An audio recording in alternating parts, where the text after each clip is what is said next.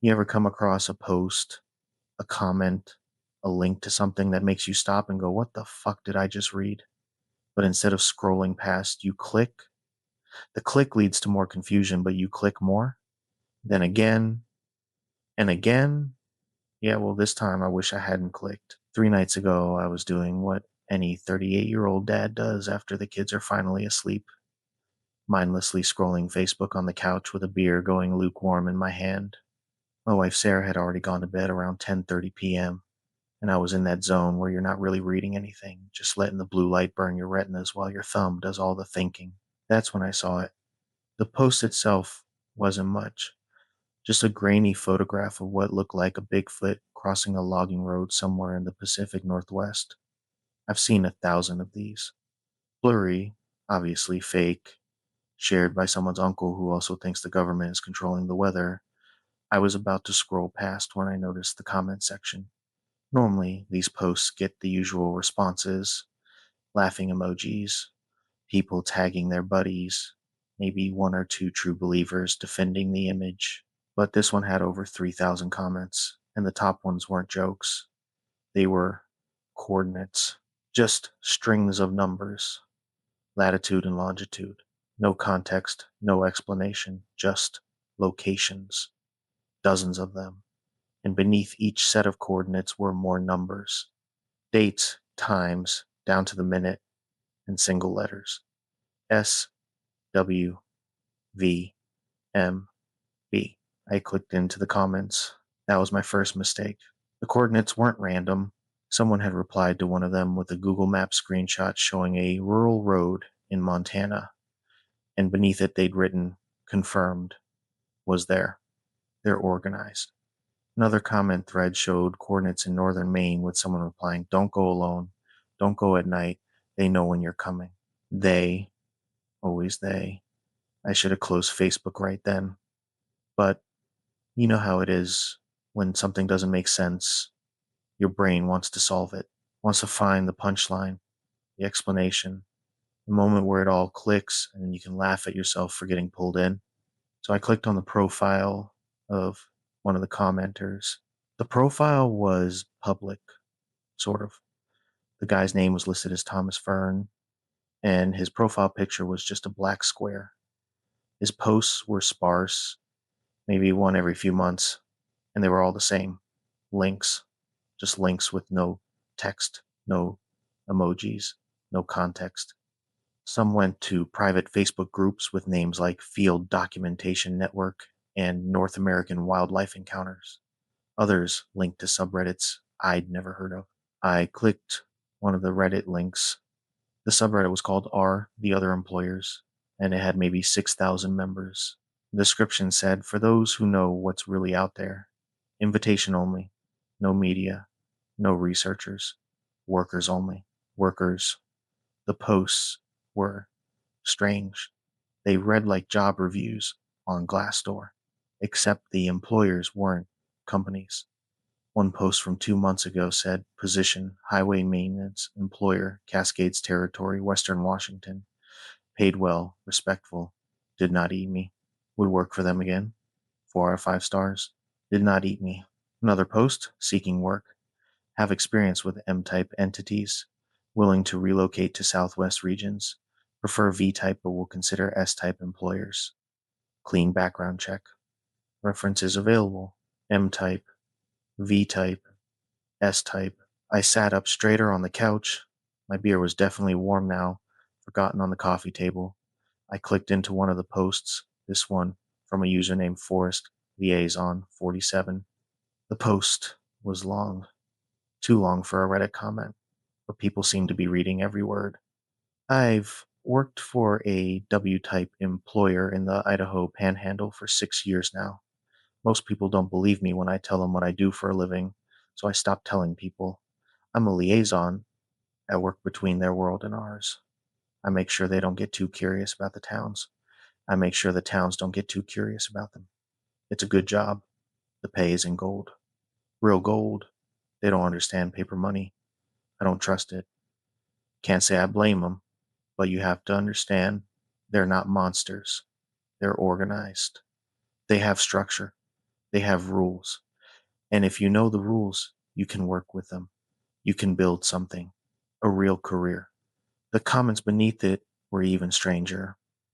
People asking how to apply, asking which territories were hiring, asking about pay rates and whether you needed a degree. One comment stood out.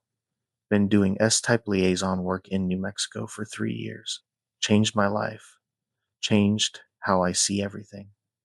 Once you cross over, you can't uncross. Make sure you're ready. I clicked on the profile. It led to a private Facebook group called Interspecies Professional Network. The group had over 12,000 members, but it was locked. The description said for verified liaisons, contractors, and human employees of non-human entities, invitation only, verification required. Non-human entities.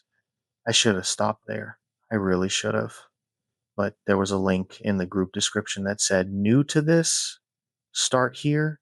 And it took me to a Google Doc that was, I don't even know how to describe it. It was laid out like an employee handbook, like something you'd get on your first day at an office job. The title was A Practical Guide to Employment with Non-Human Entities, What You Need to Know Before You Apply. I'm not kidding. That's what it said. The document was over 100 pages long. It had sections on understanding entity types and classifications, salary negotiations and payment methods, safety protocols and emergency procedures, legal considerations, and human law versus entity law. There were subsections on benefits packages, workplace etiquette, how to handle disputes, even a goddamn frequently asked questions section. One of the FAQs. Will I be eaten? The answer, unlikely, but not impossible.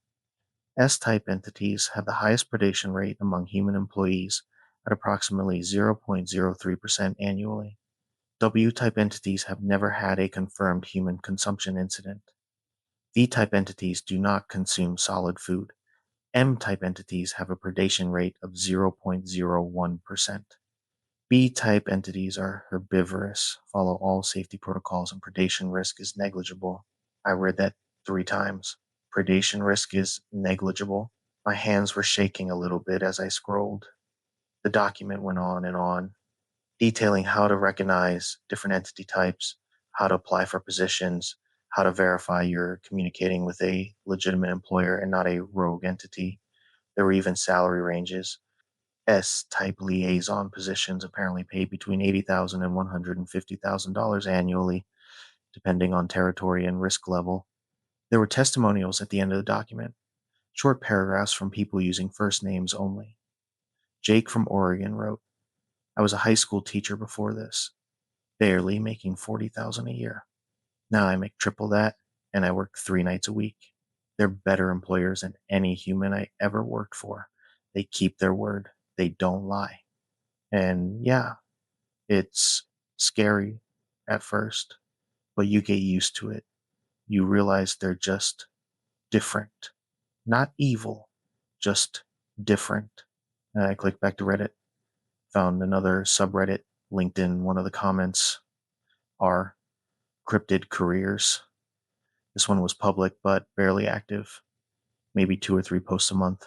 But the posts that were there, one from 4 months ago, just finished my first contract with an M-type in upstate New York, 3-month gig doing property surveillance and perimeter security. They paid in silver, actual silver coins. Took it to a dealer and walked out with $68,000. I spent 10 years in the Army and never made that kind of money. Another from 6 months ago. To everyone asking if this is real, yes, it's real. I've been working for a V-type for 2 years. I can't tell you where. I can't tell you exactly what I do, but I can tell you that everything you think you know about the world is wrong. They're here. They've always been here. And they're way more organized than we are. I looked at the clock on my phone. It was 1:45 a.m. I'd been down this rabbit hole for over 3 hours. My eyes were burning, and my brain felt like it was trying to process information that didn't fit into any framework I understood. Part of me, the rational part, the part that pays the mortgage and shows up to work at the warehouse every day and coaches Little League on weekends, that part was screaming, that this was obviously bullshit, an elaborate hoax, some kind of ARG or creative writing project that people were role playing in. But another part of me, um, a smaller part that I don't usually listen to, that part was whispering, what if? What if it's real? I closed my laptop, set it on the coffee table next to my warm beer, rubbed my eyes until I saw spots. This was insane. I was sitting in my living room in suburban Pennsylvania reading fake employee handbooks about working for Bigfoot. I had to be up in 5 hours to get the kids ready for school. I went to bed, but I didn't sleep. I lay there in the dark next to Sarah, listening to her breathe, and my mind kept turning over everything I'd read, the coordinates, the testimonials, the frequently asked questions section with its casual mention of predation rates like it was discussing workplace injury statistics. By the time my alarm went off at 6:30 a.m., I'd convinced myself it was all fake. Had to be. The internet is full of weird rabbit holes and collaborative fiction projects. This was just another one, probably started by some creative writing student who got way more engagement than they expected. I made breakfast for the kids, packed lunches, helped my daughter Emma find her math homework, drove them to school, went to work, moved boxes in the warehouse for 8 hours, came home, made dinner, helped with homework, put the kids to bed. Normal. Everything was normal, except I kept thinking about it. And when I finally checked my phone before bed that night, I had a message on Facebook from someone named Jake Sullivan. The profile picture was blank, just the default gray silhouette. No posts, no photos, no friends list. Everything was private. The account looked like it had been created that day. The message said, "Hello, Robert. I know you think it's not real. I know you spent last night reading and clicking and trying to make sense of what you found. I know you eventually decided it was just another baseless internet conspiracy theory with no factual existence, that it's purely fabricated. I understand why you'd think that. Most people do it first. But I also know a part of you is wondering. A part of you wants to know if it's true. So I'm going to tell you something that might help you decide. The coordinates you saw in that Facebook comment thread, the ones in Montana at 47.6239 north, 114.1872 west, those were for a meeting that happened at exactly 9:15 p.m. on November 2nd, 2024. There were 6 humans in attendance, one S-type employer. They discussed territory, boundaries, and human encroachment on ancestral lands. The meeting lasted 41 minutes. No one was harmed. No laws were broken. And it happened exactly as scheduled. You can verify this if you know where to look. But you won't find any news reports. You won't find any police records. Because the people who attended know how to keep quiet. They know what's at stake. And now you know too. So here's what I'm offering you, Robert. If you want to learn more, if you want to learn the truth of our world, meet me at these coordinates tonight at 7:45 p.m. Come alone.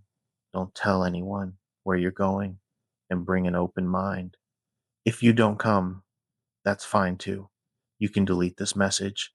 You can forget you ever read any of it. You can go back to your normal life and never think about this again. The choice is yours, but I'll be there either way. Waiting. Jake Sullivan. Below the message were coordinates, latitude and longitude. I copied them into Google Maps. It was a parking area at a state park about 40 minutes from my house. Remote, off a back road. The kind of place where hikers park before heading into the woods on unmarked trails. My hands were shaking again. This was insane. This was exactly how people end up with their heads chopped off or disappearing. Some stranger on the internet asks you to meet them in a remote location after dark and you just go. But he knew my name. He knew what I had read. He knew what I was thinking. I stared at the message for a long time. Sarah was already asleep. The kids were in bed. I could hear the house settling around me, the creak of wood, the hum of the refrigerator, the distant sound of a car passing on the street outside. Everything was normal, but normal felt like a lie now. I looked at the clock. 6:32 p.m.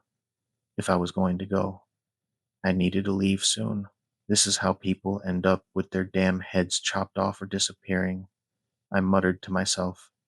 My voice sounded too loud in the quiet bedroom, but I was already pulling on my shoes.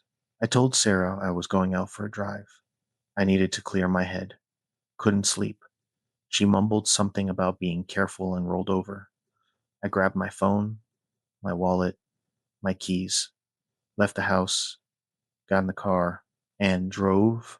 The state park was exactly where Google Maps said it would be. The parking area was gravel, maybe big enough for 6 or 7 cars, empty except for one vehicle parked at the far end, a dark SUV with tinted windows, no lights on, no one visible inside. I pulled in and parked, killed my engine, checked my phone, 7:43 p.m. For a moment, I just sat there. The woods around the parking area were completely dark. No streetlights out here, no other cars, just me and the SUV and the sound of wind moving through the trees. I could still leave. I could start the car and drive away and delete the message and never think about this again. But I didn't. I got out of the car. The moment my feet hit the gravel, the driver's side door of the SUV opened and Jake Sullivan stepped out. He was tall, um, maybe 6'4", broad shouldered, wearing jeans and a dark jacket. He looked normal, completely normal. Just a guy in his 40s with short dark hair and a calm expression. "Robert," he said. His voice was deep but friendly, like we were old friends meeting for coffee. "Thanks for coming. I wasn't sure you would." "Who are you?" I asked. My voice came out rougher than I intended. "I'm Jake Sullivan," he said, walking toward me slowly, hands visible, non-threatening. "I am a public relations liaison for the Northwestern Territory. I work between human communities and, well, let's call them my employers." "Your employers?" "That's right." "And what exactly are your employers?" I asked. He stopped about 10 feet away from me, smiled. It was a strange smile. Not unfriendly, but not quite human either. Something about it was off. Too wide, too many teeth. "You've been reading about them," he said. S-type entities, W-type, V-type, M-type, B-type. Those are human classifications, of course. They have their own names for themselves. But S-type is the simplest way to explain what I work for. And what's S-type mean? His smile widened. Skinwalker. The word hung in the air between us. I wanted to laugh. I wanted to get back in my car and drive away, and maybe check myself into a mental health facility because clearly I'd lost my mind. But I didn't do any of those things because Jake Sullivan's shadow was wrong. The parking area was dark, lit only by my headlights that I'd left on, and Jake was standing between my car and the SUV, which meant his shadow should have been behind him, stretching toward the woods. But it wasn't. His shadow was next to him, standing upright, human shaped but too tall, and it had ears, pointed ears, that rose up from the silhouette's head. I took a step back. "It's okay," Jake said softly. "I'm not going to hurt you. That's not why I asked you here." "What are you?" I whispered. "I told you. I'm a liaison, but I'm also something else. I've worked with humans for a long time, Robert. Long enough to understand how you think, how you process information, how you react when your understanding of reality gets challenged." He gestured to one of the picnic tables near the edge of the parking area. "Want to sit? We have a lot to talk about." I should have run. Every instinct in my body was screaming at me to run, but my legs carried me to the picnic table anyway. I sat down on one side, Jake sat on the other. His shadow sat next to him, visible in my peripheral vision, moving independently. "You found something online that you weren't supposed to find," Jake said. "Not exactly. It's not a secret, but it's not something we advertise either.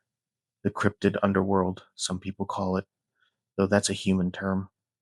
We just call it the structure. It's an organization, a network, a system that's existed longer than any human government." "An organization of what?" I asked. "Monsters? Cryptids," he corrected gently. "And no, not monsters. We're just different. Different species, different biology, different rules. But we're organized, Robert. They have territories. They have hierarchies. They have laws. And we employ humans, thousands of them, people who know the truth, people who work between our world and yours. Why?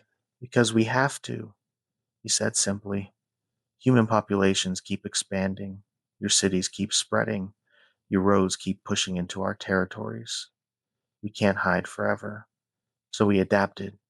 We hired liaisons, contractors, employees who can help us navigate human society, people who can run interference, make sure incidents don't become news stories, make sure encounters don't become evidence. And you're telling me this because you found us, Jake said. And when someone finds us, we have a choice. We can either bring them in or we make sure they forget. We have ways of doing that. Memory modification. It's not painful. You just forget. Wake up tomorrow and have no idea why you wasted 3 hours reading about fake conspiracy theories. You'd go back to your normal life. Or, or you accept an invitation. He reached into his jacket and pulled out an envelope, plain white, no markings. He slid it across the picnic table toward me. I stared at it. Inside that envelope is an invitation, Jake said. An address, a date, a time. 3 days from now. If you show up, you'll meet someone. Someone important. Someone who can explain things better than I can.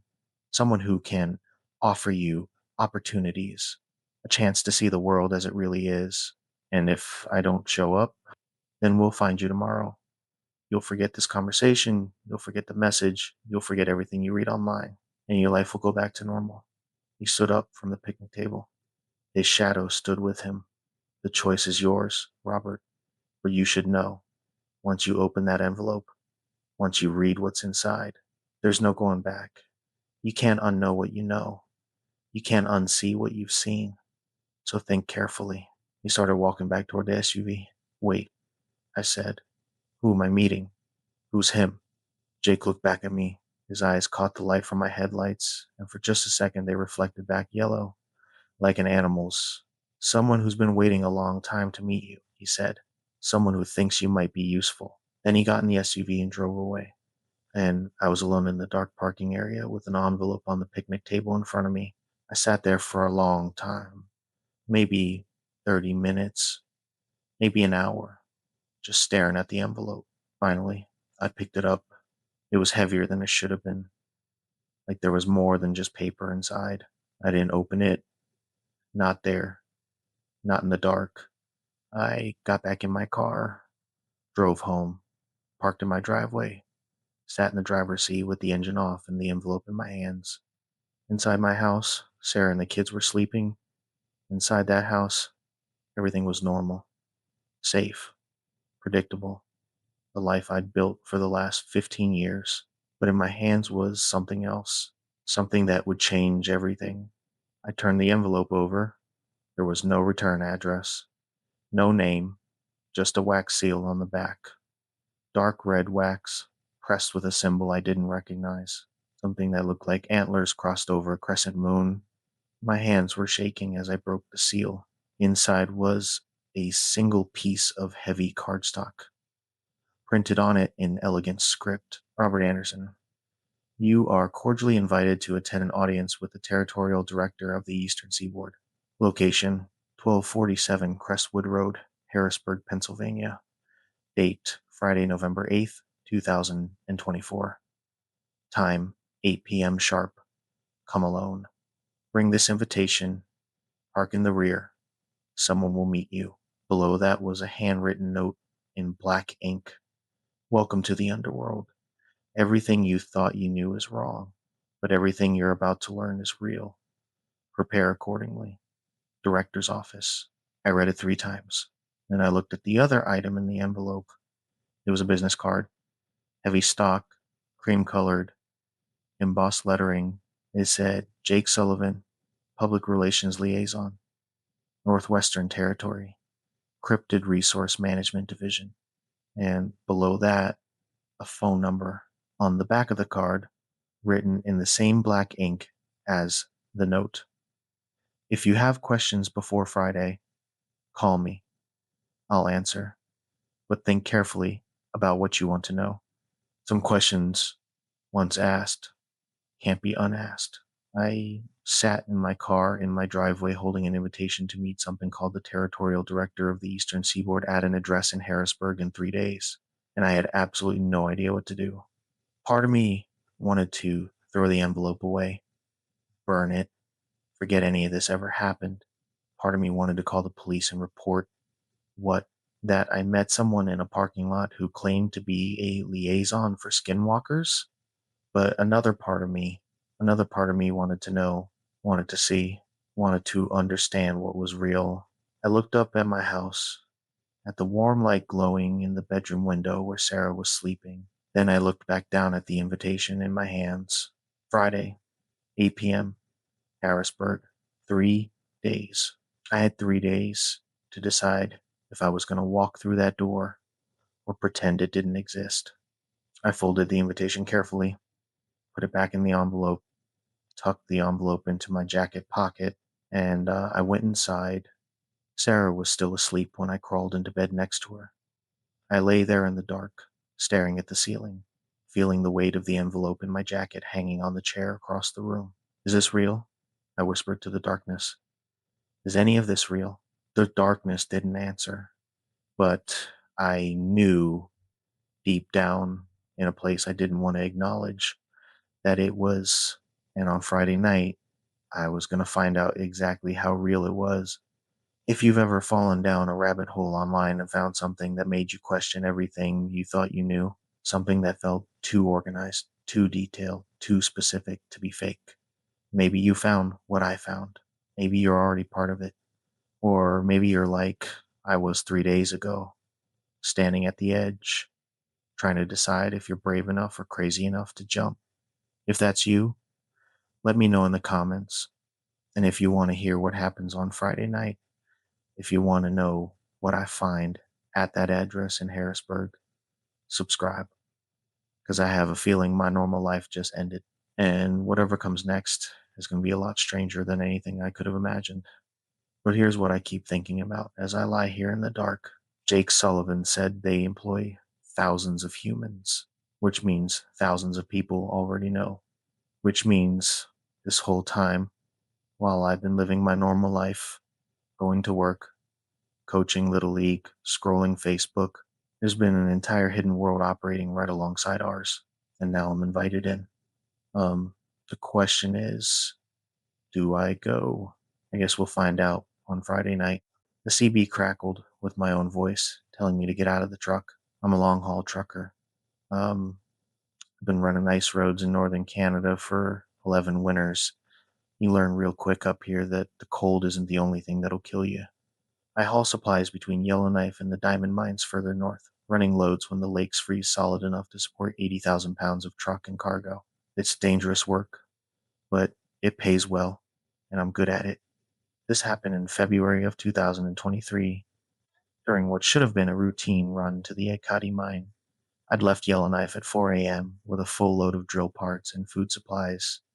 Temperature was sitting at negative 42 Fahrenheit, clear skies, good ice conditions, perfect weather for the ice roads. The route runs across Great Slave Lake, then north through a series of smaller frozen lakes connected by short overland portages.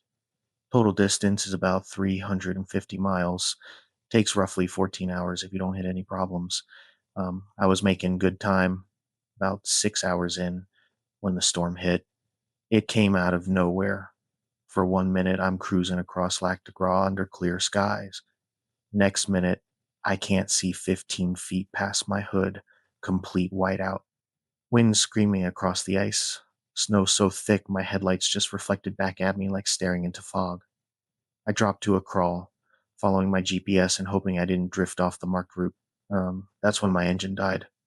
No warning, no stuttering, just cut out completely.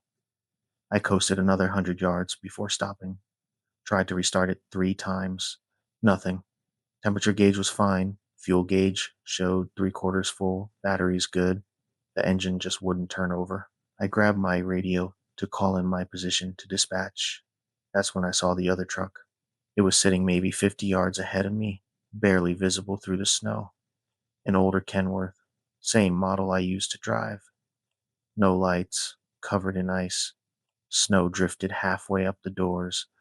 I checked my GPS. I was right on the marked route.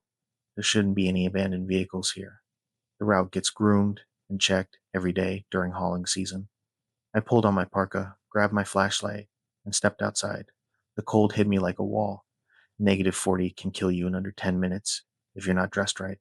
I was, but I still felt it trying to get through my layers. The walk to the other truck felt longer than it should have. Wind was howling, snow stinging any exposed skin.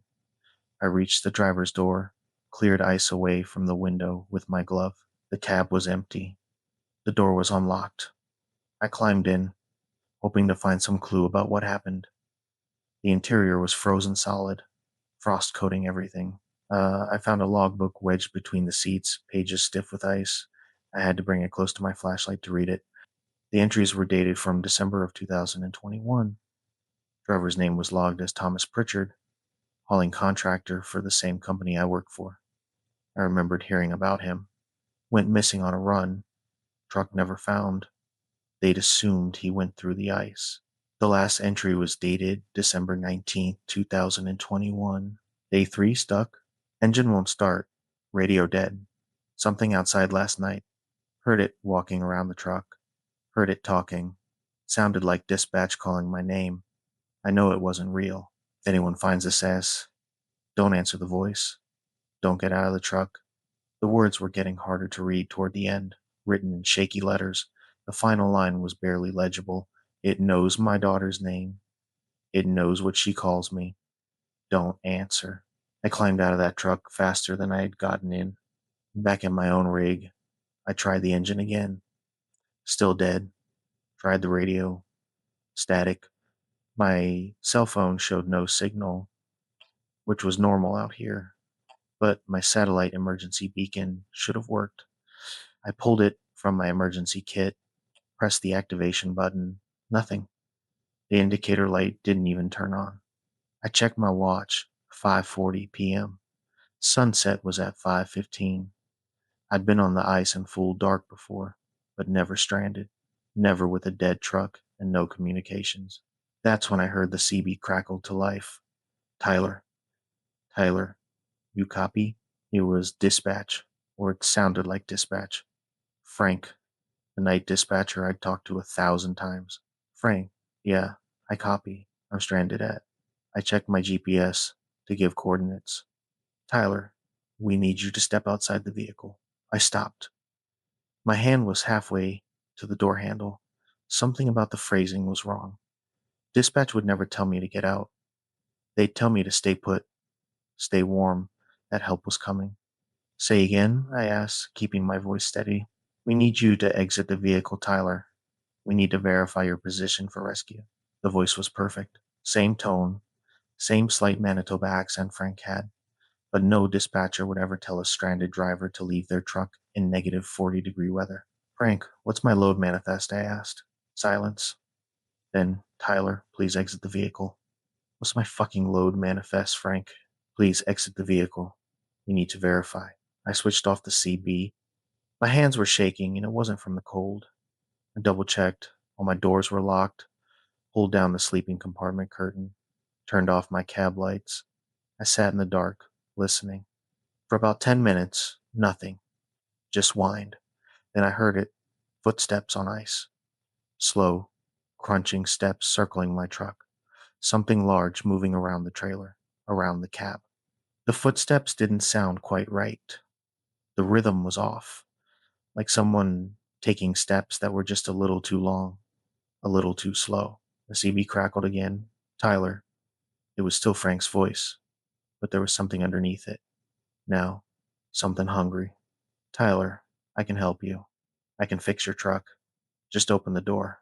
I didn't respond. Didn't move. Tyler, please. I'm so cold. Now it was a woman's voice. My ex-wife's voice. Baby, I need help. Please open the door. My ex-wife lives in Vancouver. She's never been north of Edmonton. The footsteps stopped. For a long moment, everything was silent, except the wind. Then something hit the side of the truck. A massive impact that rocked the whole cab. Then another. Then scratching sounds, like something climbing the side of the trailer. Something landed on my roof. I could hear it up there, moving around, testing its weight. The metal groaned. More scratching sounds, moving toward the front of cab, toward the roof-mounted air horn and marker lights. Then I heard my own voice coming from the CB. Please, someone help me. My truck broke down. I'm at It gave my exact GPS coordinates. Please, I'm freezing. I'm gonna die out here. It was my voice. Perfect mimicry. Same inflection, same desperate edge. It was calling for help using my voice. I grabbed my emergency kit, found my flare gun. Not much of a weapon, but it was something. The scratching continued overhead. Then silence. The CB again. Tyler. My daughter's voice this time. She's 7. Daddy, I'm scared. Mommy says, you're not coming home. And I turned off the CB completely, pulled the power fuse, sat in the dark with my flare gun, and waited. The scratching started again, this time at my door. Not like fingers, more like claws. Long, scraping sounds against the metal. The handle jiggled, tested. The door held. I checked my watch every few minutes. 7 p.m., 8 p.m., 9 p.m. The scratching would stop for a while, then start again. Sometimes at the door, sometimes overhead, sometimes at the back of the sleeping compartment. At 10:30 p.m., I saw headlights. A highway tractor was approaching from the south, moving slow but steady. My radio was dead, but I grabbed my flashlight, started flashing SOS through the windshield. The truck kept coming. The scratching sounds stopped immediately. I heard something move off my roof, hitting the ice with a heavy thud, then silence. The truck pulled up alongside mine, a company vehicle with Yellowknife plates. Driver climbed down, approached my door carefully. I could see his company ID in my mirror, real dispatcher patch on his shoulder. I opened the door a crack. Tyler Merchant, he asked. Yeah, Frank got your emergency beacon signal about 3 hours ago. Been trying to raise you on radio. Radio's dead. So's the engine. He nodded, looked around at the ice, at the other truck sitting dark 50 yards away. Yeah, we know about that one. Been meaning to haul it out. Broke down a couple years back. Driver walked out, made it to a maintenance shed about 10 miles south. That was a lie. I'd read the logbook, but I didn't correct him. Let's get you hooked up for tow, he said. Storm's breaking. We can get you back to Yellowknife by dawn. While he hooked up the tow chains, I grabbed Thomas Pritchard's logbook from my cab. When we got back to Yellowknife, I turned it in to the company office with a written statement. They told me Pritchard had made it to a maintenance shed and was picked up by a search team. They showed me a rescue report dated December 22nd, 2021. The signature at the bottom was illegible. The report was filed by someone named T. Pritchard. I haven't run the ice road since. Took a transfer to southern routes, regular highways, places where your cell phone works and you can see the road ahead of you, places where the only voices on the radio are human. The company's still running loads up there, different drivers now. I don't ask about them and I don't answer when they call. If you ever break down in the deep winter, if your radio starts talking to you in familiar voices, if something outside knows your name and knows who you love, stay in your truck, keep the doors locked, wait for daylight and real headlights. Don't answer the voice, don't open the door, and whatever you do, don't trust a rescue that arrives in full dark. If these stories are keeping you up at night, well, that's what we're here for. Hit that subscribe button and turn on notifications so you never miss a new upload. Drop a comment and tell me which cryptid you want to hear about next. And if you're listening to this alone in the dark, maybe check those locks one more time. The wolf's color was still transmitting, but the signal was coming from inside something else's stomach. I'm a wildlife biologist with the Minnesota Department of Natural Resources. My job is tracking wolf populations in the Boundary Waters canoe area, monitoring pack dynamics, studying predation patterns, documenting den sites. It's mostly data collection and radio telemetry work. Lots of time alone in the woods. I've been doing this for 8 years. I know these animals. This happened last January during our winter wolf count. We had a pack we'd been monitoring for 3 years, 8 individuals, well established territory along the Canadian border. We'd collared the alpha female back in 2021, named her M73, strong pack, healthy dynamics, no problems. Then, over 72 hours, the entire pack went silent. Not unusual for signals to drop out temporarily.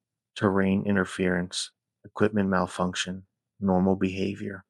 But 8 callers going quiet at once was wrong. I was based at a research cabin about 12 miles from their last known location, running telemetry checks every morning and evening. January 15th, 2024, I got signals from all 8 wolves, all clustered in their core territory near Lake Agnes. Normal pattern. January 16th, 6 signals. The 2 yearling males had dropped off. January 17th, 2 signals, M7, 3, and one other. January 18th, just M73, but the signal was stationary. Hadn't moved in over 24 hours. I packed my gear and headed out at first light. Temperature was sitting around 10 degrees, clear skies, about 8 inches of fresh snow from the night before. Perfect tracking conditions. I had my rifle, my GPS, emergency supplies, satellite phone, standard protocol for solo field work. The hike to their territory took about 4 hours, following a frozen creek bed most of the way. The signal from M73's caller was getting stronger, leading me toward a dense section of white pine and spruce. I started seeing tracks about half a mile out, wolf prints in the new snow, lots of them moving in different directions like the pack had scattered. Then I found the first kill.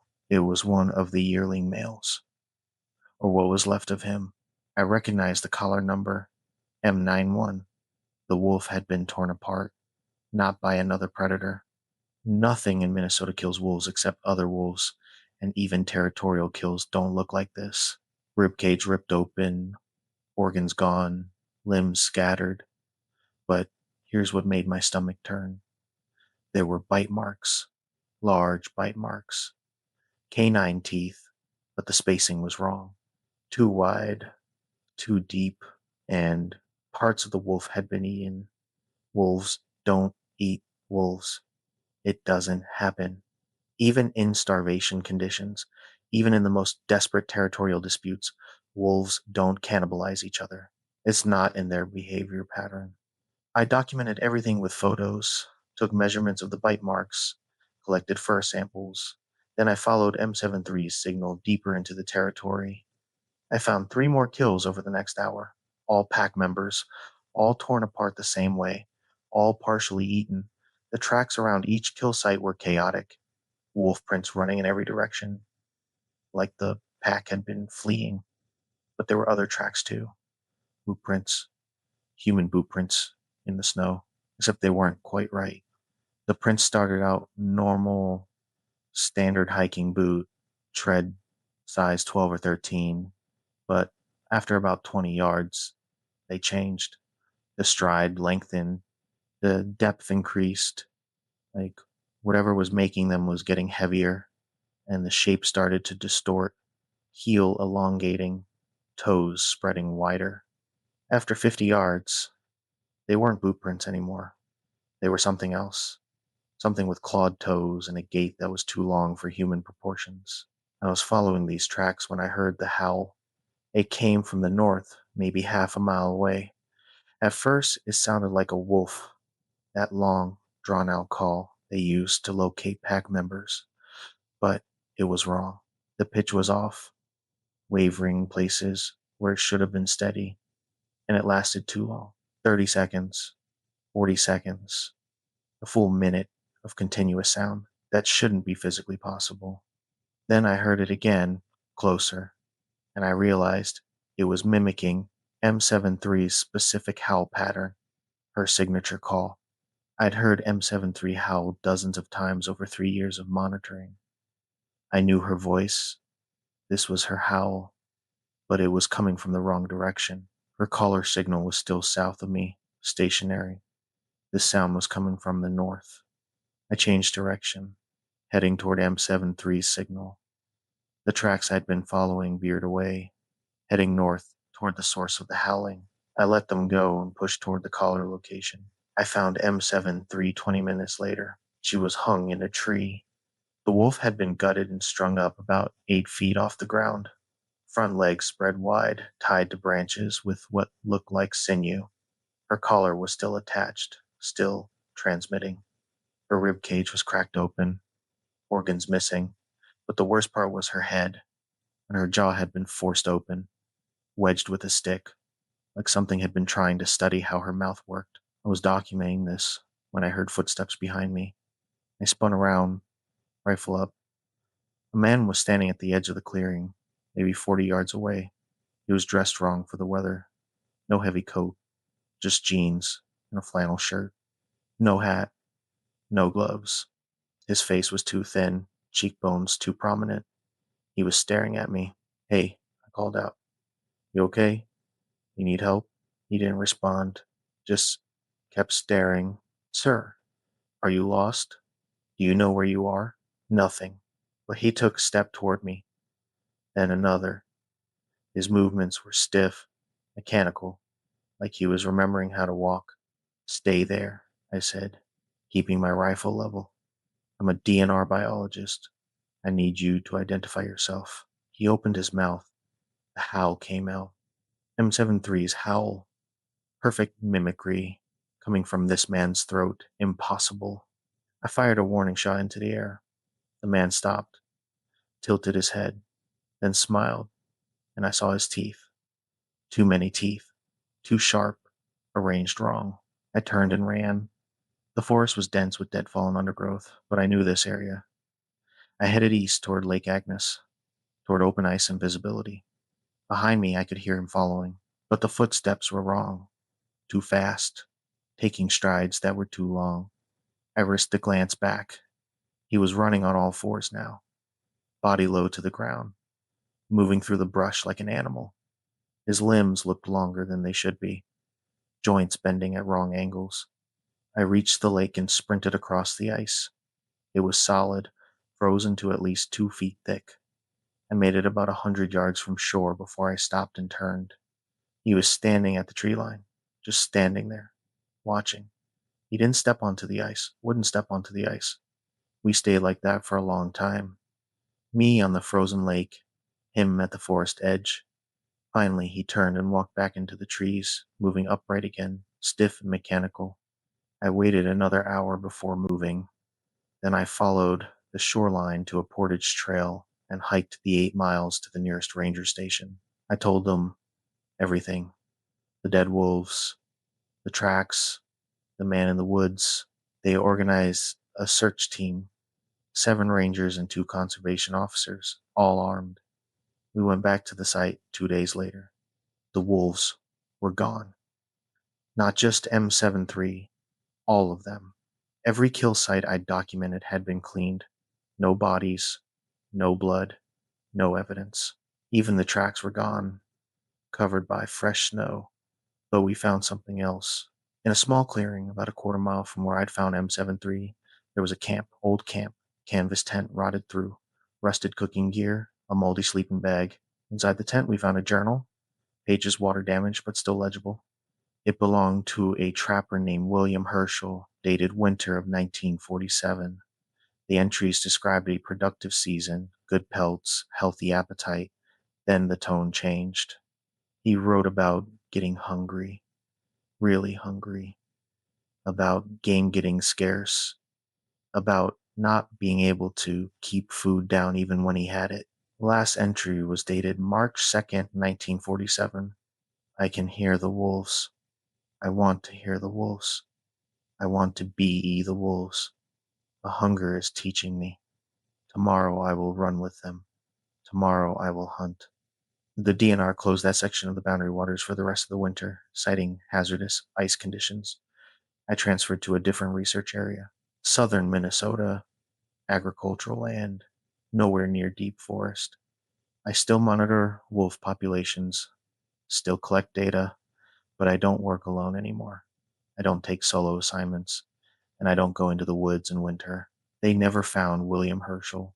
His disappearance was logged in 1947 as presumed dead, body not recovered, but every few years we get reports from that area. Hikers who see someone in the woods dressed wrong for the weather, canoeists who hear howls that last too long, rangers who find predation patterns that don't match any known animal. And occasionally, every 5 or 10 years, we lose a wolf pack, all at once. Radio collars go silent. When we investigate, we find the same thing.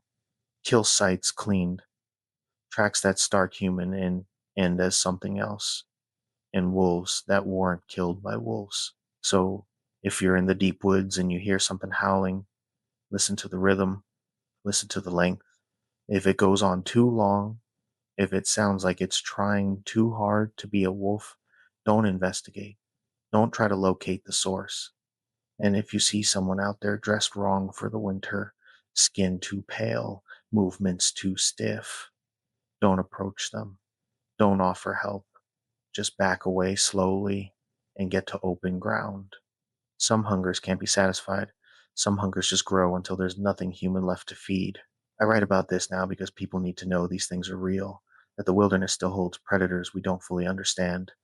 If you want to hear more stories like this, stories about things that hunt in the places we're not supposed to go, I'll keep telling them.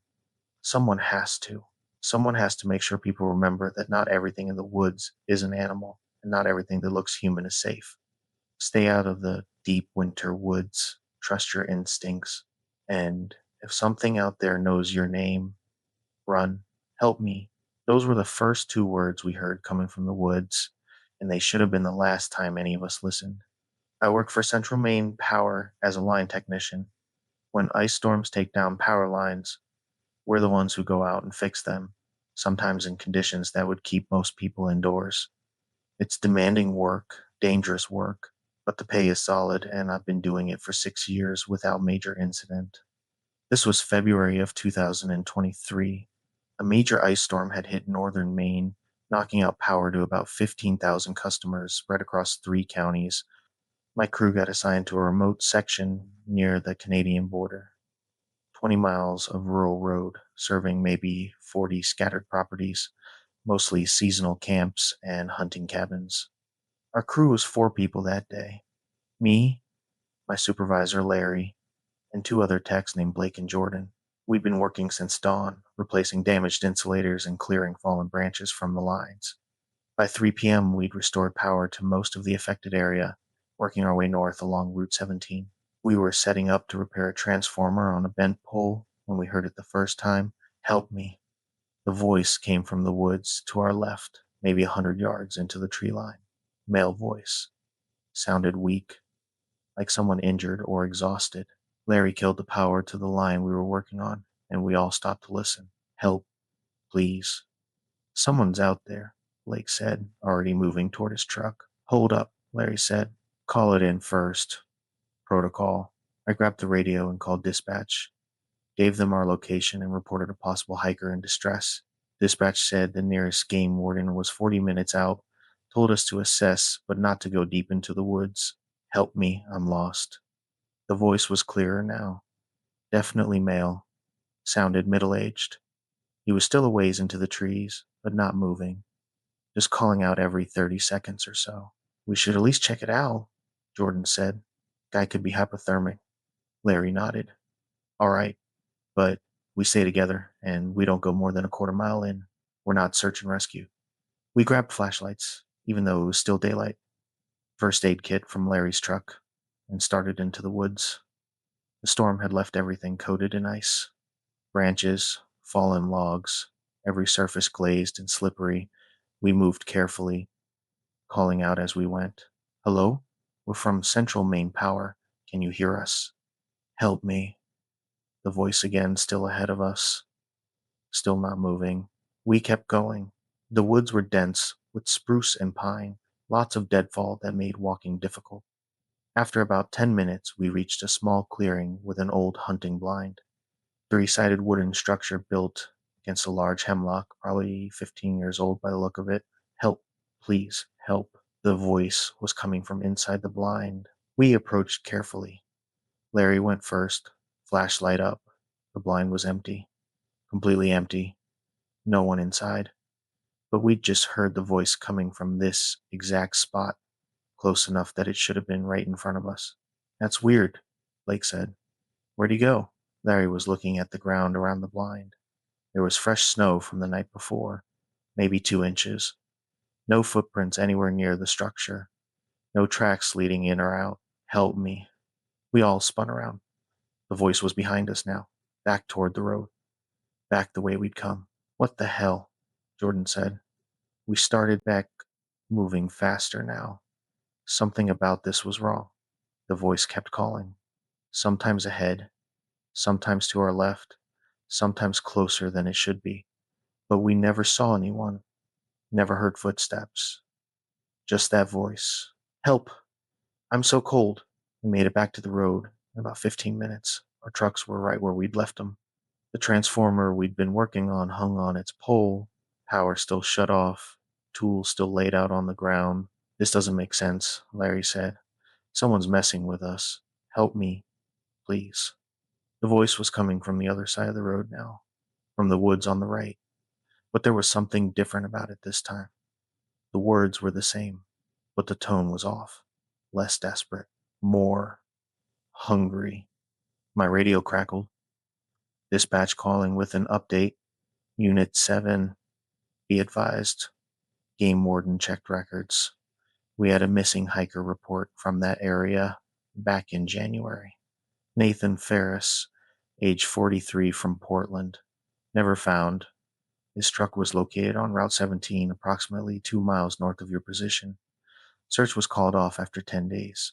Larry keyed his radio. Copy that. We heard someone calling for help, but haven't made contact. Might be another hiker. Negative on that, dispatch replied. Local sheriff says that area has been closed to recreational access since Ferris went missing. No active hunting permits. No camp owners reported in the area. You shouldn't have anyone out there. We looked at each other, then back at the tree line. Help, help me. It was coming from 3 different directions now. Same voice, same words, but overlapping. One voice from the left, one from the right, one from straight ahead across the road, all calling at the same time. Get in the trucks, Larry said quietly. Now. We started moving. That's when I saw it. Tracks in the snow near the transformer pole. Boot prints, fresh ones that hadn't been there 20 minutes ago when we'd walked into the woods. They came from the tree line, circled our equipment, then headed back into the forest. But here's what made my skin crawl. The prints started normal at the tree line. Standard work boot tread, size 11 or 12. But as they circled our gear, they changed. The stride lengthened, the print shape distorted. By the time they headed back into the woods, they weren't boot prints anymore. They were something else. Something with a longer foot and what looked like claw marks at the toe.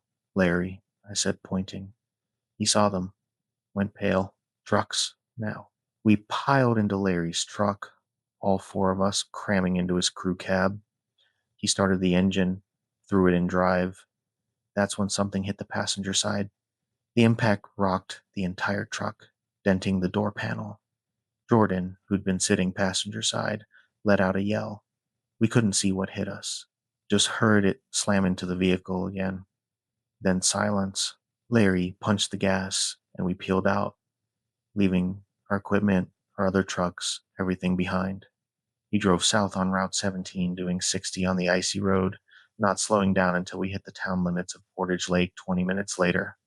We pulled into the parking lot of a gas station and sat there, engine running, doors locked. Blake called dispatch and reported what happened.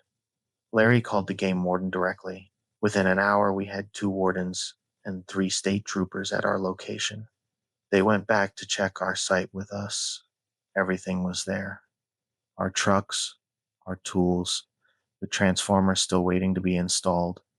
but the tracks were gone. Fresh snow had started falling during our drive south, covering everything. The dent in Larry's passenger door was real, though. The paint was scratched, metal pushed in like something had hit it with significant force. But there were no prints in the snow around where we'd been parked, no evidence of what had struck the vehicle. The state police filed a report listing it as possible wildlife encounter, maybe a moose. The game warden wasn't so sure. He pulled me aside before we left and showed me a photo on his phone. It was a trail camera image from January, taken about a mile from where we'd been working. The camera had been set up by the search team looking for Nathan Ferris. The image showed a figure standing at the edge of the frame, tall, thin, wearing what looked like Ferris's jacket based on the description from the missing person report. But the figure's proportions were wrong. Arms too long, legs bent at strange angles, and the face, it was turned toward the camera, but the features were distorted, mouth open too wide, jaw extending forward in a way that wasn't human.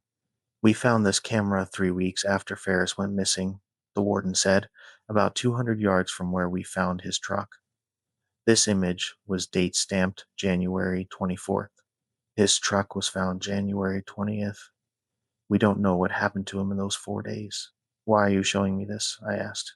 Because the last audio file on the camera was this. He played it. 15 seconds of recording. A voice saying, "Help me. Help. Please help me." Over and over. Same voice we'd heard. Same pattern. Same exact words. The warden closed his phone. "Don't come back up here alone. Don't come back at night. And if you hear that voice again, don't answer it. Don't try to help. Just leave." We finished the repair work the next day with a full crew of 8, all armed, staying on the road and working fast. We had power restored by noon and didn't stay a minute longer than necessary. I put in for a transfer south. After that, got assigned to crews working the coastal area. I don't take jobs north of Bangor anymore.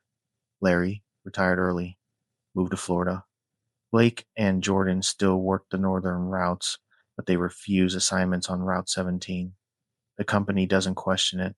Too many crews have reported strange things up there. Voices in the woods, tracks that don't make sense, equipment moved overnight. Nathan Ferris is still listed as missing. His family still has a Facebook page asking for information. But everyone who works the northern Maine woods knows what happened to him. They just don't say it out loud. If you're ever working alone in remote areas, pay attention to the voices you hear. Real calls for help come with context. Rustling branches, snapping twigs, the sound of someone moving through brush. If all you hear is the voice, if it's coming from multiple directions, if it never gets closer no matter how long you listen, don't investigate. Call it in and leave. The woods up there are full of people who tried to help, and now they're the ones calling out, trying to lure in the next person who'll listen. I still hear that voice sometimes when I'm working on quiet roads in the late afternoon. "Help me. Help me. I'm so cold." I keep my radio loud now. I stay near my truck, and I never, ever answer voices I can't see. Because the thing about calls for help is that sometimes they're not asking for rescue. Sometimes they're just asking you to come closer, close enough to touch, close enough to keep. The hungry don't want to be saved.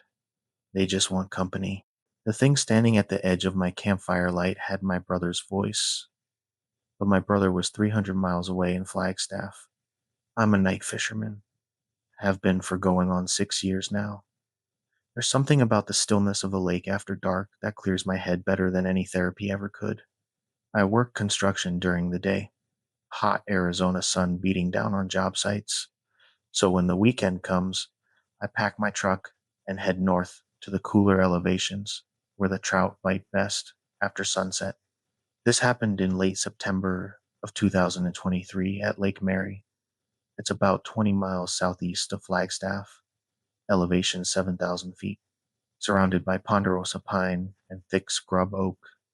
The lake sits in a natural basin with steep rocky slopes on the north end and gentler meadow shores to the south. I'd been coming here since I was 16, knew every inlet and gravel bar.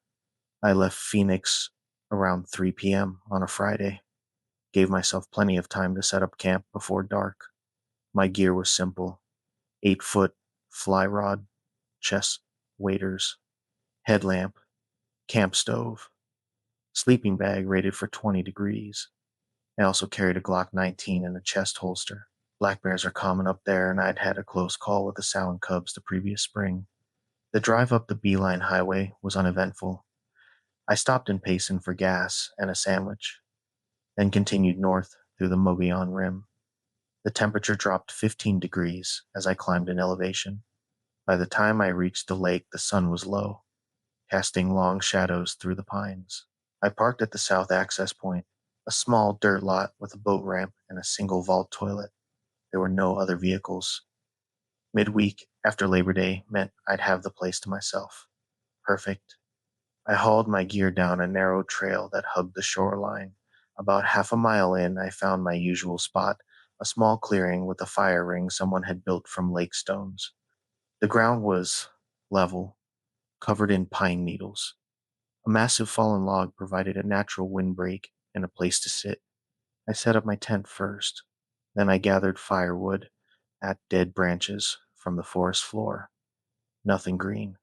By the time I had a fire going, it was nearly dark. The temperature had dropped into the 40s. I rigged my fly rod with a black woolly bugger, a good pattern for night fishing. Then I pulled on my waders and headed to the water's edge. The lake was glass calm. My headlamp beam cut across the surface as I waded out to my knees. The first hour was slow. I worked the shoreline methodically, casting parallel to the bank, letting the fly sink, stripping it back in short pulls. Around 9 p.m., I hooked into a nice rainbow, maybe 14 inches. I landed it, took a quick photo, released it back into the black water. That's when I first felt like something was off. I can't explain it exactly. It was like the forest had gotten quieter. The wind had died completely. No owl calls, no rustling in the underbrush, just silence. I looked back toward my campfire. The orange glow was comforting, about 50 yards away through the trees. I could see my tent and my backpack hanging from a branch. Everything looked normal. I made a few more casts, then decided to take a break. I was cold. My hands were stiff, and I wanted coffee. I waded back to shore, secured my rod against a tree, and walked back to camp. The fire had burned down to coals. I added a few small branches and it flared back to life. I filled my titanium pot with water from my Nalgene and set it on the coals to boil. Then I sat on the log and warmed my hands. That's when I heard it. Tyler. My name. Spoken from somewhere in the darkness beyond the firelight. Soft, almost a whisper. I stood up fast, a hand going to my chest holster. Hello? I called out. Nothing. I grabbed my headlamp from where I'd left it on my pack and clicked it on. Swept the beam through the trees. Pine trunks. Shadows. Nothing moving. If someone's out there, this isn't funny, I said, louder this time. The water in my pot started to boil. The sound seemed too loud in the silence. I stayed standing, eyes scanning the darkness, for a full minute. Then I convinced myself it was nothing. Maybe an owl. Maybe my imagination. Maybe I hadn't heard anything at all. I made my instant coffee and sat back down, but I couldn't shake the unease. Every small sound made me flinch. A pine cone falling, a branch settling, my own breathing. I decided to call it a night on the fishing. I'd get a good sleep and try again at dawn. I poured out the rest of my coffee, kicked dirt over the fire, and crawled into my tent. I kept my headlamp on, kept the Glock next to my sleeping bag. Sleep came slowly. I woke to my name again. Tyler. Tyler. Help me. It was louder this time, more urgent, and it sounded exactly like my brother Jake. I sat up fast, heart hammering. My watch said 2:17 a.m. Jake, I called out. Tyler, I'm hurt. Help. The voice was coming from the direction of the lake. I unzipped my tent and stepped out. The fire was dead. The forest was pitch black except for the stars overhead. I turned on my headlamp. Jake, where are you? By the water. I fell. Help me. My brother had no reason to be here. He was in Flagstaff. He hadn't said anything about driving down, but the voice was perfect. Same tone, same speech pattern. Even the way he said my name stressed the first syllable. Tyler. I grabbed my Glock and started toward the water, following the narrow path. My headlamp beam bounced with each step. I'm coming. Keep talking so I can find you. Hurry, the voice said. Then it added, it hurts. Something in my gut twisted the way it said that last part. It hurts. Too flat. No emotion. Like someone reading lines. I stopped walking. Jake, what hurts? Where are you hurt? Silence. Jake, more silence. Then I heard footsteps. Not from ahead of me by the water, but from behind me, back toward my camp. I spun around, gun raised, light cutting through the darkness. Nothing, but I heard it again. Footsteps, circling, staying just outside my light. I know you're there, I said. Show yourself. The footsteps stopped. Then my brother's voice again, but this time it came from a completely different direction, from up the slope to my right. Tyler, why won't you help me? That's when I knew. Whatever this was, it wasn't Jake. I backed toward the water, keeping my headlamp and gun pointed upslope. My heart was slamming against my ribs. Every shadow looked like it was moving. Tyler, the voice said again, but this time it was wrong. Too deep, stretched out. Ty, lair.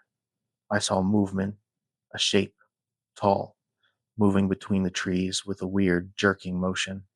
Not walking, not running, something in between. It stepped into my light.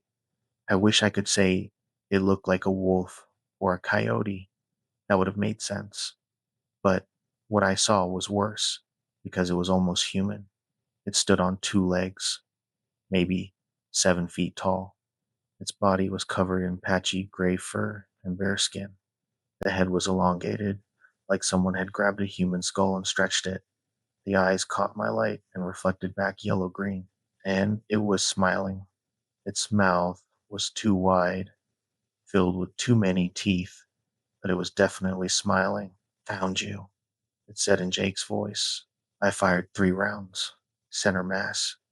The sound was deafening in the quiet forest. The thing jerked back and then made a sound I can't describe. Not a scream, not a howl, something liquid and wrong. I turned and ran straight into the lake. The cold water hit me like a wall, but I kept going, wading out until I was waist deep and chest deep. My headlamp died. The shock of the cold. I don't know. I stood there in the darkness, in the freezing water, the gun held above my head, for I don't know how long. Could have been 5 minutes, could have been an hour. Eventually, I saw the sky starting to lighten. Dawn had made it. I waited until there was enough light to see the shore clearly. Then I moved, fast. I got my gear, didn't bother with the tent or sleeping bag, just grabbed my keys and ran to my truck. I was back on the highway by 6 a.m., shaking so hard I had to pull over twice. I called Jake from Payson. He answered on the second ring, groggy, annoyed. I'd woken him up. He'd been home all night, asleep in his apartment, 300 miles away. 2 weeks later, I went back.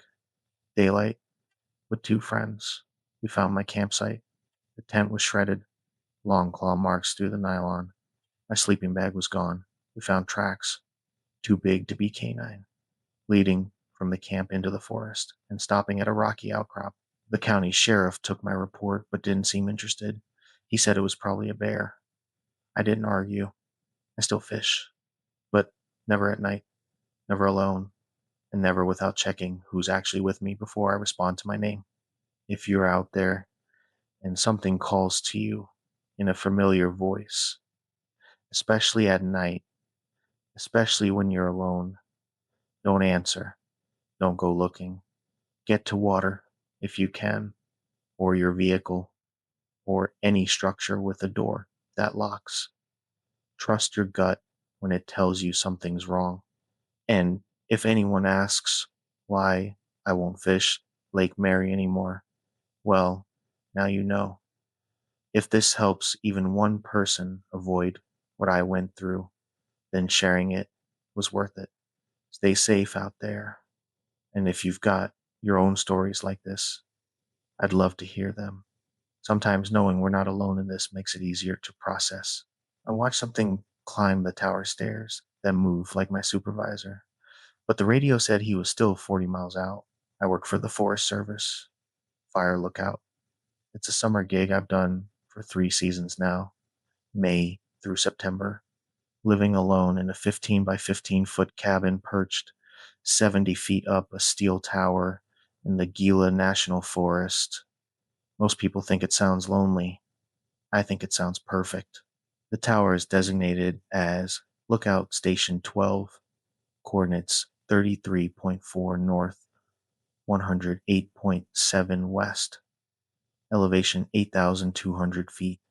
The access road is 12 miles of rough dirt, four-wheel drive only. My nearest neighbor is another lookout, a woman named Sarah, stationed 16 miles northwest. We check in by radio every morning at 0700. This happened during the second week of July 2024. I had been up there for 6 weeks already, seen plenty of lightning storms, reported a few smoke columns, but mostly just logged wildlife sightings and enjoyed the solitude. The fire danger was rated moderate. We'd had decent rain in June. My daily routine was simple. Wake at dawn, scan the horizon with binoculars, log weather conditions, check in with dispatch, read, make meals on my propane stove, scan again at noon, more reading, sunset scan, sleep. The tower had everything I needed: COT, storage, emergency supplies, solar panels for my radio and laptop. Water came from a cistern that caught roof runoff. The weird stuff started on a Tuesday. Nothing dramatic, just small things. I was doing my noon scan when I saw movement on the access road. Dust cloud, vehicle approaching. That was unusual. Dispatch hadn't mentioned anyone coming out. I grabbed my radio. Lookout 12 to base. Go ahead, 12. The dispatcher was a guy named Ron, former hotshot, good people. I've got a vehicle inbound on my access road. Are we expecting anyone? Pause. Negative 12. No scheduled maintenance or visits. Can you identify? I raise my binoculars. The vehicle is still about 4 miles out, kicking up dust on the switchbacks. Too far out. I'll update when they get closer. Copy that, stay on channel. I watched the vehicle for another 10 minutes. It was getting closer, but something felt off. The dust cloud seemed wrong. Too low. Too dispersed. Like the vehicle was moving slower than it should be for the amount of dust. Then it stopped. Just stopped in the middle of the road, about a mile from my tower base. I keyed the radio. Base. Vehicle has stopped. Roughly 1 mile south of my position. Still can't make out type or color. Can you see anybody? I scanned with the binoculars. The dust was settling. I could see something, dark shape, but I couldn't tell if it was a truck, an ATV, or what. Negative. Dust is still too thick. Keep me posted. 5 minutes went by. 10. The dust settled completely. The road was empty. No vehicle. Nothing. I blinked, looked again, scanned the entire road with binoculars. Nothing. Base, this is 12. Go ahead. The vehicle's gone. Mean, there's nothing there. Road is clear. Long pause. You sure you saw something? Affirmative. Definite dust cloud. Something was coming up the road. Might have turned around. headed back down. Maybe, but I didn't believe that. I'd watched it the whole time. It had stopped and not turned around. All right, well, let us know if anything else develops. Copy. I set the radio down, feeling uneasy. Probably just heat shimmer. Optical illusion. The afternoon sun can play tricks at this elevation. I tried to go back to my book, but couldn't focus. I kept looking at the road, at the forest, at nothing. Sunset came. I did my final scan, logged conditions, made dinner, tried the book again. Around 9 p.m., I gave up and decided to get some sleep. That's when I heard the footsteps on the stairs. The tower is all metal, 70 feet of steel framework with stairs wrapping around the outside. When someone climbs it, you hear it, the ringing clang of boots on metal. It's unmistakable. Clang, clang, clang.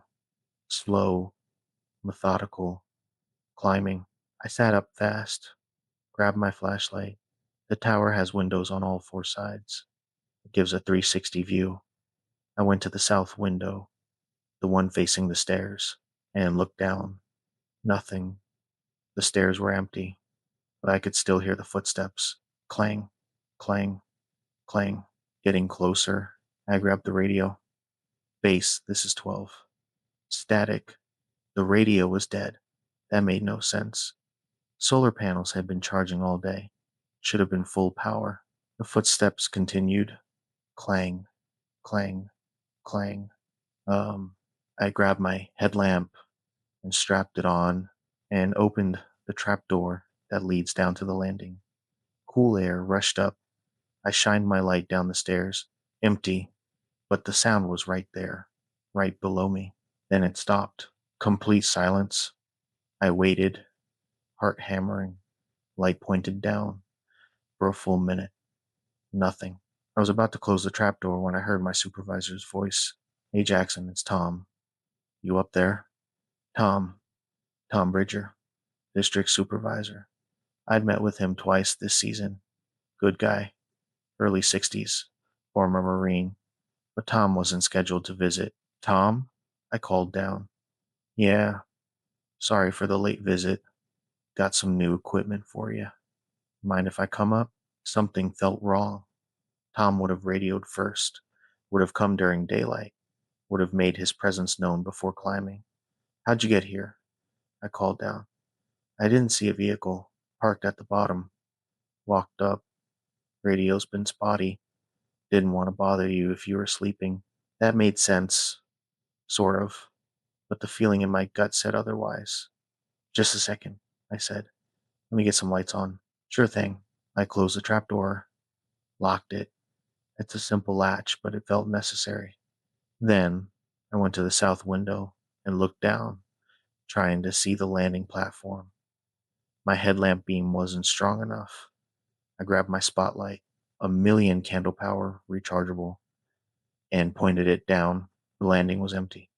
But I heard Tom's voice again, this time from the north side of the tower. Jackson, you gonna let me in or what? Impossible. The stairs only go up one side. He couldn't have moved to the north without me hearing him circle the tower. I ran to the north window, pointed the spotlight down. There was something on the stairs, about 20 feet down, climbing. It was shaped like a person. 2 legs, 2 arms, head, but the proportions were wrong. The arms too long, the head too large, and the way it moved, each step was a jerking lunge.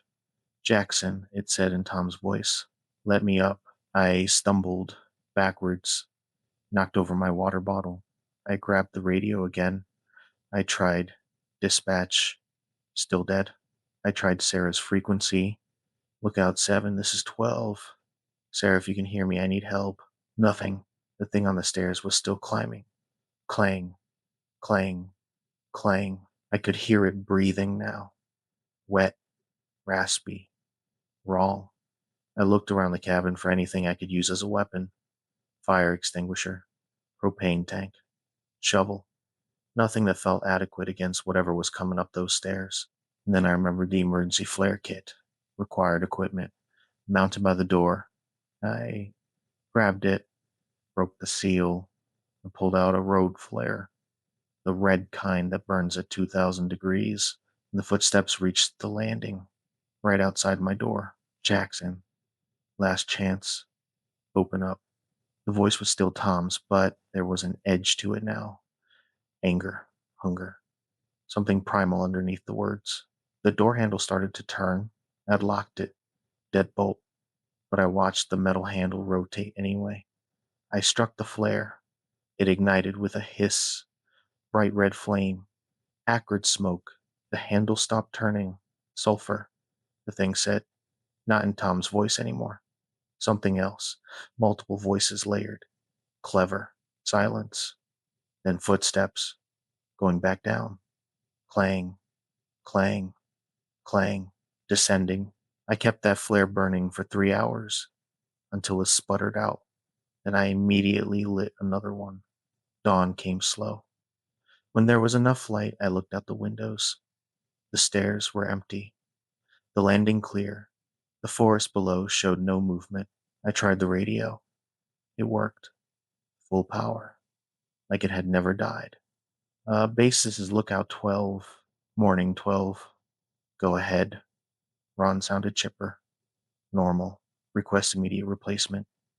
I need to come down. Everything okay up there? No, I need to leave. Today. There was a pause. Copy that. We'll get someone out there by 1400. Can you hold until then? Affirmative. Tom himself drove out. The real Tom. I watched him arrive in daylight, watched him climb the stairs. Normal pace, normal proportions. He looked concerned. Jackson, what happened? I told him everything. He didn't interrupt, just listened. When I finished, he nodded slowly. You're not the first, he said. We've had reports from other lookouts, always isolated towers, always at night. Most people don't report it because they think they'll sound crazy. You believe me? Yeah, I do. That something similar happened to me back in 98. Different tower. Same kind of thing. Something pretending to be someone I knew. What is it? He shook his head. Don't know. Old timers call them mimics. Navajo folks have their own name for them. Whatever they are, they seem drawn to people alone in high places. Why didn't anyone warn me? Would you have believed it? Or would you have just requested a different assignment? He had a point. I packed my gear. Tom drove me back to the district office. I submitted my resignation that afternoon. Sarah, the other lookout, she finished the season, said she never had any problems. Maybe it just fixated on me. Maybe it moves around. I don't know. What I do know is this. If you're alone somewhere remote and someone shows up unannounced, especially at night, don't let them in without verification. Radio check, photo confirmation, something. Trust your instincts when they scream that something's off. And if you hear footsteps but can't see anyone making them, that's your cue to get somewhere safe with a locked door until sunrise. I work in a hardware store now, ground level, surrounded by people, and I sleep a lot better. The light from my friend's helmet appeared in a passage we hadn't explored, 30 minutes after I'd watched him leave through the entrance. I'm a caver. That's what we call ourselves. Not spelunkers. That's tourist talk. I've been exploring cave systems in New Mexico for 8 years. Started when I was 19, uh, got certified in vertical techniques, joined the local grotto. Most weekends, you'll find me underground mapping, unexplored passages, or pushing leads. This happened in March of 2023 at a cave system near Carlsbad, not the famous caverns, the tourist one. This was BLM land about 18 miles northwest. The cave had been known to cavers for decades, but never fully mapped. My buddy Kent and I had been working on surveying the lower levels for about 6 months. Kent and I went way back, met in community college. Both of us were geology nerds who preferred rocks to people. He was methodical, careful. Exactly the kind of person you want as a cave partner. We'd done maybe 40 trips together without incident. The plan was simple: enter at 0900, survey a section of passage we discovered on our last trip, exit by 1500. We'd filed our trip plan with the grotto secretary and Kent's girlfriend. Standard safety protocol. The entrance was a 30-foot pit requiring rope work. We rigged it quickly, both of us comfortable with the system. I went down first. Kent followed. At the bottom was a low crawl, maybe 50 feet long. That opened into a walking passage. The cave maintained a constant 57 degrees year round, humidity near 100%. We moved through familiar territory, past formation rooms we'd named on previous trips: the cathedral, the maze, the pinch, our survey station markers. Bits of flagging tape guided us deeper.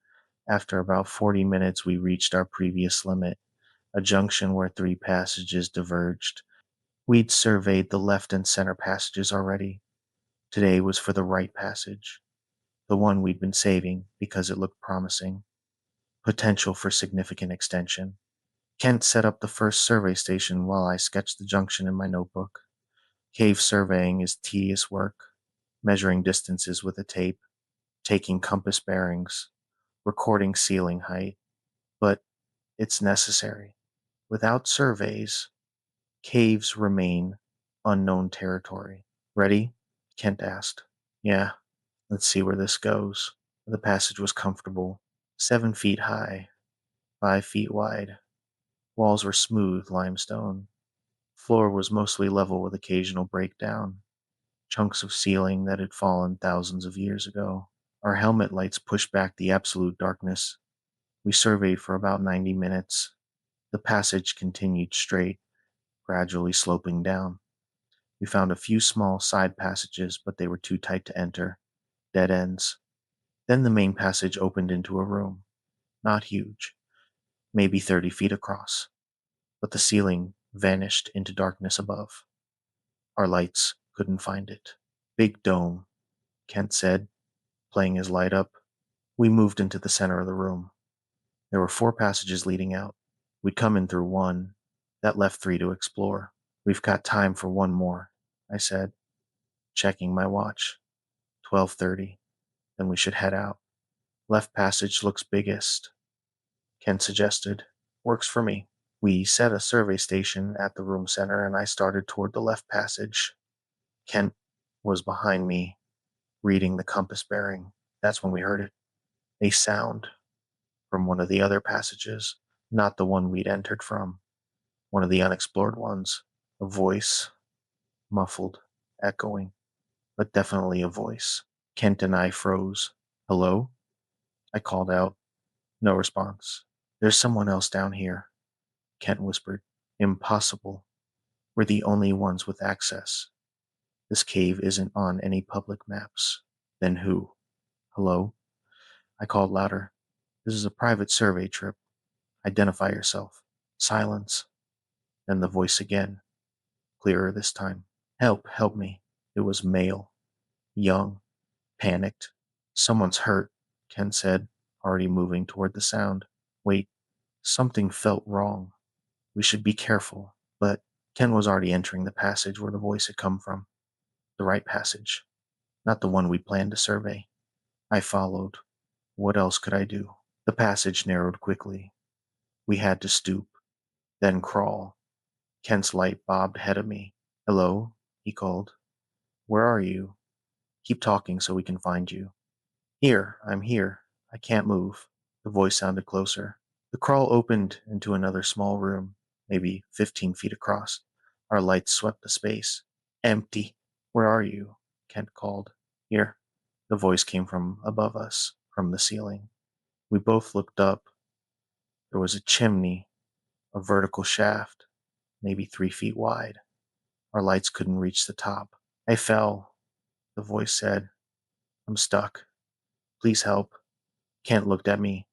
That's impossible. No one could fit up there. I know, I said quietly. Please. The voice begged. It hurts. What's your name? I called up the chimney. Pause. Jeremy, please, help me. How did you get here, Jeremy? I I don't remember. I was exploring. I fell. Please. Kent was already digging in his pack. I've got rope. We can do a climb and assist. Kent, wait. I grabbed his arm. Something's not right. Someone's hurt. Maybe. But think about it. How did they get past the entrance pit? We're the only ones with keys to the gate up top. Could have bypassed it. Came in another way. There is no other way. We've checked. Kent pulled his arm free. I'm not leaving someone stuck up there. He started rigging a climb, looping rope through his harness, preparing to ascend the chimney. Please hurry, the voice called down. I'm slipping. Hold on. I'm coming. Kent started up. I watched his light disappear into the narrow shaft. I could hear him grunting with effort, wedging his back against one wall, feet against the other. Classic chimney technique. How far up are you? I called. 20 feet. 30. It keeps going. See anything? No. Just rock. Wait. There's a ledge. I think I see. He stopped talking. Kent. Silence. Kent. What do you see? Nothing. There's nobody here. What? The chimney opens into a small dome, maybe 40 feet up, but there's no one here. No Jeremy. Nothing. Come back down. My voice was tight. Coming. I heard him descending. Then I heard something else. From the passage we'd come through. Footsteps. Someone moving toward us. I spun around, um, light cutting through the darkness. Kent emerged from the crawl, walking upright, smiling. Ready to go? He said. But Kent was still in the chimney above me. I could hear him climbing down. Who are you? I said, backing against the wall. The thing that looked like Kent cocked its head. What do you mean? It's me. Come on. Let's get out of here. The real Kent dropped from the chimney, landed beside me, saw his doppelganger. What the fuck? He whispered. The fake Kent's smile widened. Too wide. Unnatural. We should go, it said. But the voice was wrong now. Too deep. Like multiple voices speaking in unison. Then it moved. Not walking, not running. It flowed, impossibly fast, across the room, into the crawl passage. Gone. Kent and I stood there, frozen, for maybe 10 seconds. Did you see that? Can't breathe. Yeah. What was it? I don't know. But we need to leave now. We moved back through the crawl into the larger room, back toward the junction where we'd come from. We were halfway there when we heard my voice ahead of us. Kent, where are you? I found something. Come here. My voice, perfect imitation, calling for Kent. Don't answer, I whispered. We kept moving, following our survey stations, our flagging tape, the marks that would lead us out. More voices now, coming from side passages. My voice, Kent's voice, other voices we didn't recognize, all calling, all asking us to come help, to come look, to follow. We ignored them all, focused on the route out, the pinch, the maze, the cathedral, getting closer. At the crawl before the entrance pit, we heard something behind us. Not voices, footsteps, lots of them, running, getting closer. Go, go, go. Kent shoved me forward. I scrambled through the crawl, emerged at the base of the entrance pit, grabbed my ascender, clipped into the rope. Kent came through right behind me. Climb. Don't look back. I climbed 30 feet, hand over hand, using my ascender, my legs burning, lungs screaming. I could hear Kent below me, climbing fast. I reached the top, hauled myself over the edge, collapsed in the dirt. Sunlight never felt so good. Kent emerged. Seconds later, we pulled the rope up immediately, slammed the gate, locked it. From down in the cave, we heard voices screaming, not words, just sounds, rage and frustration, then silence.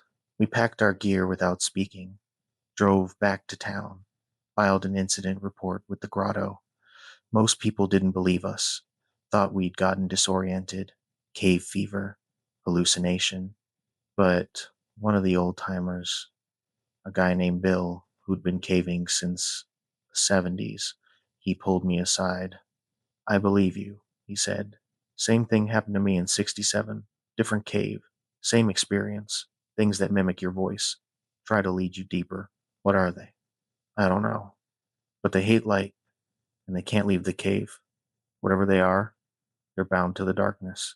I still cave, but never that system again. We left all our survey equipment down there. Someone else can finish mapping it. If you're ever underground in a cave and you hear someone calling to you, check first. Make sure you can actually see them. Make sure they're real. Because some things live in the deep, dark places and they know how to sound like the people you trust. Never split up. Never follow voices into unexplored passages. And if something feels wrong, get to the surface. Don't hesitate. The darkness underground goes on forever, but you don't have to. The snowmobile tracks leading away from camp went in a direction we hadn't traveled, and they were made by my machine that was still parked 20 feet from my tent. I'm a winter outdoorsman, grew up in Minnesota, spent every winter since I was 12 on snowmobiles. These days, I guide backcountry trips in northern Montana, taking small groups into wilderness areas that are inaccessible except by snow machine. It's good money, December through March, and I love the solitude of winter. This happened in February of 2024. I was running a 3-day trip with two clients, a father and son from Illinois. They'd booked through my website, paid extra for the premium route. We'd be covering about 80 miles through the Flathead National Forest, staying at two different campsites set up earlier in the season. The father was Greg, late 40s, software engineer, out of shape but determined. The son was Austin, early 20s, recent college grad, quiet but competent. Both of them were experienced riders. They'd brought their own gear, helmets, insulated suits, GPS units. We met at the trailhead at 0800 on a Friday. Temperature was 12 degrees, skies clear, fresh snow from 2 nights before, about 6 inches of powder on a solid base. Perfect conditions. I gave them the safety briefing. Stay in sight of each other. Hand signals for stop and hazard. Emergency protocol if someone goes down. We'd be riding for about 4 hours to reach the first camp. I was on a ski-doo expedition. 800cc, cargo sled attached, carrying most of the gear, tents, food, fuel. Greg and Austin were both on Polaris machines, 700s, good sleds for the terrain. The first 2 hours were uneventful. We followed established trails, wide corridors cut through lodgepole pine. The snow was deep, maybe 4 feet total depth, but packed enough for good travel. We stopped once to refuel and warm up. Around 1100, we left the marked trails and started breaking our own path. This was the appeal of the trip. True backcountry. No other riders. Just wilderness and snow. The terrain got more challenging. We climbed elevation, worked through tight timber, crossed a frozen creek. Austin struggled a few times, got his sled stuck in deep powder, but we dug him out and kept moving. By 1300, we reached the first camp, a small clearing I'd marked with GPS coordinates. There was already a platform built, a wooden deck elevated above the snow. I had constructed it the previous month. On top was a canvas wall tent with a wood stove. We unloaded gear and got the stove going. Within 30 minutes, the tent was warm, ice melting from our face shields. I made coffee and heated up chili. Greg and Austin were tired, but in good spirits. This is incredible, Greg said, looking out at the unbroken snow. We haven't seen another person all day. That's the point, I said. Total solitude. We spent the afternoon resting. I split more firewood. Greg took photos. Austin tried ice fishing in the creek, but had no luck. By 1800, it was full dark. Temperature had dropped to 3 degrees. The stove kept the tent comfortable. We ate dinner, played cards, told stories. Around 2100, everyone was ready for sleep. I banked the fire, and we crawled into our sleeping bags. I woke to the sound of a snowmobile engine. My watch said, oh, 2:30. I sat up, confused. Neither Greg nor Austin were riding. They were both asleep in their bags. The sound was outside, idling, then revving. Then it stopped. I unzipped my bag and pulled on my boots, grabbed my headlamp, stepped outside. The cold hit me hard. Clear sky, stars so bright they cast shadows. My breath formed clouds. I looked at our 3 sleds, all parked where we'd left them. Engines cold, covered in frost, but I could still hear an engine, faint now, coming from the forest, south of camp, moving away. I walked to the edge of the clearing and shined my light into the trees. Nothing, just darkness and tree trunks, but definitely an engine sound, getting fainter. Then it stopped, complete silence. I stood there for maybe 5 minutes, listening, watching, seeing nothing. Eventually, I convinced myself I'd been dreaming, or maybe it was another rider. Someone camped nearby. Unlikely, but possible. I went back inside, back to my sleeping bag. But sleep didn't come easy. Morning came cold and bright, -4 degrees. I got the fire going and started coffee. Greg and Austin woke up stiff but ready to ride. Sleep okay? Greg asked. Yeah, fine. I didn't mention the engine sound. No point worrying them. We packed up camp, um, loaded the sleds, and prepared to head out. The plan was to ride northeast for 3 hours and set up Camp 2, then do a big loop the following day before heading back to the trailhead. I was doing a final check on my cargo sled when Austin called out, Hey, whose tracks are these? I walked over. He was pointing at a set of snowmobile tracks leading south from camp. Fresh tracks, definitely made after the last snowfall. Not ours, I said. We came from the west. Must be another rider, Greg suggested. But something felt wrong. The tracks were too close to our camp. They started maybe 20 yards from where we'd slept, like someone had ridden right up to us, stopped, then left. Weird place to ride, I said. That direction is nothing but thick timber. Austin was already following the tracks. Look at this. The tracks went about 50 yards and then stopped. Just stopped. No turnaround, no continuation. The snow beyond was undisturbed. Where did they go? Austin said quietly. Greg laughed nervously. They had to turn somewhere. But we checked. We walked a complete circle around where the tracks ended. Nothing. It was like the machine had simply vanished. We should go, I said. My gut was screaming at me. We mounted up and headed out. I set a hard pace. The track northeast was challenging. Lots of elevation change. But I wanted distance from that camp. Around noon, we stopped for lunch. A ridgeline with a good view we could see for miles. White wilderness in every direction. Austin was checking his GPS. We're way off course, he said. What do you mean? Um, According to this, we've been heading south, not northeast. I pulled out my own GPS. He was right. Despite following what I thought was the correct route, we'd been traveling almost due south for the last hour. Must have taken a wrong turn, I said, though I knew these trails. I'd ridden them a dozen times. Should we backtrack? Greg asked. I checked the fuel levels. No, we don't have enough. We'll adjust course, head east from here, intersect with the main trail. We rode for another hour. The terrain got rougher, more deadfall, deeper powder. Several times we had to winch sleds over obstacles. Then we came over a rise and saw it. Our camp from the night before, the platform, the tent, the exact same spot we'd left that morning. No way, Austin breathed. We'd ridden in a huge circle. Somehow, despite following my GPS, despite my experience, we'd ended up back where we started.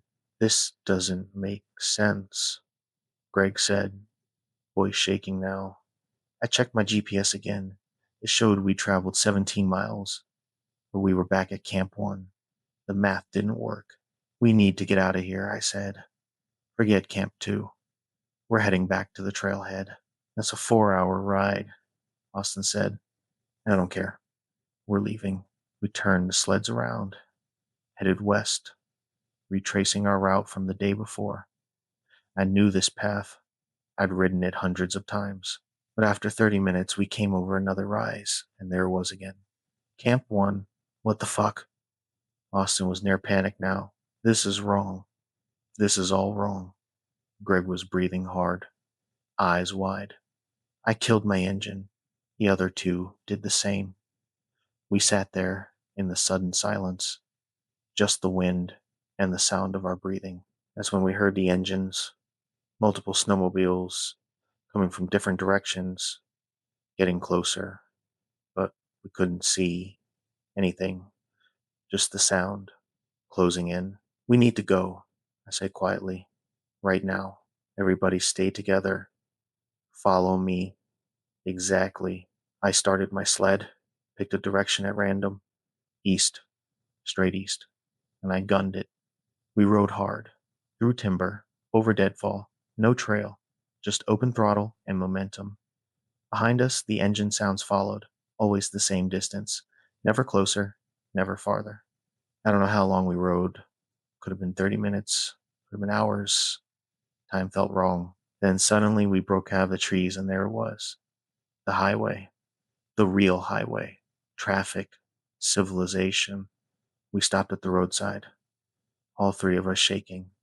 The engine sounds behind us stopped. Greg was crying. What was that? What the hell was that? I didn't have an answer. We loaded the sleds onto my trailer. I drove them back to the trailhead where their truck was parked. We didn't speak during the drive. At the parking lot, I refunded their money. Full refund. They didn't argue. They loaded their sleds and left. I sat in my truck for a long time, trying to understand what had happened. Eventually, I filed a report with the Forest Service. They sent someone out to check Camp 1. They found the platform, the tent, everything normal. No strange tracks, no evidence of anything unusual. But they also found something else. My cargo sled, the one I'd been pulling. It was there, at the camp, still loaded with gear, except I had my cargo sled. It was attached to my machine, on the trailer, in the parking lot. I haven't guided a trip since. Can't explain what happened. Can't rationalize it. All I know is something in those woods doesn't want people there, and it can make you ride in circles forever if it wants to. If you're ever on a winter trail and you end up somewhere you've already been, especially if your GPS says otherwise, get out. Get to a road. Don't try to figure it out. And if you hear engines that you can't see, ride faster. The wilderness is bigger than our maps show, and some places we're not meant to find our way back from. The person standing on top of the rock formation had perfect balance, which would have been impressive if humans could stand on surfaces that steep without falling. I'm a photographer, landscape work mostly. I travel around the Southwest capturing desert scenes, rock formations, sunrise and sunset shots. It's freelance work, not always steady money, but I love it. Being alone with my camera in beautiful places beats sitting in an office. This happened in November of 2023 in southern Utah. I was shooting near the Arizona border, a place called Coyote Buttes. If you know photography, you know the name. The Wave. Twisted sandstone formations in impossible colors. Red, orange, yellow, white. It's one of the most photographed locations in the world. But permits are limited, 20 people per day. Lottery system. I had applied, every month for 2 years before I finally got drawn November 15th through 17th, 3 days. I planned to make the most of it. The trailhead is about 40 miles from the nearest town, Kanab. You drive dirt roads for the last hour, four-wheel drive required. When I arrived at 0700, I was the only vehicle there. Perfect. I'd have the formations to myself for at least a few hours. I packed light, camera gear, 3 lenses, tripod, 2 gallons of water, energy bars, first aid kit, compass and map. No cell service out here. GPS coordinates marked. It's a 3-mile hike to the main formation. The desert was cold, 38 degrees. Clear sky. The sun was just starting to warm things up. I could see my breath. The trail was well marked, posts every 100 yards. The terrain was slick rock, bare sandstone, with patches of sand between formations. Beautiful country, stark, ancient. I reached the wave around 0900. First time seeing it in person. Photos don't do it justice. The sandstone curves like frozen water. The colors are unreal. I set up my tripod and started shooting. I worked for 3 hours. Different angles, different light, moved around the formation, shot details, wide angles, vertical, horizontal. This was what I'd been waiting for. Around noon, I took a break, sat in the shade of a rock, drank water, ate a bar. That's when I noticed the person, standing on top of a rock formation about 200 yards away, just standing there, facing my direction. That struck me as odd for a couple reasons. First, that particular rock was steep, maybe 60-degree angle, smooth sandstone, no way to climb it without gear. Second, the person was perfectly still, not moving, not adjusting balance, just standing. I raised my camera, zoomed in with my telephoto lens, got a better look. It was definitely a person, or shaped like one, humanoid, but I couldn't make out details. The light was harsh, midday sun. The figure looked dark, silhouetted. I watched for maybe 5 minutes. It didn't move. I thought about calling out, but I was 200 yards away, and something about the figure made me uncomfortable. The way it stood, too still, too perfect. Eventually, I packed up my gear and moved to a different area. When I looked back, the figure was gone. I spent the afternoon shooting other formations in the permit area. Got some great shots. Around 1600, I headed back toward the trailhead. The sun was getting low, golden hour, perfect light. That's when I saw the footprints. They crossed the trail about halfway to the parking area. Bare footprints, human shaped, but wrong. The toes were too long, spread too far apart, and the prints were deep, like whatever made them was heavy. The sandstone showed clear impressions. I stopped, looked around. The desert was empty, silent, just wind and the distant sound of a raven. I followed the tracks with my eyes. They came from the north, crossed the trail, headed south toward a cluster of hoodoos, tall rock spires. Against my better judgment, I followed them. The tracks led between the hoodoos into a narrow canyon. The light was dim here. The rock walls blocked the sun. I had to watch my footing. The tracks continued, then stopped at a dead end. A rock wall, maybe 20 feet high. I looked up. There were handholds, narrow ledges. It looked climbable, but why would someone climb barefoot? I was about to turn back when I heard my name, Trevor. My name, clear, spoken from above, from the top of the wall. I looked up, nothing, just rock and sky. Trevor, again, from above. Who's there? I called. Help me. I'm stuck. A woman's voice, young, scared. Where are you? Up here, please. I can't get down. I couldn't see anyone. The angle was wrong, but I could hear her. She sounded genuinely frightened. Okay, hold on. I'm coming up. I started climbing. The handholds were good. The rock was solid. I've done some climbing before, not expert level, but comfortable enough. I was maybe 10 feet up when I heard my name again, Trevor, but this time it came from behind me, from the canyon floor. I stopped, looked down, no one there. Trevor, from above again. Trevor, from behind. Trevor, from my left, from between the hoodoos. Multiple voices now, all saying my name, all sounding like different people. Male, female, old, young. I dropped back to the ground, backed against the rock wall. The voices continued, overlapping, echoing, coming from everywhere. Then I saw them, figures, moving between the hoodoos. 3, 4, 5 of them, humanoid shapes, moving wrong, jerky, like stop motion animation. They didn't approach, just circled, keeping distance, about 50 yards out. I pulled out my camera. I don't know why. Instinct, maybe. I raised it and looked through the viewfinder. Through the lens, I could see them clearly. Not human, not animal, something else. Gray skin, too tall, wrong proportions, faces that looked almost right but weren't. One of them saw me looking. It stopped, tilted its head, then opened its mouth. My name came out, Trevor, but the mouth didn't move right. The sound was wrong, like a recording.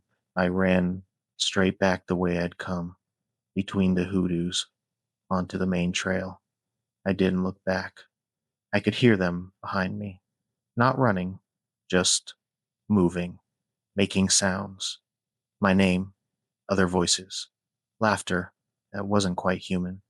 I ran the full 3 miles, with camera gear, with my pack.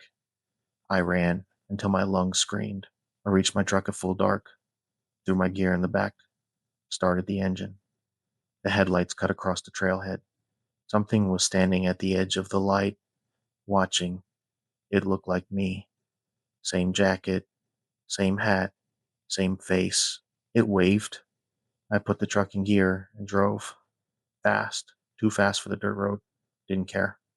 I needed distance. I didn't stop until I hit Kanab. Checked into a motel.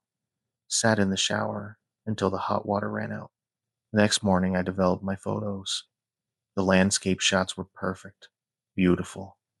Exactly what I'd hoped for. But I also had one other photo. The telephoto shot I'd taken of the figures between the hoodoos. In the photo, they weren't gray. They were covered in fur, patchy, reddish brown, and white, standing upright but clearly not human. Eyes that reflected the camera flash, even though I hadn't used a flash. I deleted it. I couldn't look at it. I still have my permit for days 2 and 3. I didn't use them. Forfeited 2 days I'd waited years to get. I still shoot landscapes, but not in remote areas, not alone. And I check every formation, every rock, every shadow before I set up my gear. If you're ever photographing alone and you see someone where they shouldn't be able to stand, don't investigate. Don't follow tracks. And if you hear your name when no one should know it, leave immediately. The desert has been there for millions of years. Whatever lives out there has been there just as long, and they know how to sound like the people you'd trust. Check your backgrounds, watch your surroundings, and never, ever follow something into a dead end canyon, because some shots aren't worth getting. The deer walking under my tree stand moved with perfect silence, which is impossible for an animal that size in dry leaves. I'm a bow hunter. Been doing it for 15 years. Started when I was 18 in Tennessee. Worked my way up to hunting elk and mule deer out west. These days, I do most of my hunting in Colorado. Public land, high country. It's challenging, physical, exactly what I'm looking for. This happened during archery season in September of 2024. I'd drawn an elk tag for a unit north of Grand Junction, wilderness area called Flat Tops.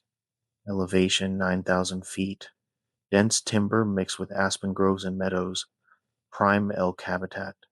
I had been scouting the area for 2 weeks prior to the season, found fresh sign, rubs on trees where bulls had scraped their antlers, wallows where they'd rolled in mud, located a good pinch point between bedding and feeding areas, set up my tree stand 2 days before opening day. The stand was a climbing model, strapped to a pine tree about 18 feet up, good visibility, overlooked a game trail that showed fresh tracks. I had also hung a trail camera on a nearby tree to monitor activity. Opening morning, I was in the stand by 05:30. Still dark, temperature around 40 degrees. I could see my breath in my headlamp beam. I killed the light and waited for dawn. Elk are most active at dawn and dusk.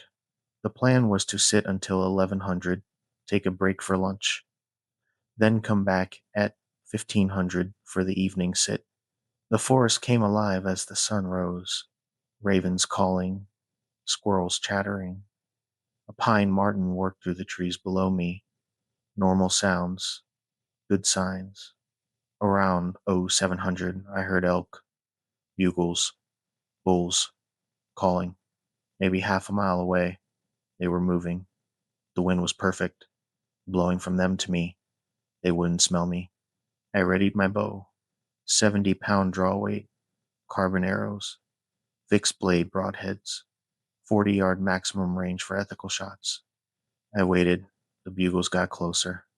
I could hear branches breaking, and then I saw movement through the aspens, multiple animals, a herd, but they weren't elk. Deer, 8 or 9 of them, dozen fawns, moving through the timber, heading toward my stand. I relaxed. Colorado deer season hadn't started yet. I watched them come, beautiful animals, cautious but not alarmed. The lead doe passed directly under my stand, maybe 15 feet below me. I could have dropped an arrow on her. That's when I realized something was wrong.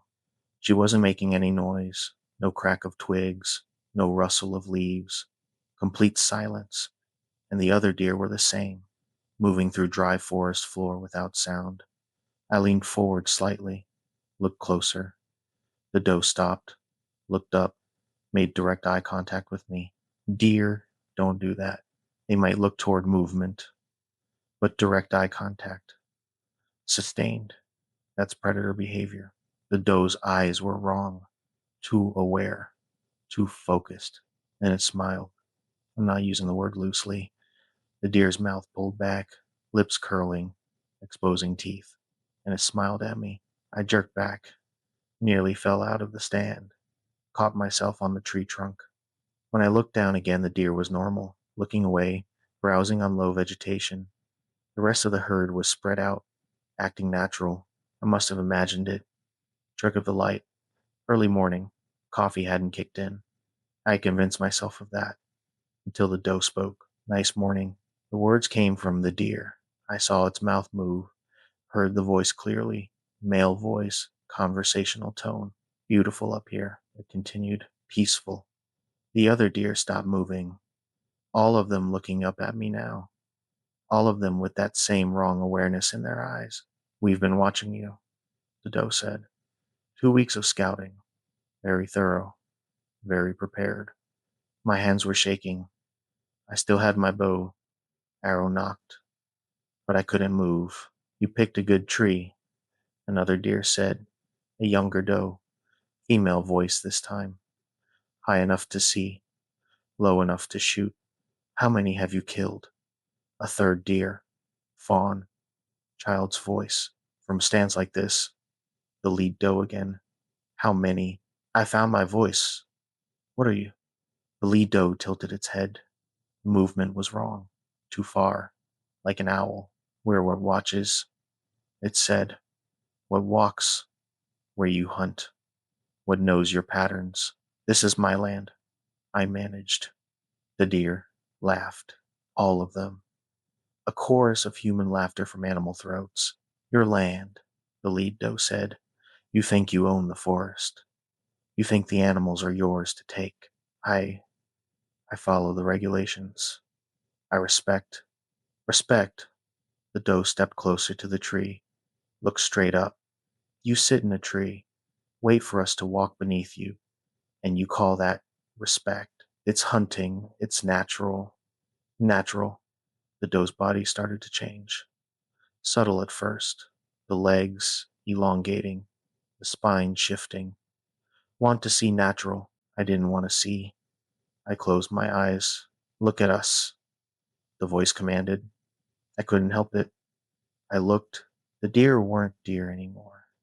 They stood upright, bipedal, humanoid bodies covered in patchy fur, deer heads on human frames, hooves that had split into something like hands.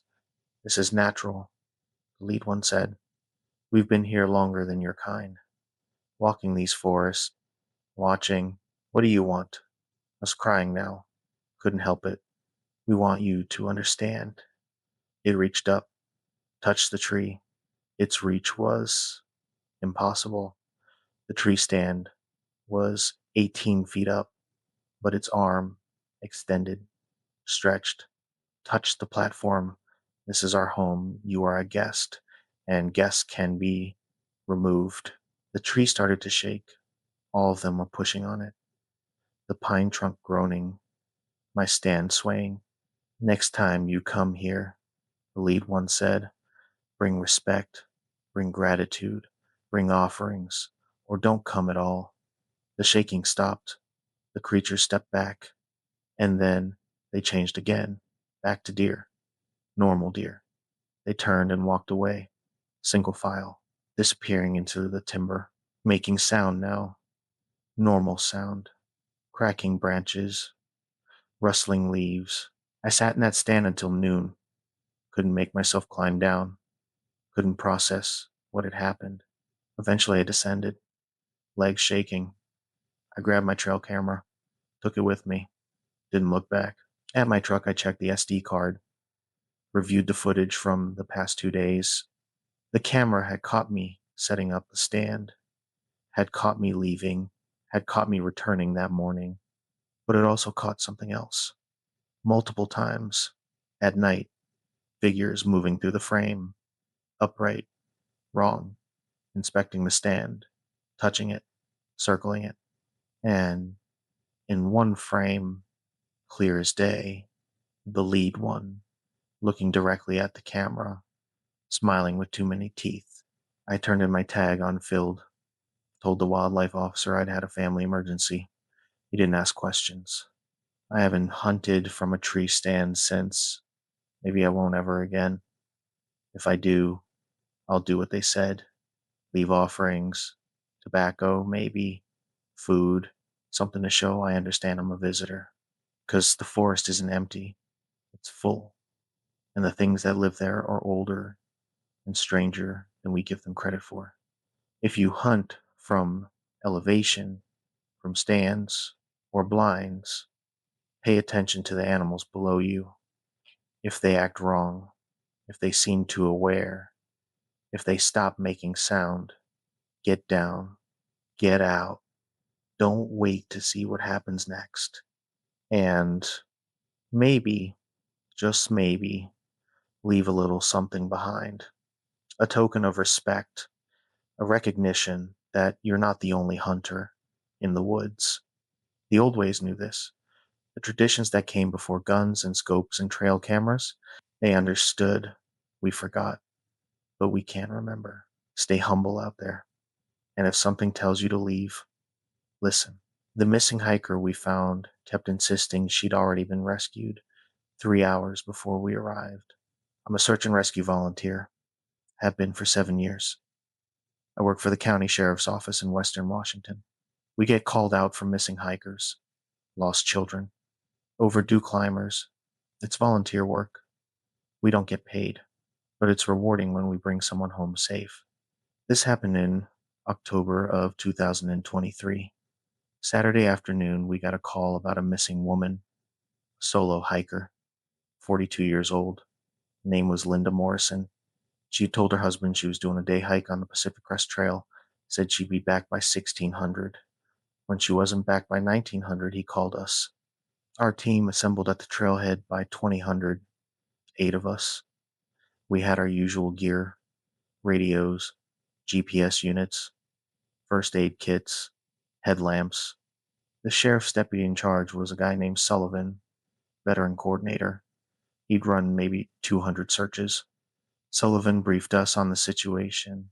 Linda was experienced, had proper gear, had told her husband which trail segment she'd be hiking, a 12-mile out and back. Her car was in the parking lot. Keys still in her pocket, per her husband. She'd entered the trail but hadn't come out. Standard grid search, Sullivan said. We'll work north from the trailhead. Pairs. Radio contact every 15 minutes. If you find anything, call it in immediately. Don't investigate alone. I was paired with a woman named Beth. She'd been doing SAR longer than me. Former paramedic, solid partner. Beth and I took the western grid, about a quarter-mile west of the main trail. Dense forest, Douglas fir, and western hemlock. Thick understory. Visibility about 30 feet. We moved slowly, calling Linda's name, sweeping our lights, looking for any sign, broken branches, fabric caught on bushes, footprints. Around 2200, Beth found something. Over here. A protein bar wrapper, torn open, recent. It was the same brand that Linda's husband said she carried. Grid 4 to base. Beth radioed. We've got evidence. Protein bar wrapper. Coordinates north, 47.8. West 1 to 1.3. Copy grid 4, Sullivan responded. Continue search pattern. We moved deeper into the forest. The terrain got rougher. Deadfall. Steep slopes. Heavy brush. My radio crackled. All units. Grid 2 has found a day pack. Appears to match description. Coordinates north, 47.81. West, 121.28. That was close. Maybe 100 yards east of us. Beth and I adjusted course. We found Grid 2 at a small clearing. Two guys, Rod and Tanner. They were standing over a purple day pack. Linda's husband had said she carried a purple pack. Anything inside? Beth asked. Rod opened it. Water bottle, map, phone, dead battery. Looks like she dropped it and kept going. Which direction? Tanner pointed north. Fresh broken branches that way. She was moving fast. We followed. All four of us now. The broken branches were obvious. Someone had pushed through recently. Running, maybe, or stumbling. Then we heard it. A voice. Female. Calling for help. That's her, Rod said. Linda, where are you? Here. I'm here. Help me. The voice came from ahead. Maybe 50 yards. We moved toward it, breaking into a jog, our lights bouncing.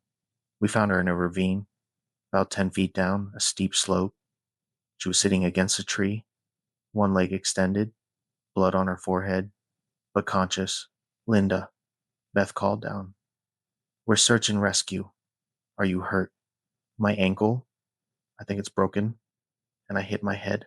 Beth and I descended carefully. Loose soil, easy to slip. We reached her. I'm Beth. This is Kyle. We're here to help. Can you tell me what happened?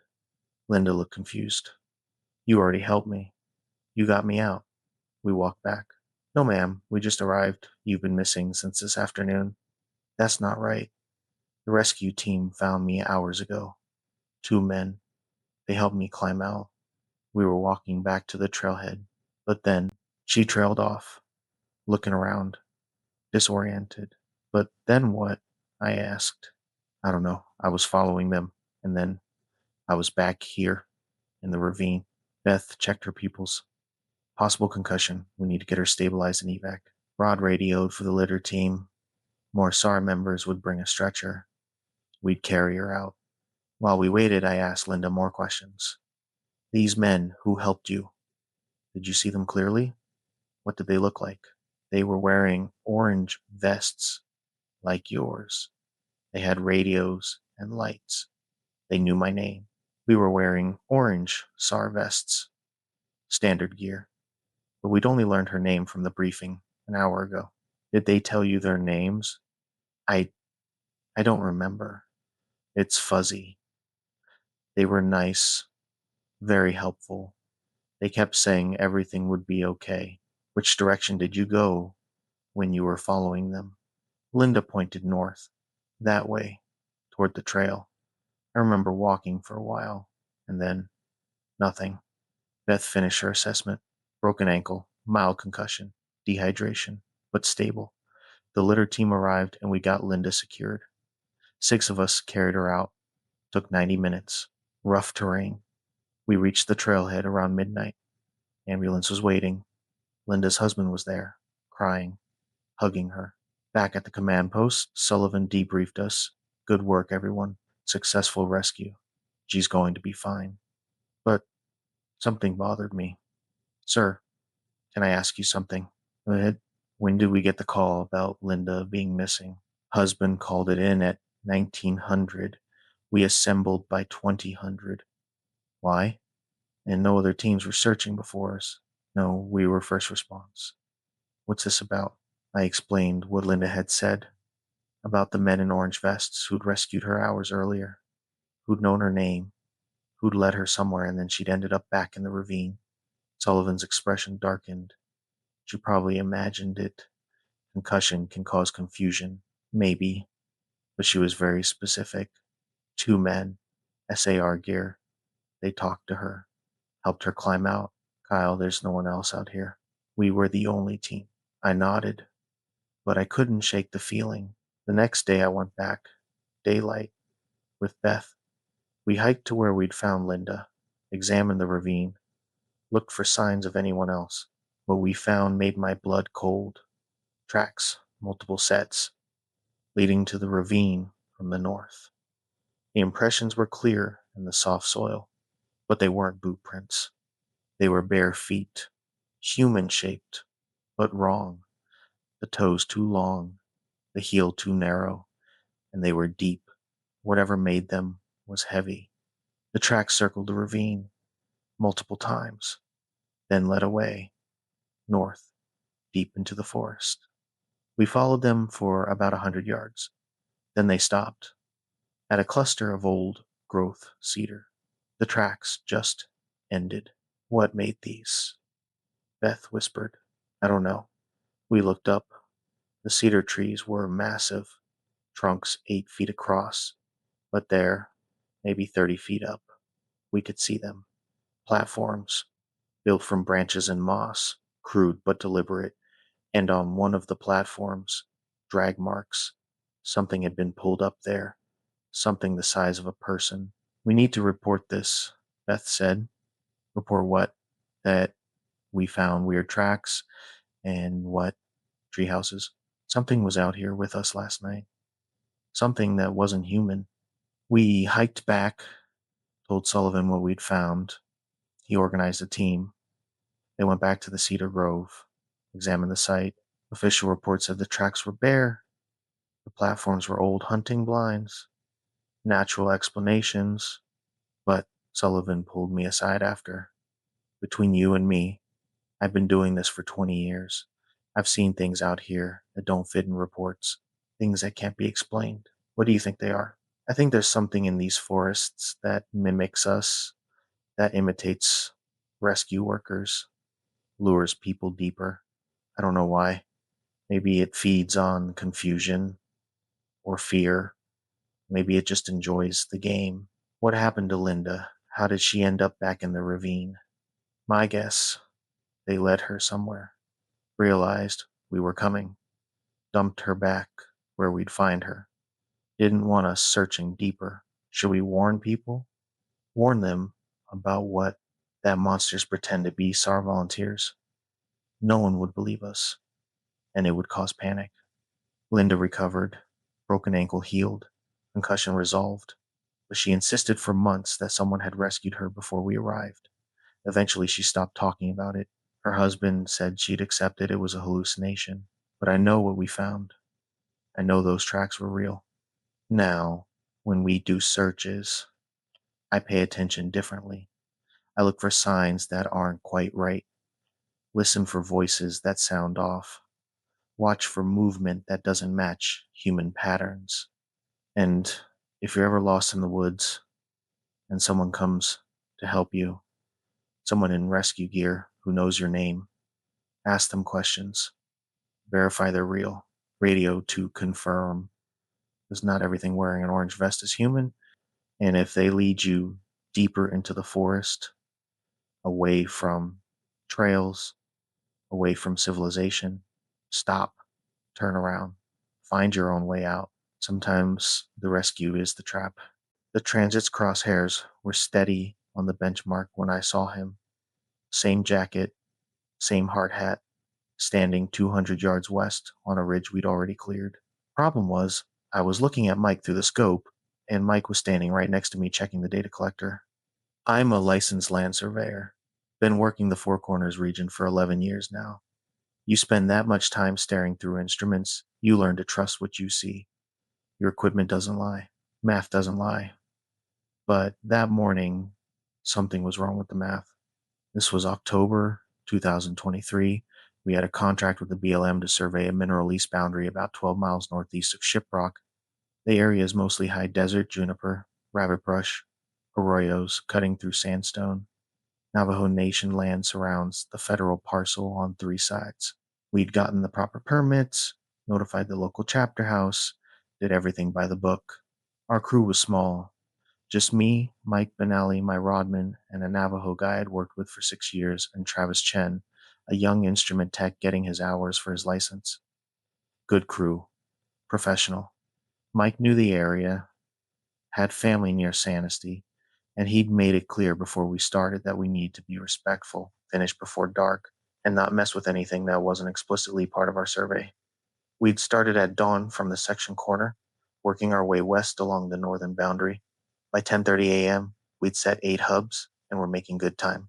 The weather was clear, temperature in the low 60s, light wind, perfect conditions.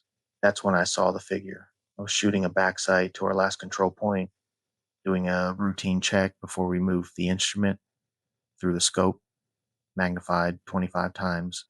I could see every detail: orange safety vest over a tan work shirt, white hard hat with our company logo.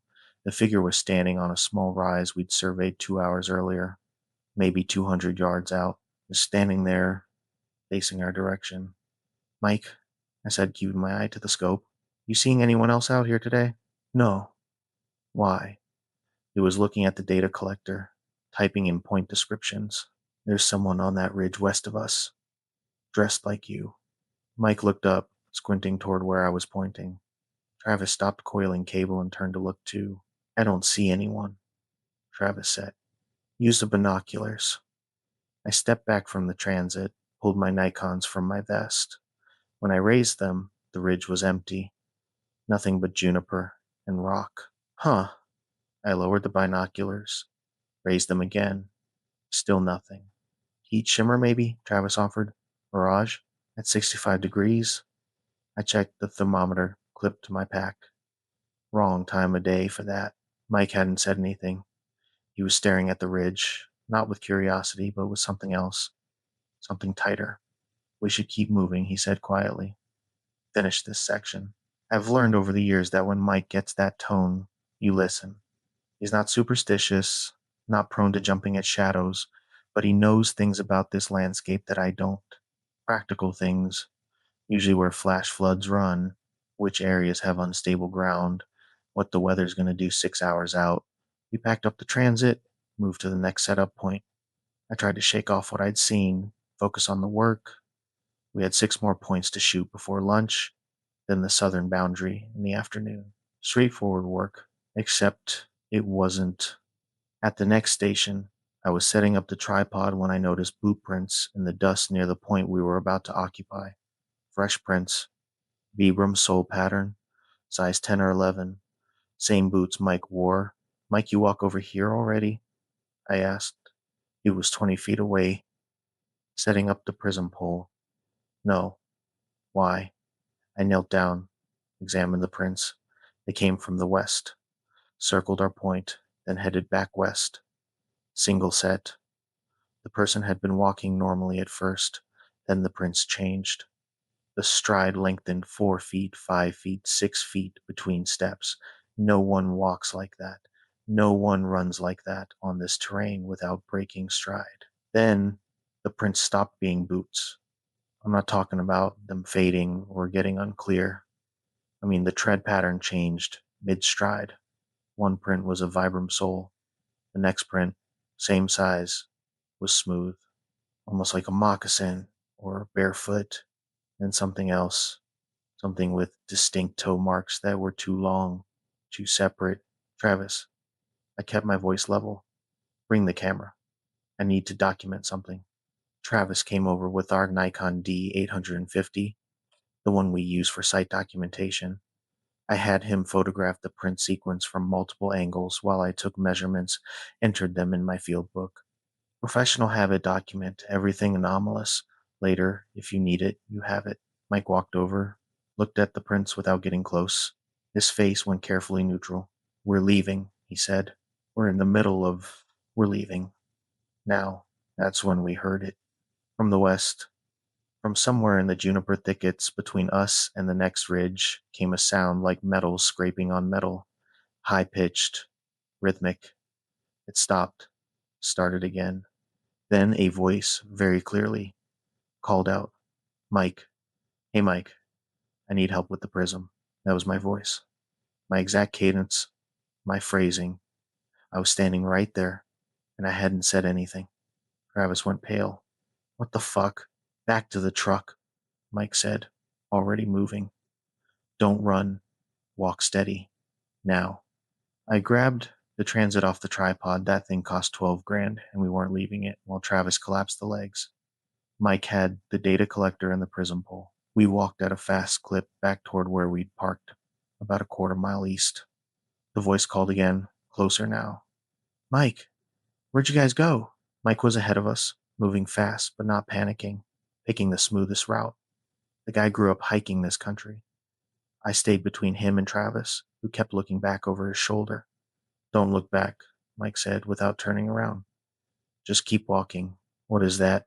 Travis asked, voice shaking. Something that wants us to separate, Mike answered. That's why we stay together. That's why we keep moving. We were passing through a shallow arroyo when I heard footsteps behind us, running footsteps, getting closer. I turned, just for a second. It was me. Not someone dressed like me. Me. Same red flannel shirt, same faded Carhartt pants, same ball cap with the Nevada BLM logo from a job I'd done 2 years ago. It was running at an angle that would cut us off from the truck, and its gait was wrong. The knees bent backward briefly with each stride, the arms swung too far, and the head stayed perfectly level like it was on a gimbal. Contact front, I said, old infantry training kicking in. 100 yards. Mike glanced back, didn't break stride. Stay between it and Travis. Don't let it separate us.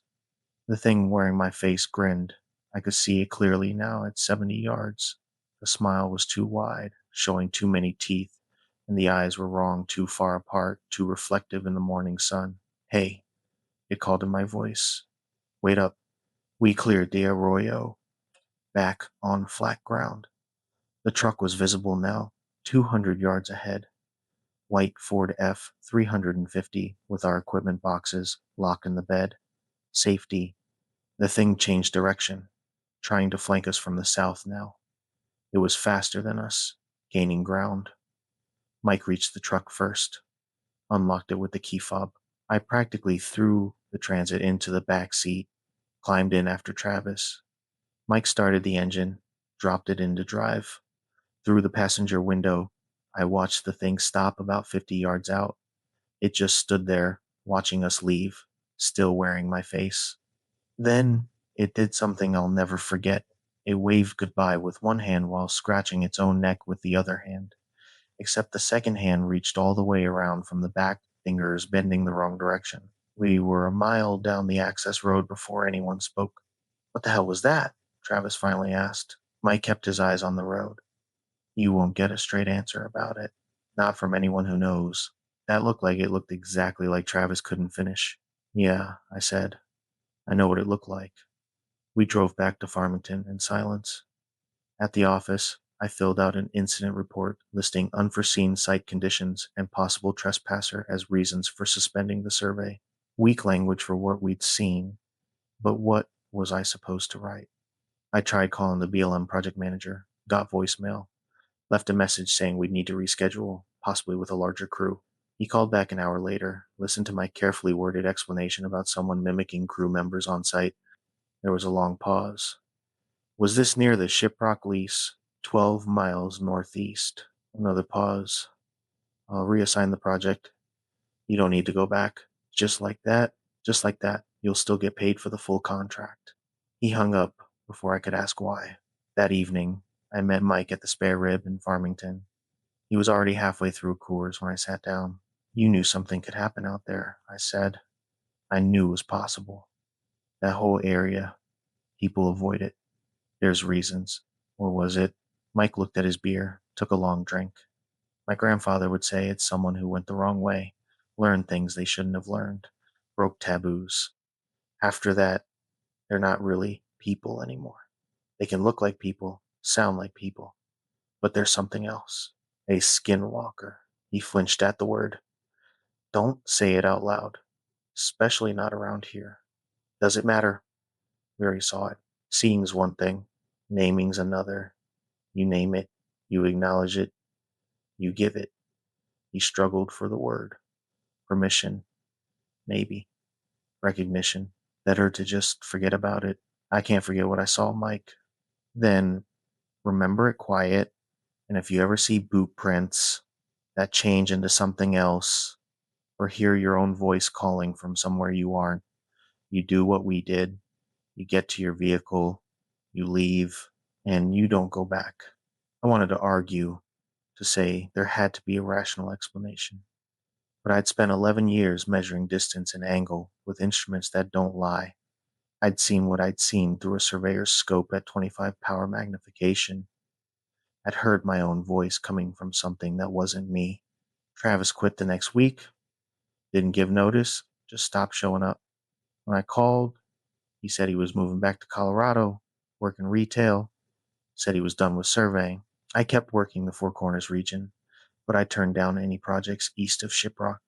Mike and I developed new protocols, always 3-person minimum crews, always maintain line of sight, always out of the field before sunset. We invested in better radios with encryption so we could verify voices, started using code phrases that changed daily. Most importantly, we learned to trust our instincts.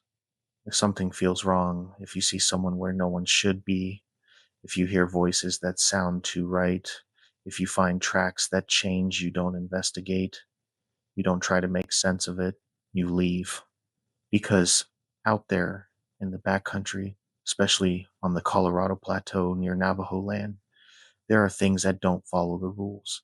Things that can wear a face that isn't theirs, walk on legs that bend wrong, cover ground faster than they should. And the math on that, the geometry of something that can be in two places at once, that's a calculation I don't ever want to solve. If you're working remote country anywhere in the Four Corners, especially if you're near Navajo Nation land, here's my advice. Work in teams of 3 minimum. Establish visual contact protocols. If anyone on your crew appears in 2 places at once, even for a second, you pack up and leave immediately. Don't try to verify. Don't investigate. The time you waste questioning what you saw is time that thing uses to get closer. And if you hear your own voice calling from the distance, it's not an echo. It's not a prank. It's time to go. If this story kept you up at night, or if you've got your own encounters from the backcountry, drop a comment below. And if you want more stories from surveyors, rangers, and field workers who've seen things that don't fit in the field manual, hit subscribe. Every week, I bring you accounts from people who work in places most folks never go and sometimes wish they hadn't. Stay safe out there. I'd driven I-40 through New Mexico 600 times in 8 years, knew every mile marker between Albuquerque and the Arizona line. So when my CB caught someone using my voice, my exact voice, calling in my truck number at a way station I'd passed 3 hours ago, I knew the night was about to get complicated. Name's Derek Paulson. I run freight for a regional carrier out of Amarillo Dry Goods, nothing exotic. My regular route takes me from Texas through New Mexico into Arizona 3 times a week, sometimes 4. You drive the same highway that often, it becomes more than just asphalt and mile markers. You know, which truck stops have the cleanest showers, which scales are most likely to pull you in for inspection, where the wind hits hardest coming down off the mesas. This particular run started normal enough. I had picked up a load of restaurant equipment in Amarillo at 1400 hours on a Tuesday in November 2024. Destination was Flagstaff, delivery window opening at 0600 Wednesday. Easy run, plenty of time, no weather concerns. I crossed into New Mexico at Glen Rio right at dusk, the sun dropping behind me in Texas as I pushed west. The truck was a 2022 Freightliner Cascadia, 73,000 pounds gross. I'd done my pre-trip in Amarillo, tires, lights, brake system, load securement, all good. The rig ran smooth, cruise control locked at 67 mph, right in that sweet spot where you're making time without hammering your fuel economy. I cleared the Tucumcari way station at 1930 hours, rolled right through on the green light, pre-pass transponder doing its job. Quick glance at my log, I had 6 hours left on my 14-hour clock, more than enough to make Gallup where I'd planned to shut down for my 10-hour break. The CB had been quiet most of the evening. Little chatter around Tucumcari. Someone asking about parking at the TA in Moriarty, but nothing unusual. I kept it on channel 19, volume low, mainly for traffic updates and bear reports.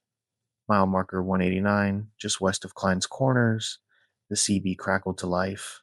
Tucumcari scales. This is unit 974 Delta westbound at your 20. Over.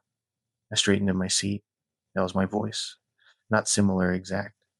Same slight rasp from years of truck stop coffee. Same cadence. Same phrasing I used on the radio. And 974 Delta was my truck number. But I was an hour past Tucumcari, coming up on Moriarty, and I sure as hell hadn't keyed my mic. The scale house responded, 974 Delta. Roger that. You're clear to bypass. Have a safe trip. 10-4, appreciate it. 974 Delta clear. I grabbed my mic, thumbed it. Breaker 1 to 9. This is the actual 974 Delta westbound at mile marker 189. Someone's running my call on the radio. Any driver's copy? Silence for a moment. Then an older voice came back. Yeah, I copy you, 974. That's weird, brother. I heard that other call too. Y'all got someone messing with you? Not that I know of. You see a Freightliner, Cascadia, white with blue lettering, back near Tucumcari. Negative. I came through there 30 minutes ago, didn't see any Freightliners at all. I felt a cold weight settle in my gut. Someone was mimicking me on the CB, using my exact truck number, claiming to be where I'd been 3 hours ago. Could be someone who'd seen my rig, written down the number, decided to screw with me. Wouldn't be the first time some jackass played stupid games on the radio. But the voice, that was the part that dug into me. I've had people imitate me before, do bad impressions. This wasn't an impression. This was my voice, perfect down to the slight Texas accent I picked up from living in Amarillo. I let it go, kept rolling west, watched my mirrors more carefully than usual. At Moriarty, I fueled at the TA, pulled up to the pump, started the fill, went inside to grab a coffee and hit the restroom. The place was moderately busy, couple of other trucks fueling, few four-wheelers, night shift clerk behind bulletproof glass looking bored. When I came back out, coffee in hand, there was another driver standing near my truck. Older guy, maybe 60, wearing a worn Peterbilt cap and a Carhartt jacket. He was staring at my cab with a strange expression. Help you? I asked, approaching. He turned, looked at me, looked back at the truck. You're driving 974 Delta? Yeah. Why? You calling at Tucumcari on the CB about 45 minutes ago? No, I was already past there by then. Somebody's been using my call sign. The old driver shook his head slowly. Son, I was parked at that rest area just west of Tucumcari when I heard that call, and I watched a white Freightliner with your number go past, heading westbound. He paused. But here's the thing. I pulled out behind it, tried to catch up to get a look at who was driving. That truck was running 90, maybe 100 miles an hour. No trailer sway, no smoke, just fast, impossibly fast. I lost sight of it before the next mile marker. That's not possible, I said. These rigs are governed at 75, and nothing that heavy moves like that without. I know what I saw. He met my eyes, and I saw he wasn't messing with me. He was scared. You be careful out there tonight. I've been driving this route for 30 years, and I've heard stories, things that don't make sense, things that borrow. You get what I'm saying? Not really. Navajo land runs right up against this highway in places, and there's things in that country that can look like something they ain't. My ex-wife was Dine. She told me stories, warned me about certain things. He glanced west, toward where the highway disappeared into darkness. If you see your own truck coming at you, don't stop. Don't investigate. Just get to a lit area with people around and stay there until sunrise. That's a hell of a warning based on a CB call. It ain't just a call, son. It's how that truck moved. It's how it looked. He tapped the side of my trailer. This is solid, real, got weight and physics to it. That thing I saw, it looked right, but it felt wrong. You spend enough time on these roads, you learn to trust that feeling. He walked back to his Peterbilt without another word, climbed in, and pulled out, left me standing there with my coffee getting cold and a growing unease in my chest. I finished fueling, checked my load straps though they hadn't been touched, did a quick walk around. Everything was secure, normal, real. Back in the cab, I updated my logbook, plotted my next segment. Moriarty to Gallup was roughly 120 miles, about 2 hours at my cruise speed. I grabbed my 10-hour break at the Loves in Gallup, sleep in the cab, be fresh for the final push to Flagstaff in the morning. Simple plan, professional, routine. I pulled back onto I-40 westbound at 2100 hours. The highway west of Moriarty is high desert plateau, mostly empty country. You pass through a few small towns, Suwannee, Laguna, Mesita, but mostly it's just darkness and the white lines unreeling in your headlights. To the south, you can sometimes see the lights of Albuquerque reflecting off the clouds. To the north, nothing but mesa and sky. I was approaching mile marker 143 when my CB crackled again. 974 Delta. This is 974 Delta. You got a copy? My own voice, calling my own truck number. I grabbed the mic. This is the actual 974 Delta. Identify yourself. I'm you, the voice said, perfect mimicry of my inflection. I'm running about 10 miles ahead. You'll catch up soon. Mouth went dry. Who is this? Check your mirror. I think you've got a clearance light out. Instinct made me glance at my passenger mirror. In the reflection, I could see my trailer lights, all functioning, but beyond them, maybe a quarter mile back, I saw headlights. Distinctive pattern, four sealed beams in a Freightliner configuration. White truck visible in the reflected glow. Another Cascadia, same color as mine. I watched it in the mirror. It was closing distance fast. Too fast. My speedometer read 67. That truck had to be doing 90 minimum. And gaining. You see me yet? My voice asked, over the CB, but the transmission was coming from behind me now, from where those headlights were closing in. I pressed the accelerator, watched my speed climb to 75, the governor limit. The headlights kept gaining. 80 yards, 60, 40. You can't outrun yourself, the voice said, almost playful now. The truck pulled into the left lane, came up alongside me. I kept my eyes forward, didn't look. Every instinct screamed not to look. Derek, the voice said over the CB, not bothering with call signs anymore. Look at me, Derek. The truck matched my speed exactly, staying perfectly parallel. I could see it in my peripheral vision, white like mine, same configuration. Look at me. I made the mistake of glancing. Left.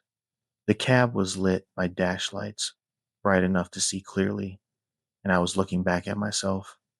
Same face, same dark blue jacket, same white ball cap, but the eyes were wrong too, reflective, catching light like an animal's eyes, and the mouth was smiling, but the smile went too far up the cheeks, almost to the ears. The thing driving looked like me playing dress up in my own skin. There you are, it said through the CB. We should convoy together. Safer that way. I jerked my eyes back to the road, hands locked on the wheel. My heart was hammering. The old driver's warning came back. Don't stop. Get to a lit area with people. Gallup was still 70 miles ahead. The next truck stop with services was the Flying J at exit 53, maybe 40 miles, too far. But there was a rest area coming up. Mile marker 134, westbound side, basic facilities, restroom building, picnic tables, lights. Not much, but it was lit and it was close. You're sweating, the voice observed. I can see you sweating from here. Why are you scared of yourself? The thing's truck drifted closer, inches from sideswiping me.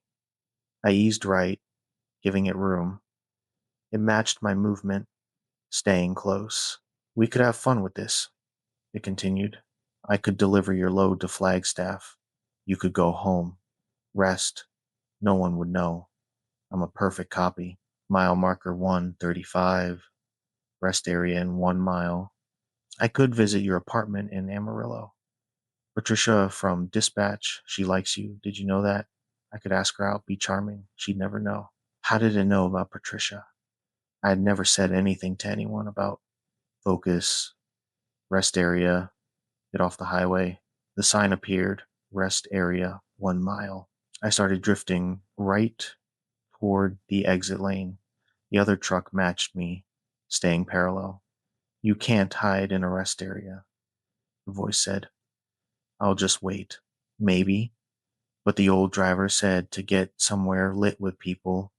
The rest area was lit, and maybe, if I was lucky, there'd be other people there. The exit ramp came up. I took it, braking smoothly, watching my mirrors.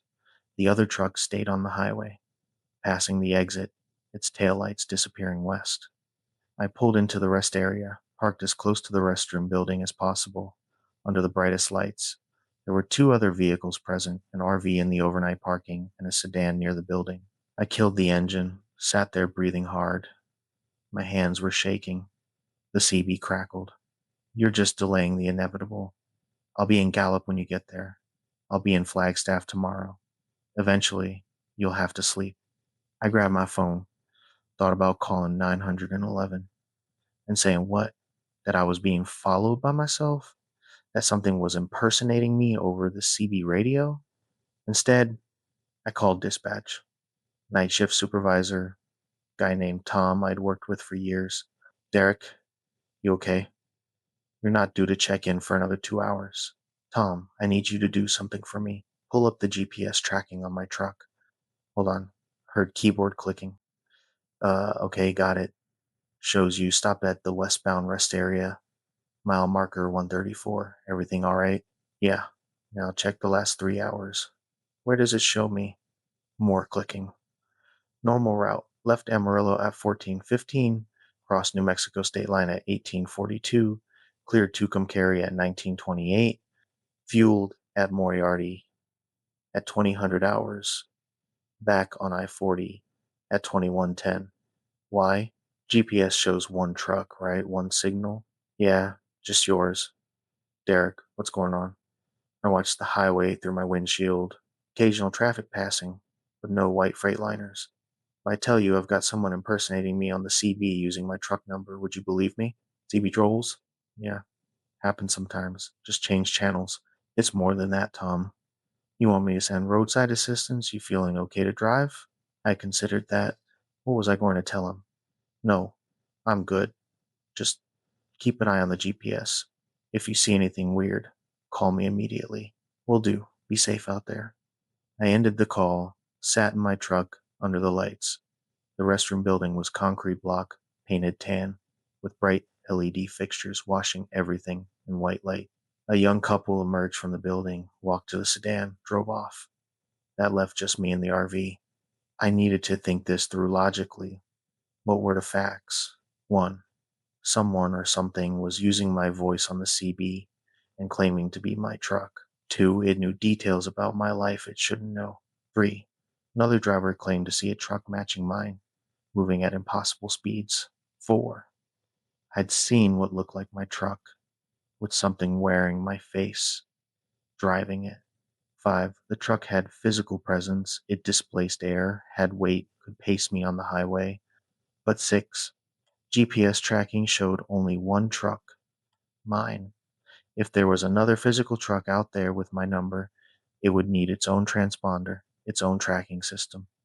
There was no second signal. So either the other truck wasn't real in a way that registers on GPS, or I didn't want to finish that thought. The CB had been quiet since I pulled off. I switched it off completely, pulled the power cord, whatever that thing was. I wasn't giving it another avenue to communicate. I had two choices. I could sit here until sunrise, lose time on my delivery window, but stay safe. Or I could run the last 70 miles to Gallup, stick to populated areas, hope the thing lost interest. My 14-hour clock had 4 hours left. If I sat here for 6 hours until dawn, I'd violate hours of service. That was a personal conviction violation, could affect my CSA score, possibly get me put out of service. But if I kept driving and something happened, a tapping sound on my driver's side window made me jump so hard I hit my head on the roof. It was the RV owner, older woman, maybe 70, wearing a turquoise jacket. She made a rolling motion with her hand. I cracked the window 2 inches. Sorry to bother you, honey, but are you all right? You've been sitting here a while. Yeah, just taking a break. She studied my face with sharp eyes. You look rattled. I've been traveling these roads for 40 years with my husband. God rest him. I know that look. What did you see? I shouldn't have said anything, but something about her, the directness, made me answer. Something that looked like me, driving a truck like mine. She didn't laugh, didn't look skeptical, just nodded slowly. You're heading west? Yeah. Gallup. Don't stop and Gallup. Drive straight through to the Arizona line. There's a truck stop right over the border. Big place, always busy. Get there, park somewhere with lots of people around, and wait for sunrise. That's another 100 miles. I'll run out of hours. Better to run out of hours than run into yourself in an empty parking lot. She glanced west, toward the highway. This area, especially at night, things happen. Things that don't make sense. My husband saw something on this stretch back in '94. Wouldn't talk about it much, but he never drove at night through here again if he could help it. What did he see? A truck that shouldn't exist, carrying a driver who died 3 years earlier, passed him doing 90, and he recognized the driver's face clear as day. She met my eyes. You've got something following you. Don't give it a chance to get ahead of you. Don't give it time to set up and gallop. Just drive through and get to Arizona. She walked back to her RV without waiting for a response. I sat there another 10 minutes, weighing options. Finally, I restarted the truck, checked my mirrors, pulled back onto the interstate. The highway was emptier now, past 2200 hours. Occasional car, a couple of other trucks in the distance. I pushed my speed to 75, the governor limit, wanting to cover ground fast. Mile marker 123, 117, 109. No sign of the other truck. My CB was still powered off, my phone on the dash within easy reach. GPS showed my position, updating normally. Everything was routine except for the adrenaline keeping me wired tight. The exit for Laguna Pueblo came and went. Then Mesita, at mile marker 99, I saw the lights of Grants ahead, the last real town before Gallup. That's when I saw it parked on the shoulder. A white Freightliner Cascadia, flashers on, pulled onto the right shoulder with the hood raised, classic breakdown position, and it had my truck number on the door. I kept my speed steady, moved to the left lane to give it room as I passed, caught a glimpse of someone standing at the front of the truck, looking at the engine, wearing a dark blue jacket. My jacket. It raised one hand, waving for help. I kept driving. In my mirror, I watched it watch me pass. Then it lowered the hood, moved with wrong fluidity, and climbed back into the cab. The flashers went off. The truck pulled onto the highway behind me. Shit, I said aloud. It was coming up fast again, closing distance. I maxed my governor. 75 mph, and it wasn't enough. The thing gained on me like I was standing still. It pulled alongside again, left lane, matching my speed. I didn't look over, kept my eyes locked forward. Derek. The voice came from my phone this time, my own voice coming from my phone's speaker, even though I wasn't on a call. You're being rude. I just needed a jump start. I grabbed the phone, powered it off. The voice continued from the CB, even though the CB was unplugged and powered down. You can't shut me out. I'm already in. I know your route, your schedule, your entire life. I've been watching for weeks. Weeks? Every time you drove through here, I got a little closer, learned a little more. Now I'm ready. Tonight, I become you. And you become unnecessary. The other truck drifted right toward me. I had nowhere to go. Concrete barrier on my right, the other truck on my left. Pull over and let's discuss this like adults, it said, and laughed with my voice. Up ahead, I saw lights. The exit for grants, services, truck stops. I started braking, dropping speed, positioning for the exit. The other truck matched my deceleration, staying alongside, boxing me in. The exit ramp was coming up fast. At the last possible second, I cranked the wheel right, cutting across the gore point, taking the exit at too much speed. My trailer slewed, left tires, howling, but the tandems held. The other truck tried to follow but overshot, locked its brakes, jackknifed across 2 lanes of I-40 inches, a screech of rubber and metal. I didn't look back. Took the exit, ran the stop sign at the bottom, pulled into the Flying J truck stop, and parked under the brightest lights I could find, right in front of the main entrance where people were coming and going. I sat there, engine running, watching my mirrors. Nothing followed me off the highway. After 20 minutes, I finally allowed myself to believe it had worked. I'd lost it, at least temporarily. I went inside, bought coffee I didn't need, talked to the clerk about nothing important, just to hear a normal conversation. When I came back out, I did a complete walk around of my truck, checking every detail, making sure it was really mine. Everything checked out. Real truck, real load, real life. I couldn't stay in Grants. My delivery window was tight. But I followed the old woman's advice. I drove straight through Gallup without stopping, pushed onto the Arizona line, and parked at the first truck stop over the border. The sun was coming up as I shut down. I'd burned my entire 14-hour clock, but I'd made it out of New Mexico, and I didn't see the other truck again. I still run freight, still drive I-40, but I don't drive it at night anymore, not through New Mexico. I'll sit at a truck stop until dawn if I have to, lose time on my schedule, whatever it takes, because that night taught me something. There are things out there that can copy you, not just imitate, actually become you, detail perfect, down to your voice and face and mannerisms. And once they've got you alone in the dark, there's nothing stopping them from taking your place. To any truckers running the Southwest, especially through New Mexico, if you ever hear your own voice on the CB calling from a location you're not at, get to a populated area immediately. Don't try to logic it out. Don't investigate. And whatever you do, don't look directly at the thing driving the truck that looks like yours. Because once you acknowledge it, once you give it that recognition, it knows you've seen it. And that's when it stops playing and gets serious about taking what's yours. If you drive for a living, you've got stories from the road, the weird runs, the encounters you can't explain, the times you had to trust your gut over your GPS, share them in the comments. And if you want more accounts from drivers who've seen things that don't belong on the highway, hit that subscribe button. I share stories every week from people who make their living in motion.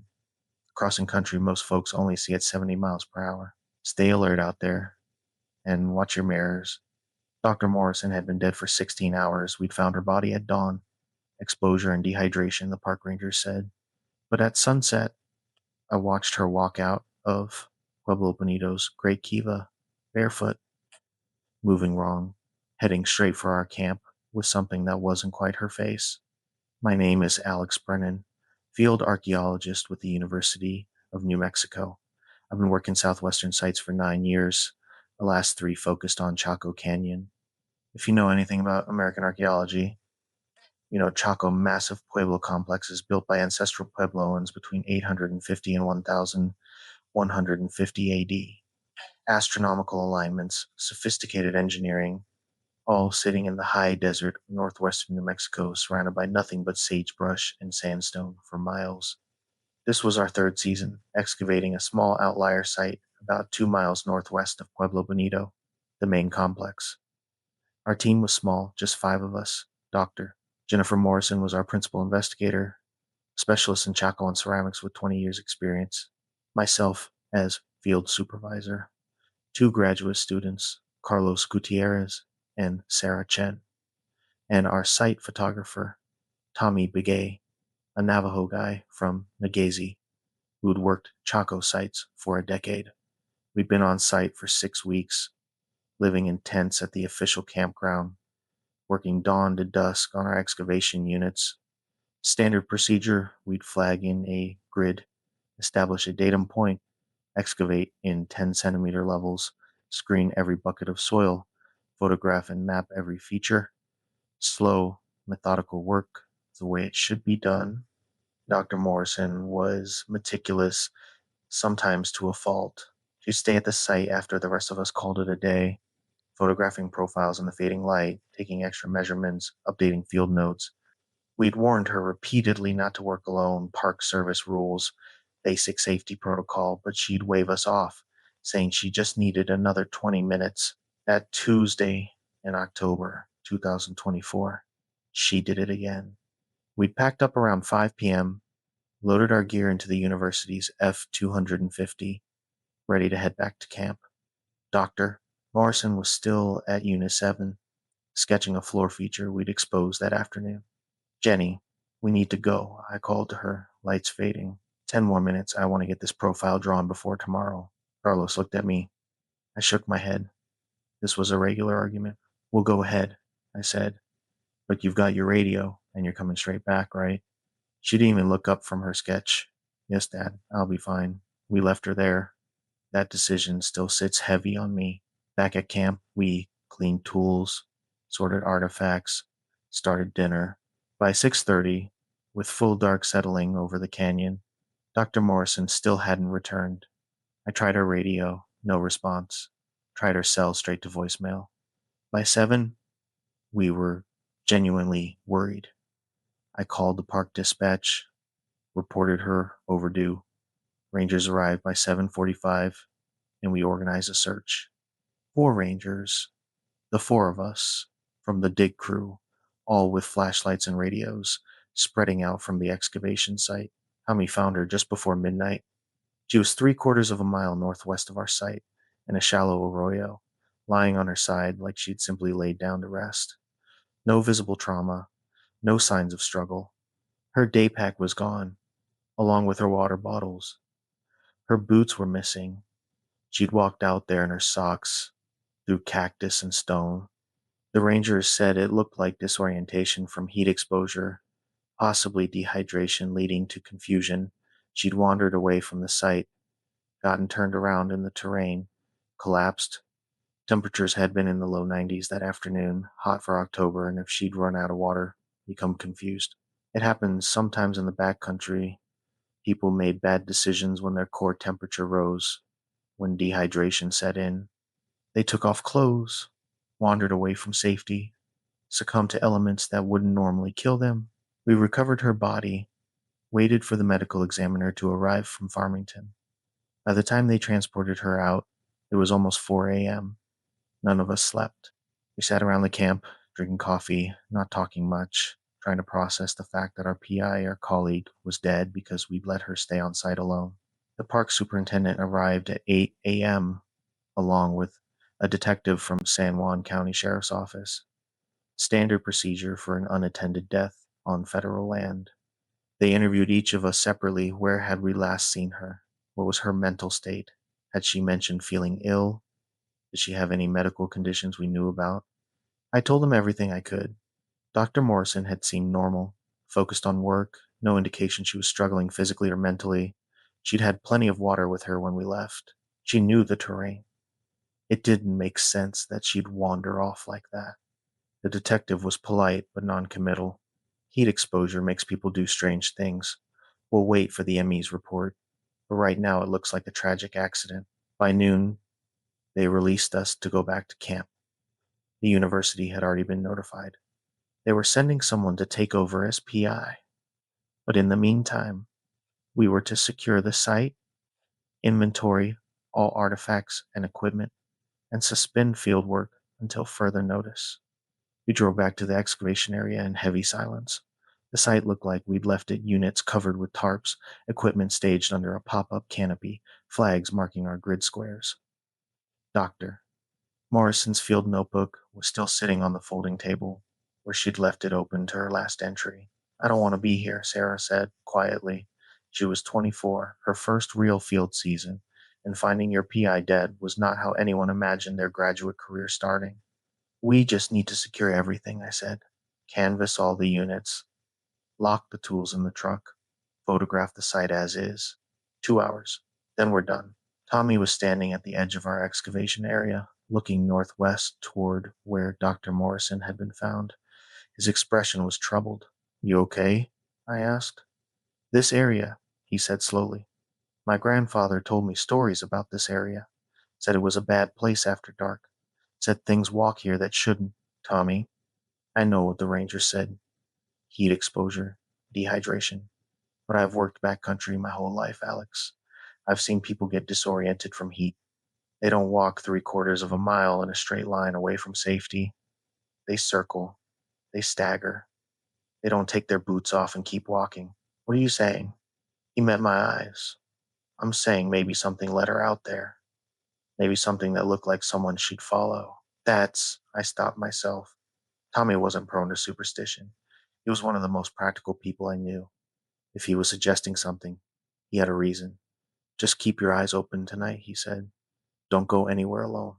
And if you see Dr. Morrison walking around camp, don't assume your mind is playing tricks on you. That should have sounded crazy. Instead, it sounded like a warning I should take seriously. We worked through the afternoon, documenting everything, securing the site. By 5 p.m., we were loading the last tools when Carlos pointed toward Pueblo Bonito, visible about 2 miles southeast. Is someone over there? I looked. Against the dark stone of the ruins, I could see a figure standing near the entrance to the great kiva. Small, lean build, blonde hair. Dr. Morrison's build. Dr. Morrison's hair. That's not possible, Sarah whispered. I grabbed the binoculars from the truck, focused on the figure. Through the lenses, I could see details. Khaki field pants, blue long-sleeve shirt, blonde hair pulled back in a ponytail. Dr. Morrison's field uniform, but the face was wrong. The proportions weren't quite right. The eyes were too far apart, the mouth too wide, and the way she stood too still. Weight distributed wrong, like someone balancing on stilts. That's not her, Tommy said from beside me. He was staring at the figure without binoculars. That's something wearing her. As we watched, the figure started walking, not toward us, but along the wall of Pueblo Bonito, moving with a strange gait, two smooth feet not quite articulating right. It reached the corner of the structure and disappeared from view. Pack up, I said. Right now. We're leaving. Alex, Carlos started. Now, everyone in the truck. We threw the remaining gear in the bed, climbed into the cab. I started the engine, turned us around, headed for the main road. In my rear view mirror, I could see the figure had reappeared, now standing in the middle of the access road behind us, watching us leave. It's following us, Sarah said, voice shaking. We're in a truck. It can't. The figure started running, not jogging, sprinting, moving faster than any human should move, especially across rough terrain and failing light. It was closing the distance. I pushed the accelerator down.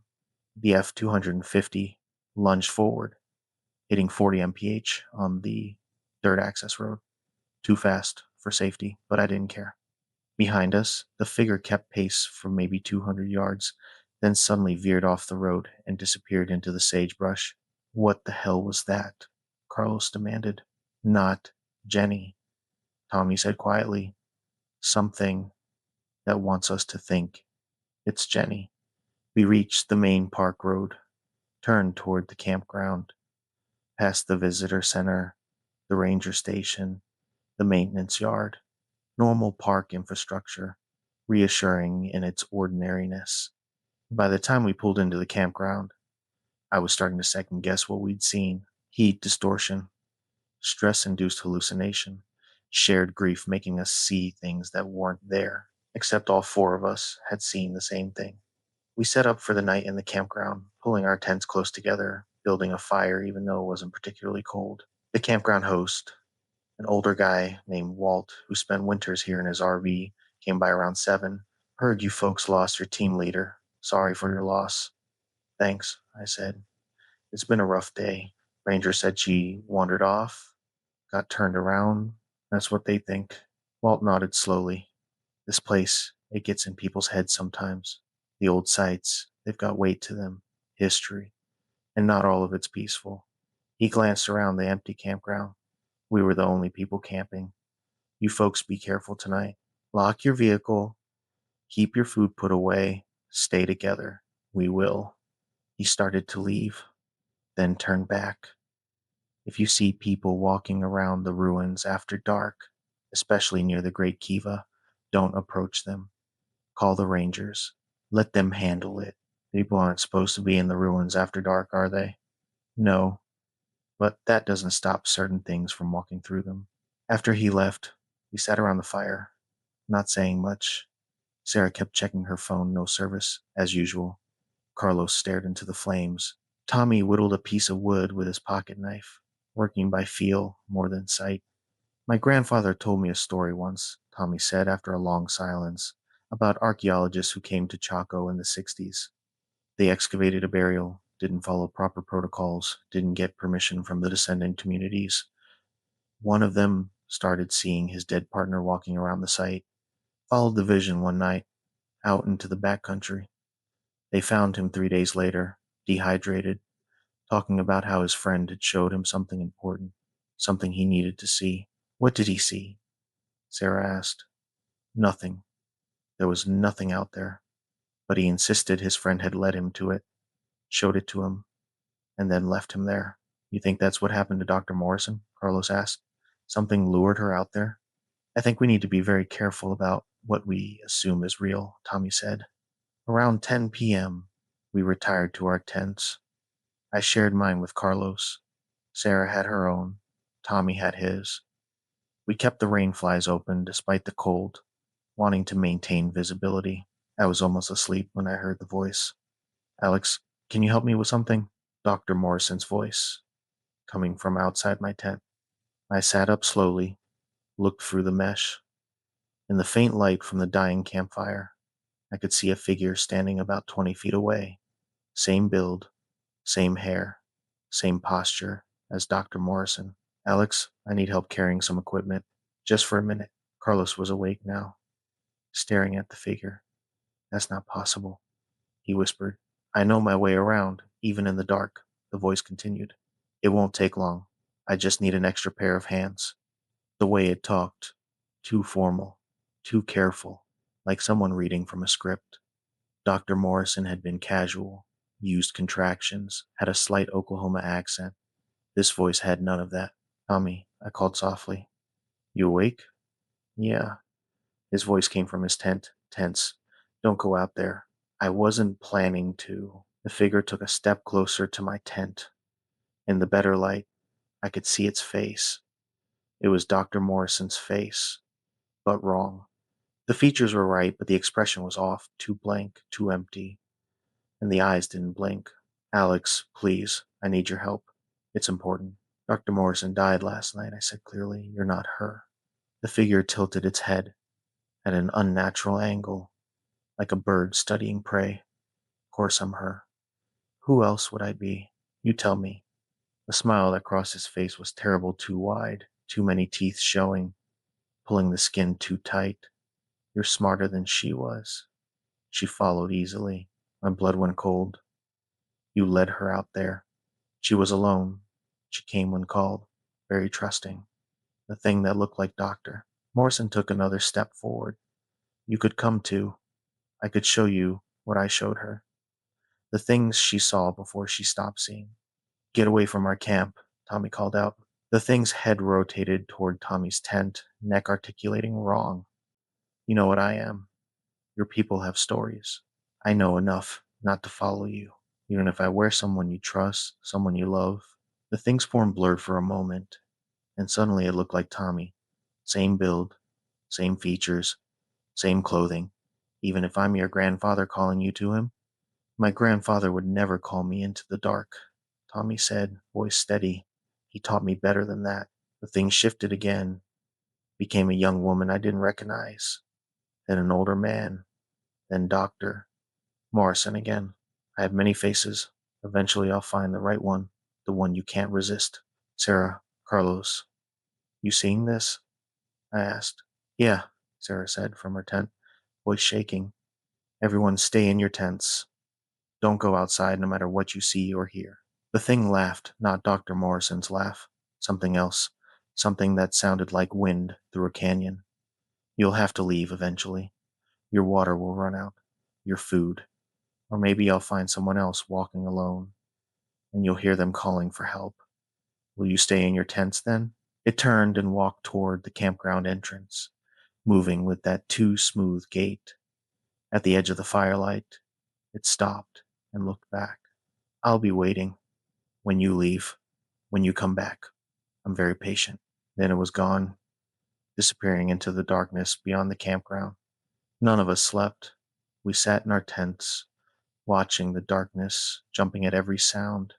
Once, around 2 a.m., we heard footsteps circling the camp, but nothing appeared in the firelight.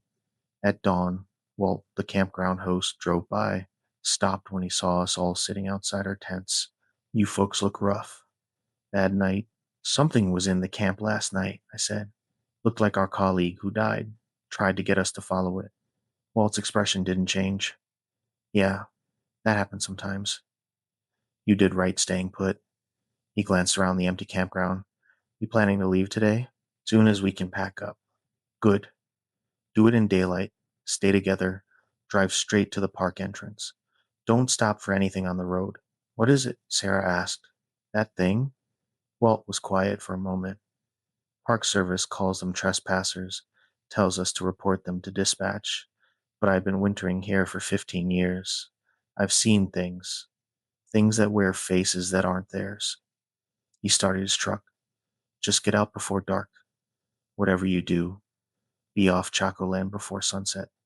We packed in record time, stuffing gear into bags without any organization, just wanting to be mobile.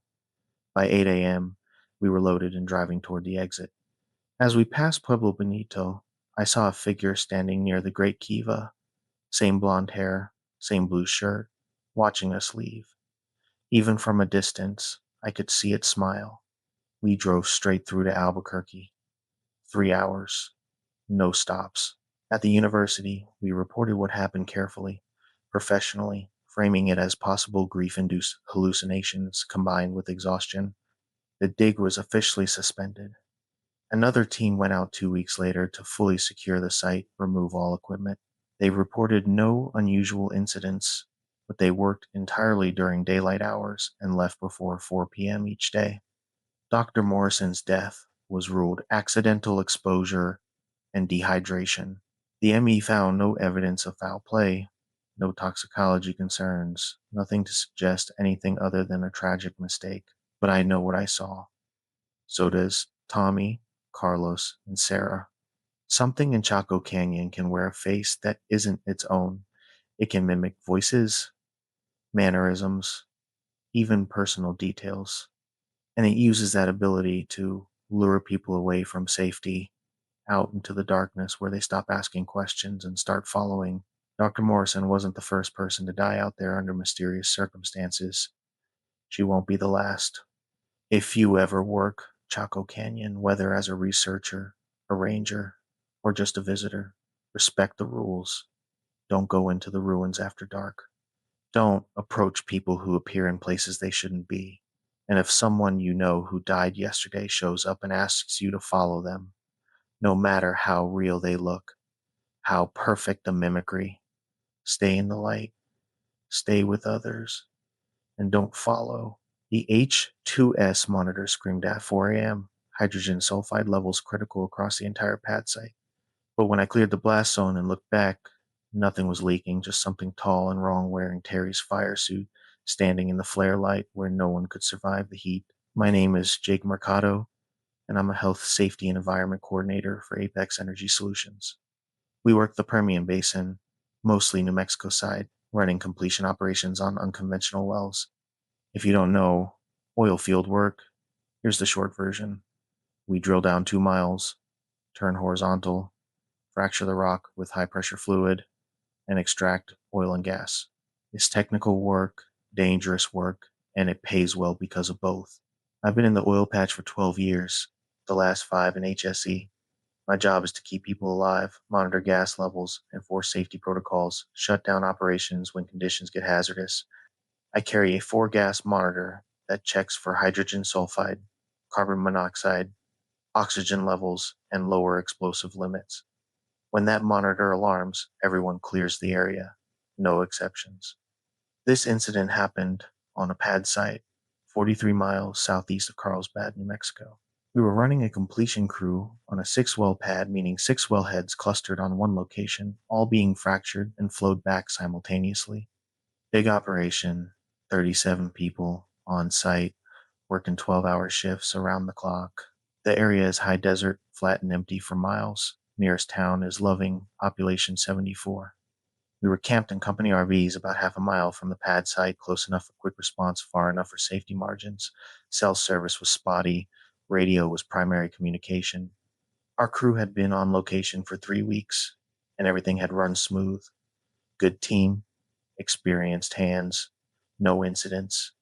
The company man was a guy named Terry Voss, 48 years old, been in the patch since he was 19, knew his job inside and out. Terry and I worked closely together. He trusted my safety calls. I trusted his operational judgment. That Tuesday night in November 2024, we were flowing back well 4. The well had been fractured 3 days earlier and was now producing oil, gas, and flowback water. Normal operations. I was doing my midnight walkthrough, checking gas monitors at designated stations around the pad.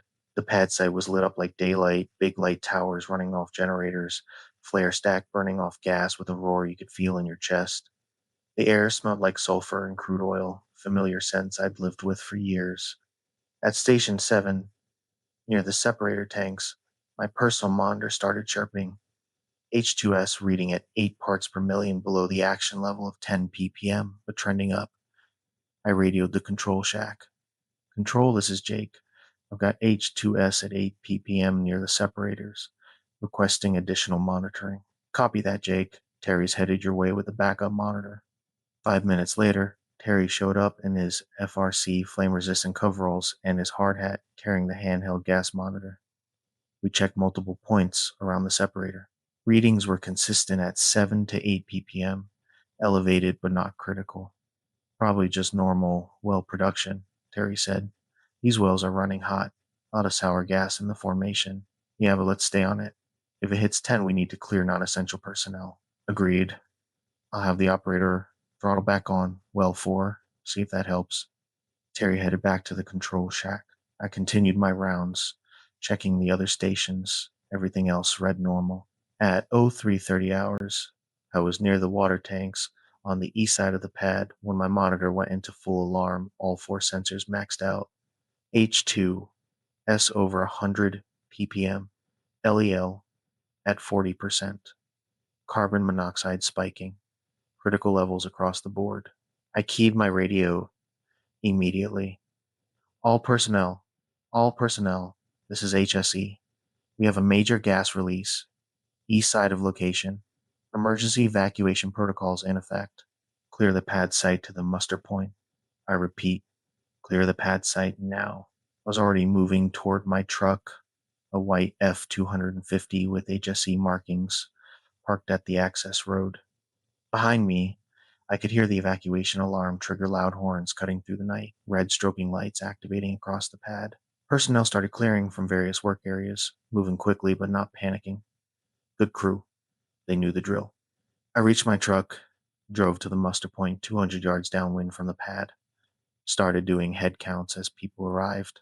The whole crew should have been 37, total 22 on the pad for night shift, 15 in the RV camp on their off hours. We got to 36. Terry was missing. Anyone have eyes on Terry? I called out. He was in the control shack last I saw him. One of the operators, a guy named Luis, shook his head. He left the shack about 10 minutes ago, said he was going to check the flare stack. Haven't seen him since. The flare stack was on the west side of the pad, opposite from where my monitor had alarmed.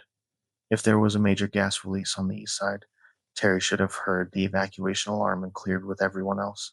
Unless he was incapacitated, H2S at high concentrations knocked you down fast, 1 or 2 breaths, and you were unconscious. Luis, you're acting site supervisor. Keep everyone at the muster point. I'm going back in with SCBA to find Terry. Jake, if the gas levels are that high, I know. That's why I'm using air. I pulled the self contained breathing apparatus from my truck, checked the pressure gauge, full bottle, 30 minutes of air. Strapped it on, pulled the face mask tight, activated my personal locator beacon. The pad site was still lit up, but it felt different now. Empty, alien, the equipment running, unattended. The flare stack roared overhead, burning off gas in a column of orange flame 30 feet high. The heat was intense, even from 50 yards away. My gas monitor was still maxed out, alarms screaming. But as I moved closer to the separators where the release should have originated, the readings started dropping. 70 ppm, 50, 30. That didn't make sense. If we had a major release, the levels should be consistent across the area, should be building, not dissipating as fast. At the separator tanks, I found nothing. No visible leak, no failed connections, no damaged equipment. Everything was sealed and functioning normally. The H2S levels here were actually lower than they'd been on my earlier check 5 ppm. False alarm, equipment malfunction, but my monitor had 4 separate sensors, all calibrated and bump tested daily. The odds of all 4 failing simultaneously in a way that mimicked a major release were astronomical. I keyed my radio. Control shack, this is Jake. I'm not finding any source for the gas release. Readings are normal across the east side. Can you confirm any process upsets? No response. Control, do you copy? Static then. Jake, this is Terry. I'm at the flare stack. I need you to come here. I found something. Terry's voice, clear and calm, but something felt wrong about it. The phrasing was too formal, the tone too flat. Terry, what's your status? Are you injured? No, but I found something you need to see. At the base of the flare stack. Terry, we have an evacuation in progress. You need to clear to the muster point. This can't wait. You need to see this now. I started moving toward the flare stack, scanning for Terry's location. The stack was 100 feet tall, the flare at the top burning at around 1800 degrees Fahrenheit. The radiant heat made it impossible to approach within 50 feet. That's when I saw him. Terry was standing directly under the flare, maybe 20 feet from the base of the stack. He was wearing his fire suit, the aluminized proximity gear we use for emergency responses near fire. But even with that protection, you couldn't stand that close to an active flare. The heat would cook you through the suit. Terry, back away from the flare. You're too close. He didn't move, just stood there, face shield reflecting the orange light. Terry, respond. Are you okay? The figure turned toward me, slowly, joints moving wrong like a marionette on strings. Come closer, Jake. I want to show you what I found. That wasn't Terry's voice anymore. It was close, but the inflection was off, the accent slightly wrong. Terry had a West Texas drawl. This voice had no accent at all. Identify yourself, I said, hand moving to the emergency radio on my chest. The figure tilted its head. I'm Terry. You know me. We've worked together for months. Terry wouldn't stand under an active flare. I'm protected. See? It gestured at the fire suit. The suit keeps me safe. No suit could protect against that heat at that distance. I had seen thermal imaging of flare stacks during my training. The ground temperature directly under a flare was over 500 degrees. Terry should have been on fire. The thing wearing Terry's fire suit took a step toward me. In the flare light, I could see details through the face shield. The features were right: Terry's weathered face, his gray beard, his blue eyes, but the expression was wrong. Too blank, and the eyes didn't track right, didn't focus on me so much as through me. Something's wrong with you, I said, backing away slowly. Nothing's wrong. I just need you to come closer. There's something in the flare you need to see. There's nothing in a flare except fire. Oh, but there is so much more. The heat opens things, Jake. Opens doors. I can show you. My training was screaming at me to clear the area, get back to the muster point, account for the real Terry, but I needed to understand what I was looking at. If you're Terry, tell me what. Well, we're flowing back. The figure stopped advancing. Well, four. What's my truck number? HSE1. What did we have for lunch yesterday? Pause. Longer than it should be. Sandwiches. Wrong. We didn't eat together yesterday. You worked day shift. I worked nights.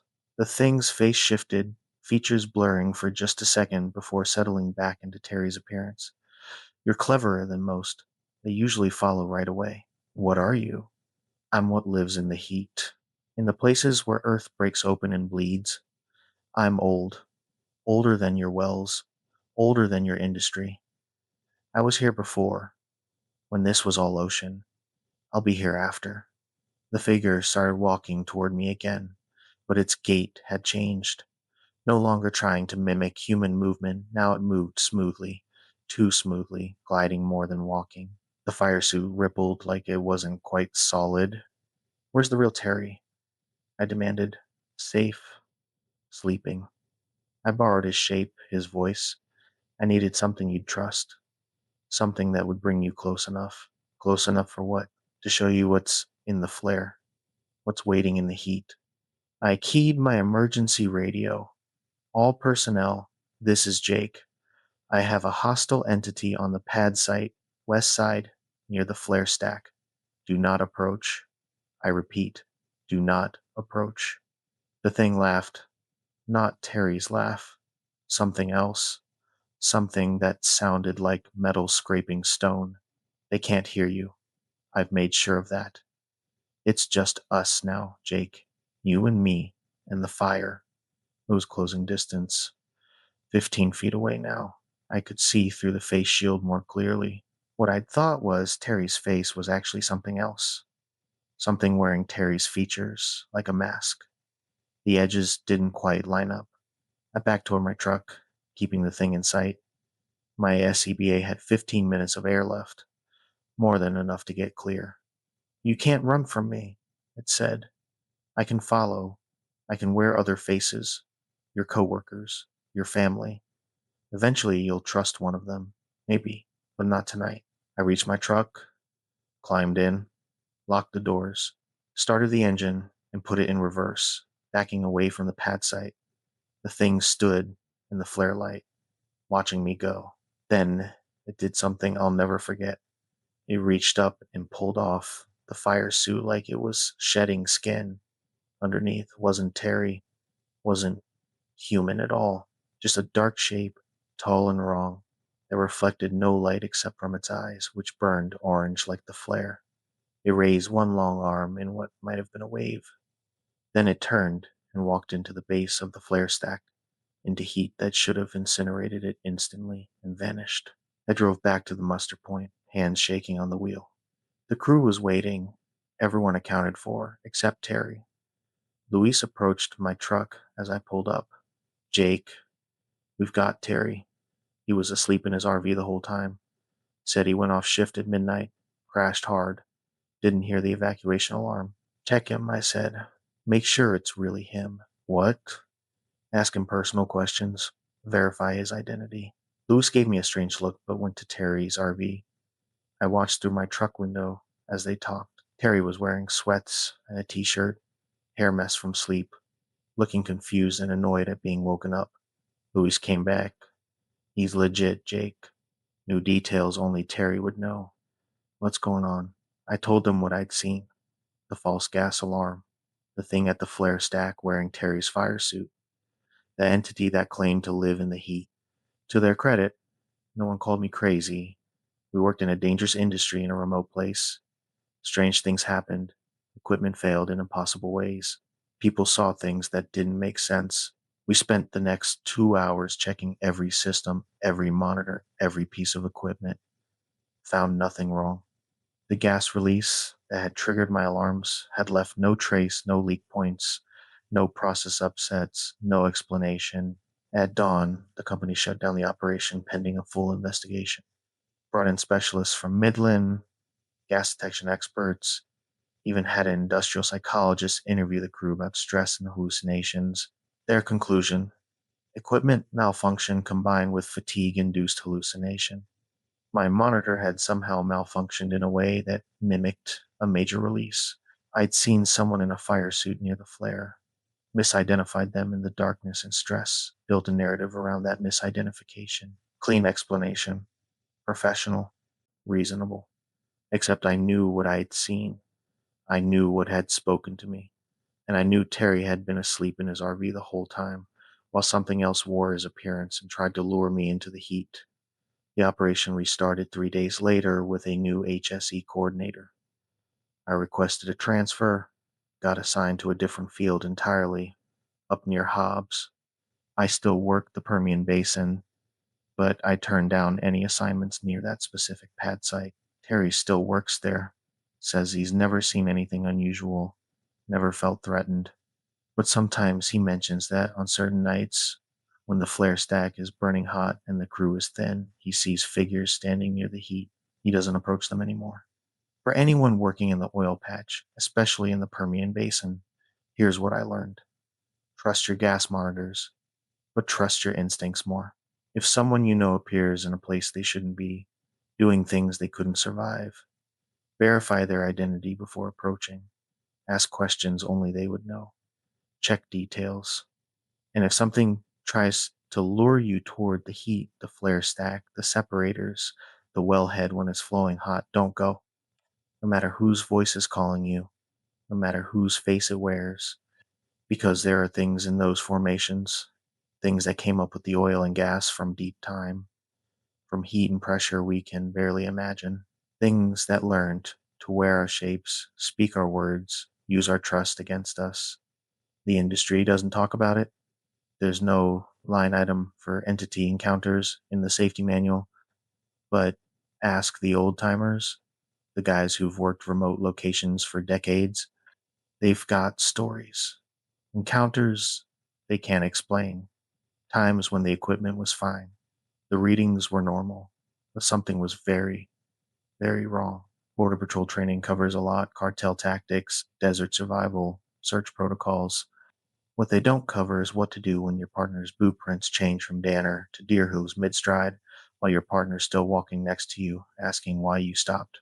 I'm Agent Rachel Cordova, U.S. Border Patrol, assigned to the Lordsburg Station in southwestern New Mexico. I've been with the agency for 7 years, the last 4 working the Boot Heel region, that strange appendage of New Mexico that drops south between Arizona and the Texas Panhandle. It's rough country, remote as hell, and it keeps you sharp. Most people think Border Patrol only works the southern border with Mexico. That's the high traffic area, sure. But we also work the backcountry, the areas between ports of entry where smugglers and illegal crossers try to slip through. In the Boot Heel, you're dealing with Chihuahuan Desert, mountain ranges, and terrain that'll kill you if you're not prepared. My partner that December was Agent Kevin Sosi, transferred in from the Shiprock Station up north. Navajo guy, early 30s, former Army infantry with a deployment to Afghanistan. Solid agent, good tracker, didn't talk much but knew his job. We'd been partnered for 6 months and worked well together. This happened on a Tuesday, December 3rd, 2024. We were running a patrol on the east side of the Animas Mountains, checking for sign tracks, trash, cut fence, anything indicating traffic through the area. Standard patrol, 2 agents in a four-wheel drive Chevy Tahoe marked with Border Patrol livery. We left the station at 0600 hours, right at dawn. Temperature was 38 degrees, clear sky, light wind from the west.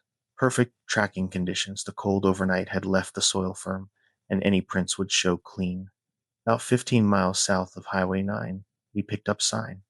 Fresh tracks, multiple subjects heading north.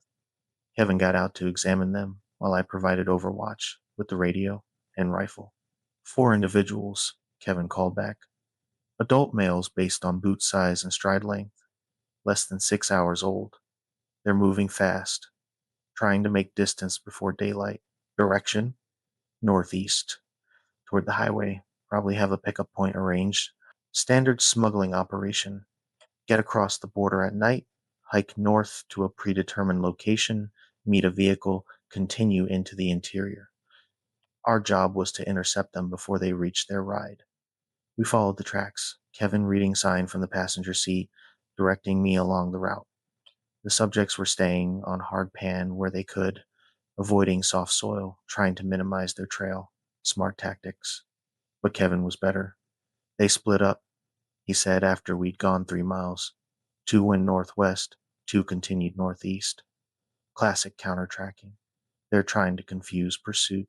Which group do we follow? Northeast pair. They're moving more purposefully. The other 2 are decoys, probably circling back to Mexico. We stayed on the northeast track. The subjects had crossed through a barbed wire fence, leaving boot prints and fabric snags on the wire. Kevin photographed the sign with his phone, uploaded it to the database. If we caught them, the evidence trail was documented. At mile marker 7 from our initial sign cut, Kevin told me to stop. He got out, knelt next to a print, studied it for a long moment. What do you got? I asked through the open window. Print sequence is wrong. He stood up, walked forward 20 feet, knelt again. Rachel, come look at this. I secured the vehicle, grabbed my rifle, a department-issued M4, and joined him.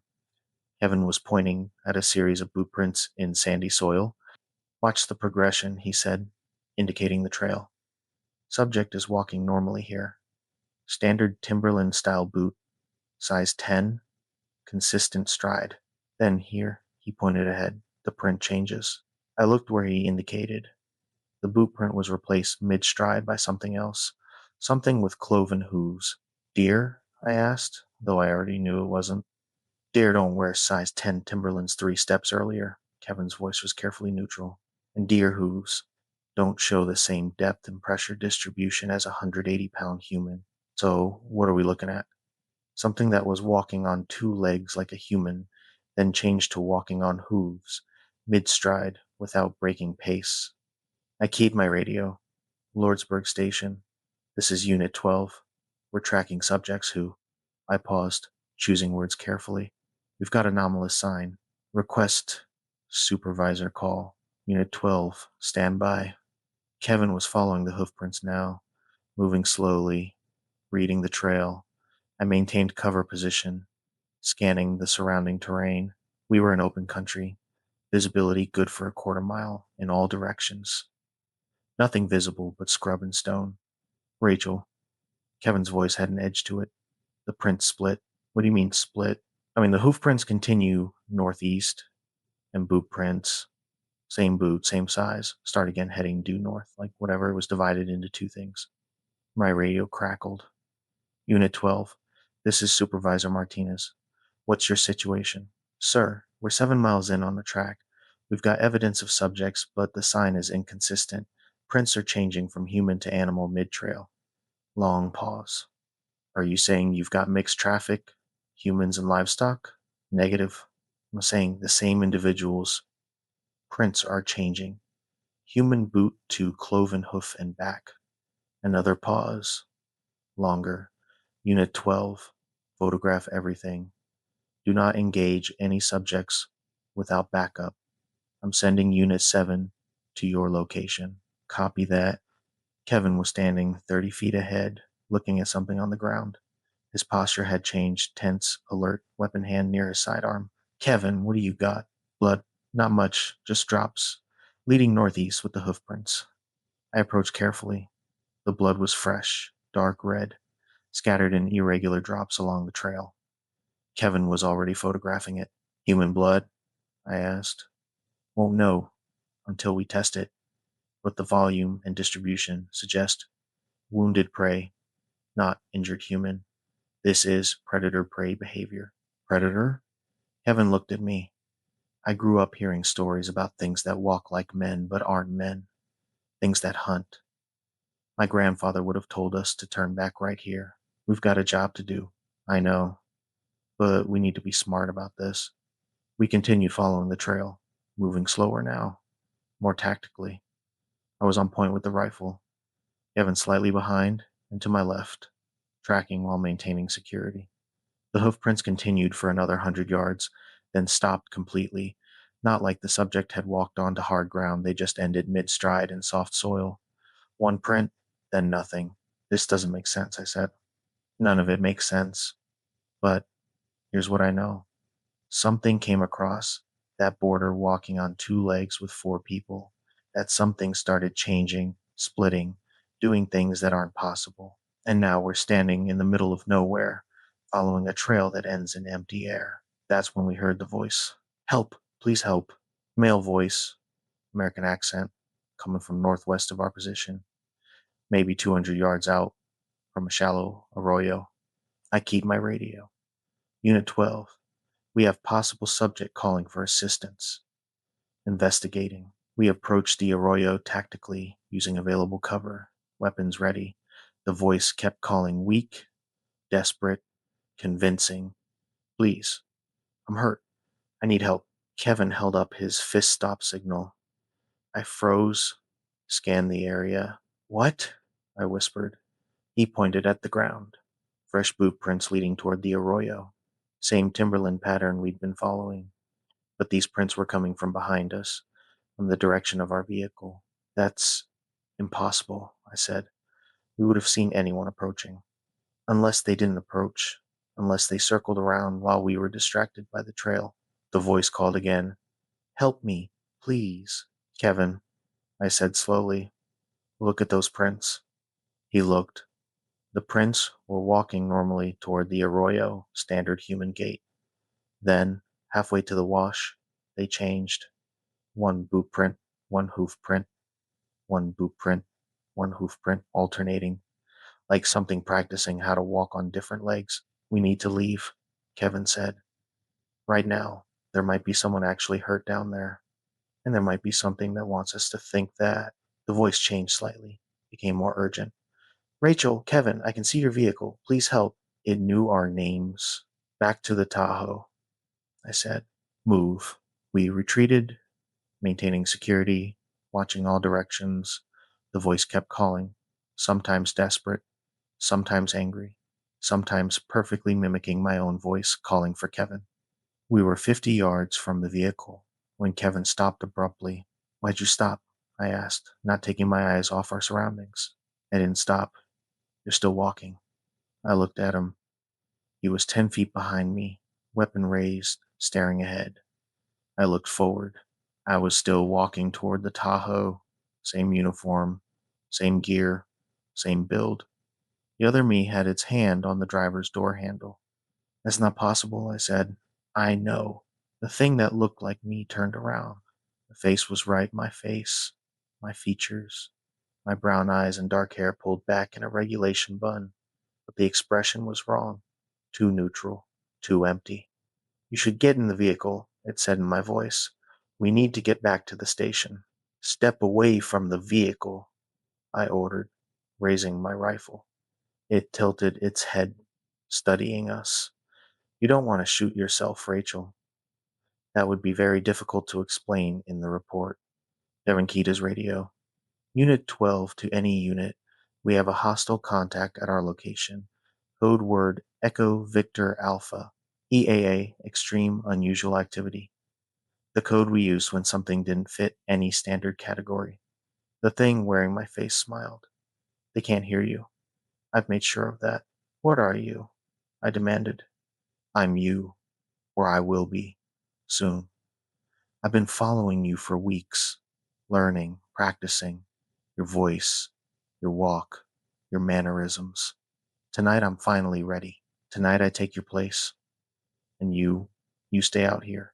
It opened the driver's door, started to get in. I fired a 3 round burst into the engine block. The Tahoe's hood jumped as rounds punched through metal. The engine hissed and died. The thing looked at me, still wearing my face. That was unnecessary. Step away from the vehicle. It complied, moving with that too smooth gait. You've made this more difficult. Now I'll have to walk back to the station. But that's fine. I'll arrive tired, shaken, explaining how my partner attacked me, how I barely escaped. They'll believe me. I'm you, after all. Kevin fired twice, center mass. The rounds hit the thing squarely. It staggered back but didn't fall, didn't bleed. Bullets won't work, it said. I'm not really here. Not in the way you understand. I'm a reflection, a projection, a memory of you that wants to become real. Skinwalker, Kevin said quietly. The thing's face, my face went cold. Don't speak that word. You know better, Sosie. You can't have her. Traditional protections still work. Salt, sage, turquoise. She's wearing turquoise earrings right now. The thing's eyes flicked to my ears. I was indeed wearing turquoise studs. A gift from my grandmother. Clever, it hissed. But there are others. Other agents. Other faces I can wear. You can't protect everyone. Behind the thing, I saw Unit 7 approaching Agent Wilson and Agent Pack in their Tahoe, coming up the access road with lights on. The thing that looked like me turned, saw them coming, and its form started to blur. The edges became indistinct, the features shifting rapidly, my face, then Wilson's face, then Pack's, then something else entirely, something with too many teeth. This isn't over, it said in a voice that was no longer human. I'll find you again when you're alone, when you're vulnerable, when you've forgotten to wear protection. It stepped sideways and simply ceased to exist. Not running, not hiding, just gone, like switching off a light. Kevin and I stood there, weapons raised, scanning for threats until Unit 7 pulled up. Wilson got out, took one look at our faces, the damaged Tahoe, and the empty desert around us. What happened? We told them everything. The changing prints, the voice calling for help, the thing that wore my face. To their credit, they didn't laugh or suggest we'd lost it. This is the third report this month from the Boot Heel region, Wilson said quietly. Command's been keeping it quiet, but agents have been seeing things, tracks that don't make sense, voices calling from empty desert, things that look like people but aren't. Why didn't they tell us, I asked. Because there's no protocol for it, no way to report it officially without sounding crazy. So they just warn people to work in pairs, stay alert, get off the land at dark. We were extracted back to the station, where we spent 6 hours being debriefed. Our Tahoe was towed in, logged as mechanical failure. The photographs Kevin had taken showed the boot to hoof transition clearly, but Command filed them under evidence requiring further analysis and locked them away. I was offered trauma counseling. I declined. I wasn't traumatized. I was educated. Kevin and I still work together, still patrol the boot heel, but we follow new rules now. We wear traditional protections, turquoise, sage bundles in our pockets, salt in our patrol bags. We don't respond to calls for help unless we can verify the source. We don't follow tracks that change mid-stride, and we never, ever work alone after dark.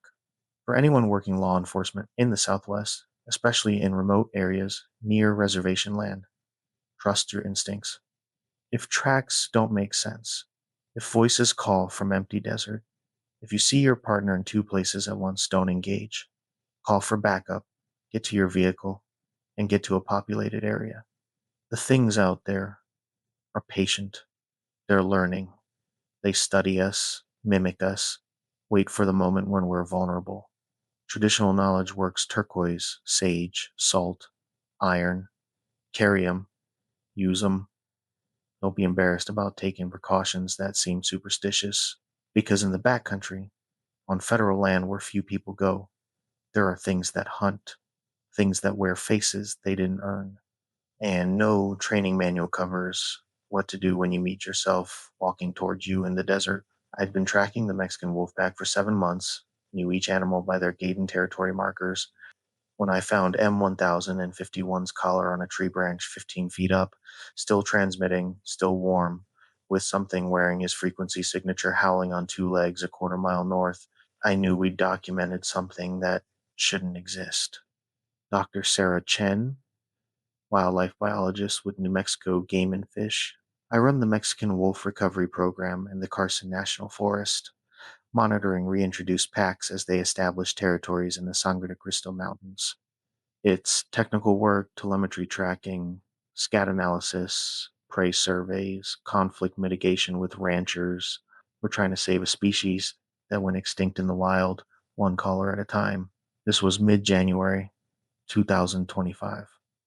Deep winter in the high country, snowpack at 43 inches, temperatures bottoming out at 8 degrees Fahrenheit overnight. Perfect tracking conditions if you could handle the cold. I was working solo that Tuesday, running telemetry on the Lobo Peak Pack 5 wolves, all collared, all monitored daily. My truck was parked at the Forest Road terminus, and I was 2 miles in on snowshoes, following a drainage that the pack used as a travel corridor. The telemetry receiver picked up M1051 signal strong and clear mortality mode, which meant the collar hadn't detected movement in 4 hours. Standard protocol: locate the signal, document the site, determine cause of death, recover the collar. Except when I reached the signal source, there was no wolf, just the collar, hanging from a ponderosa pine branch 15 feet off the ground, swaying slightly in the wind. The leather strap was intact, not chewed through or broken.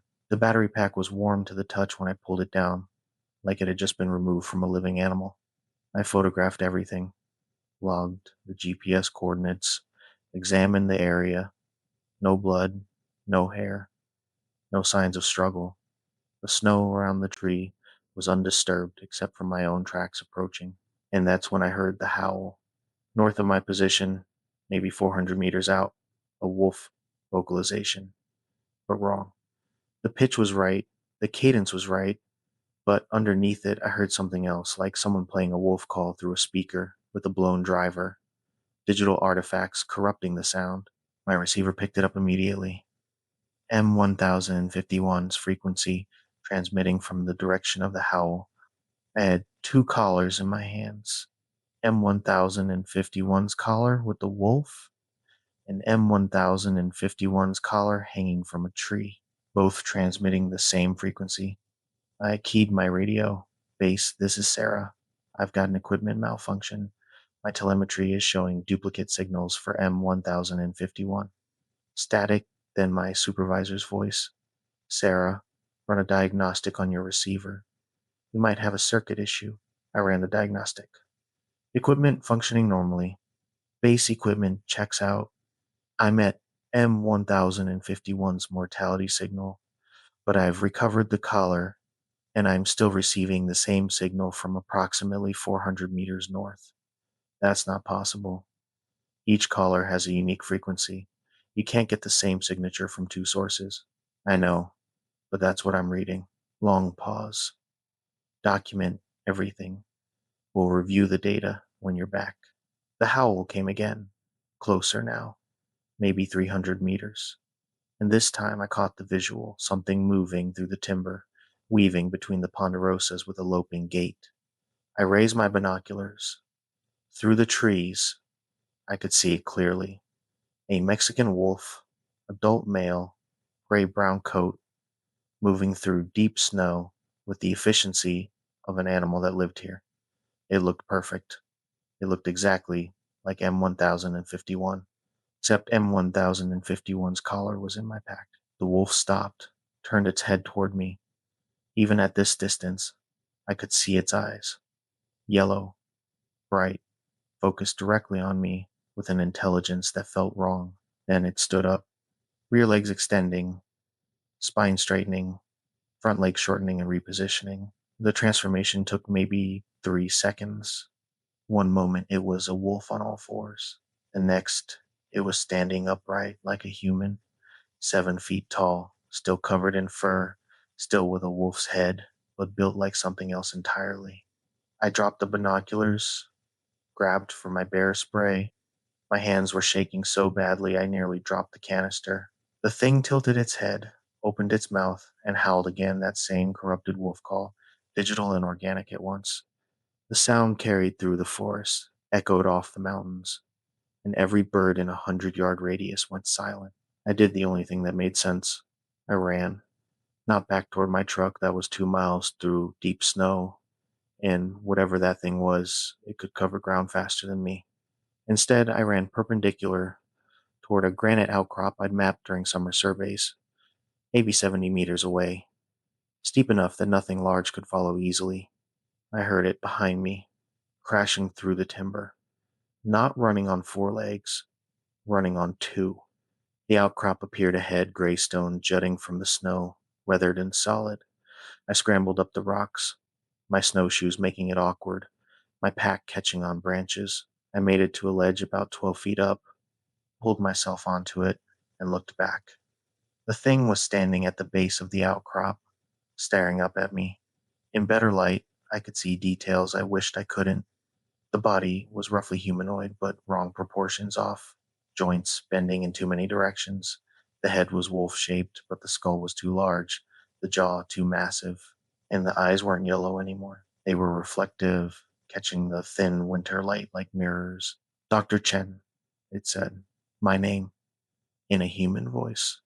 Clear, articulate, completely wrong coming from that mouth. I've been listening to your radio calls for months, learning your voice, your patterns, your protocols. You talk to yourself when you're tracking. Did you know that? You narrate your observations, practice your field reports. Very helpful. I fumbled for my radio. Base, I have an emergency situation. They can't hear you, the thing interrupted. I'm transmitting on your frequency. White noise. They just hear static. It was right. My radio was outputting nothing but distortion. What are you? I managed to ask. I'm what M1051 became when he wandered too close to the old places, the sacred sites your maps mark but your species no longer understands. He was weak, dying from mange. I offered him a choice: die slowly or become something else. He chose transformation. That's not possible. Wolves don't. Species don't just. Your science is very certain about what's possible, but your science only measures what it can see, what it can quantify. There are older rules, older transformations. Your ancestors knew about them, and they forgot. The thing started climbing, not scrambling like I had, but moving with deliberate precision, finding holds that shouldn't support something that size, ascending with impossible grace. I backed further along the ledge. Behind me was a narrow crack in the rock face, maybe 18 inches wide, leading deeper into the outcrop, too small for something 7 feet tall. I squeezed into the crack, turned sideways, worked my way deeper. The rock was cold even through my layers, the space tight enough to make breathing difficult, but I kept moving. The crack opened into a small cavity, maybe 6 feet across, barely tall enough to crouch in, a natural shelter formed by ancient fractures in the granite. I pulled out my headlamp, switched it on. The light revealed something that stopped my breath. The walls were covered in petroglyphs, not modern graffiti, ancient rock art pecked into the stone with stone tools. The images showed wolves, humans, and things that were both and neither. Transformation sequences, ceremonies, warnings, and in the center of the largest panel, someone had carved a date: 1924. Below it, in careful English, do not track the wolves after dark. They are not what they were. J.T. My radio crackled. Not static this time. A voice.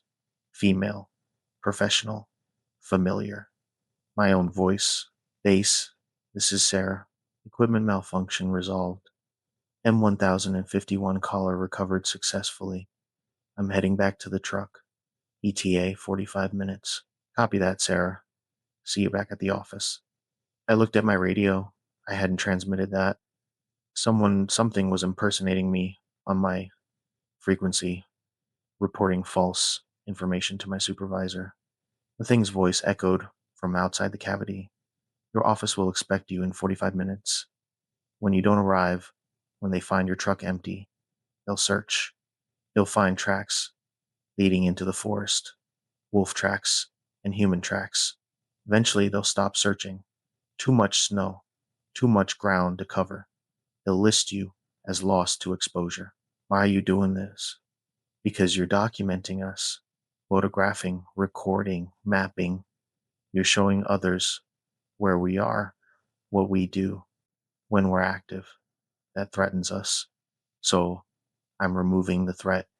I checked my pack frantically. Satellite messenger, I could trigger an SOS, send my exact coordinates. I pulled it out, activated the emergency beacon. Error. No signal.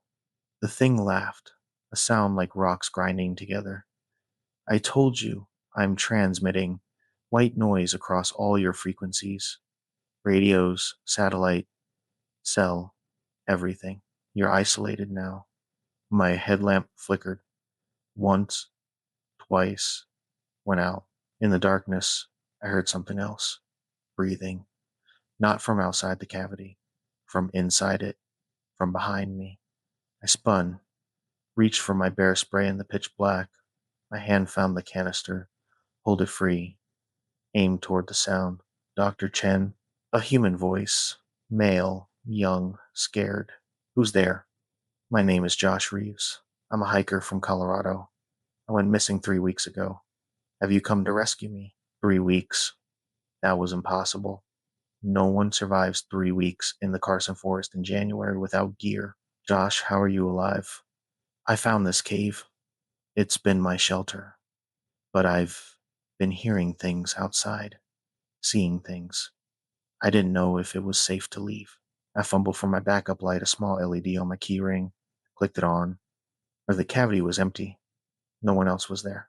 Josh? I called out.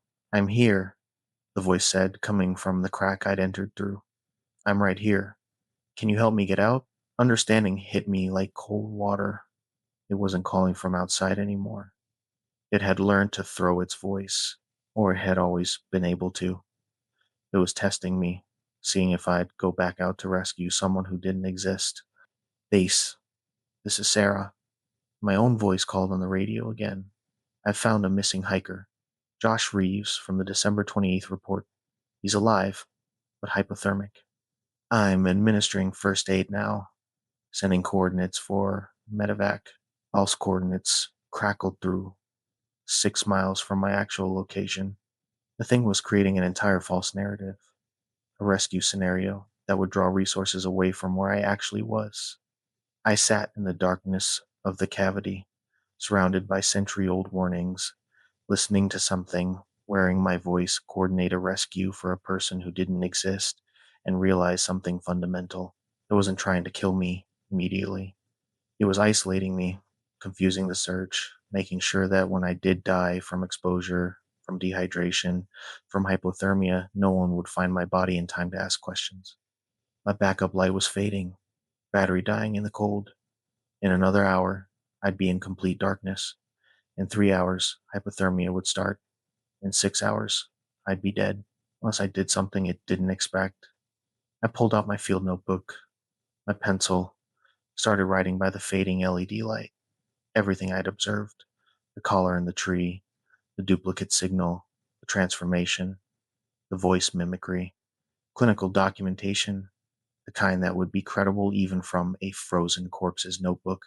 If they found my body, at least they'd have this. I wrote for 20 minutes until my hands were too cold to hold the pencil, until the LED finally died and I was in absolute darkness. And then I heard something I didn't expect. Helicopter rotors, distant but getting closer. A search helicopter, running a grid pattern, sweeping the forest. The thing outside made a sound: frustration, anger, something primal that echoed through the rock. No, it said in my voice. No, this isn't right. They shouldn't be here yet. I risked calling out, help! I'm in the rocks. The rotors got closer. Spotlight beams swept through the trees, visible through the crack in the stone. "Shut up," the thing hissed. "Shut up or I'll kill you now." I screamed louder. The helicopter swung toward my location, spotlight painting the outcrop in harsh white light. I heard voices on loudspeakers, commands to stay visible, that rescue was incoming.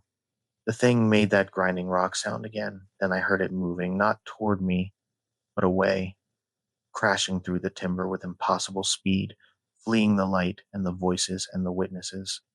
3 hours later, I was in the hospital in Taos, being treated for moderate hypothermia and severe dehydration. The rescue crew said they'd gotten a call from a local rancher who'd heard my emergency beacon, said it had been transmitting for hours on a frequency his old ham radio picked up. I hadn't activated any beacon. My satellite messenger had shown no signal, but somehow the SOS had gotten through. The rancher, a guy named Thomas Begay, came to visit me the next day. Elderly Navajo man, must have been in his 80s, wearing turquoise and silver. "Your equipment didn't fail," he said quietly. "The interference was real. But old technology sometimes works when new technology doesn't. My grandfather's ham radio from 1952, it picks up things that modern equipment can't. How did you know to look for me?" "I didn't. But when I heard your beacon, I recognized the pattern. The same pattern that went out in 1924 when Joseph Thorne went missing. The last biologist who tracked wolves in Carson Forest. The one who carved that warning you found. He survived for 3 days, long enough to tell people what he saw, long enough to be called crazy, long enough to warn people not to track the wolves after dark. I checked out of the hospital the next day against medical advice, wrote my report carefully, equipment malfunction, became disoriented in severe weather, took shelter in rock formation, rescued successfully, professional language, nothing about transformations or voice mimicry or things that weren't wolves anymore. But I attached a recommendation: suspend all wolf tracking operations in Carson National Forest between sunset and sunrise, refit all collars with additional backup transmitters, implement mandatory two-person teams for all field work. The recommendations were approved without question. I still work the Mexican wolf recovery program, but I don't work alone anymore. I don't track after dark. And I carry Thomas Begay's grandfather's ham radio in my pack, modified to trigger emergency beacons on frequencies that existed before digital encryption, before satellite networks, before things learned to transmit white noise. Because in the high country, among the old places where wolves were reintroduced to land they'd been erased from, something else came back too. Something that remembered when the boundary between wolf and human wasn't as fixed as we like to believe. If you work wildlife biology, especially with reintroduction programs on traditional lands, take this seriously. Respect the old boundaries. Don't assume modern technology makes you safe. And if your tracking collar shows up empty while still transmitting, don't follow the signal. Because what's wearing the frequency might not be what you collared. The lost hiker cell ping put him at the Meadow Creek Trail Junction, hypothermic and immobile, according to his last text. We found him there at 0200 hours, right where the GPS said, but the real hiker was 6 miles south, and what we'd loaded into the litter was already changing shape by the time we reached the first switchback. My name is Marcus Webb. I'm a volunteer with Grant County Search and Rescue, certified EMTB, and I've run over 40 missions in the Gila Wilderness.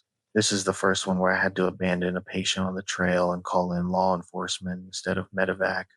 Let me back up. The call came in Tuesday evening, January 7th, 2025. Male hiker, age 26, failed to return from a day hike in the Gila. His girlfriend reported him overdue at 1800 hours. Last known position was the West Fork Trail, planning to summit Mogollon Baldy and return by nightfall. Standard missing hiker scenario, except for one detail. He'd sent a text at 1930 hours saying he was injured, couldn't walk, and was sheltering at Meadow Creek Junction. Cell ping confirmed the location. Temperature was dropping to 22 degrees. We had a time-sensitive rescue. Our team assembled at the Gila Visitor Center by 2000 hours.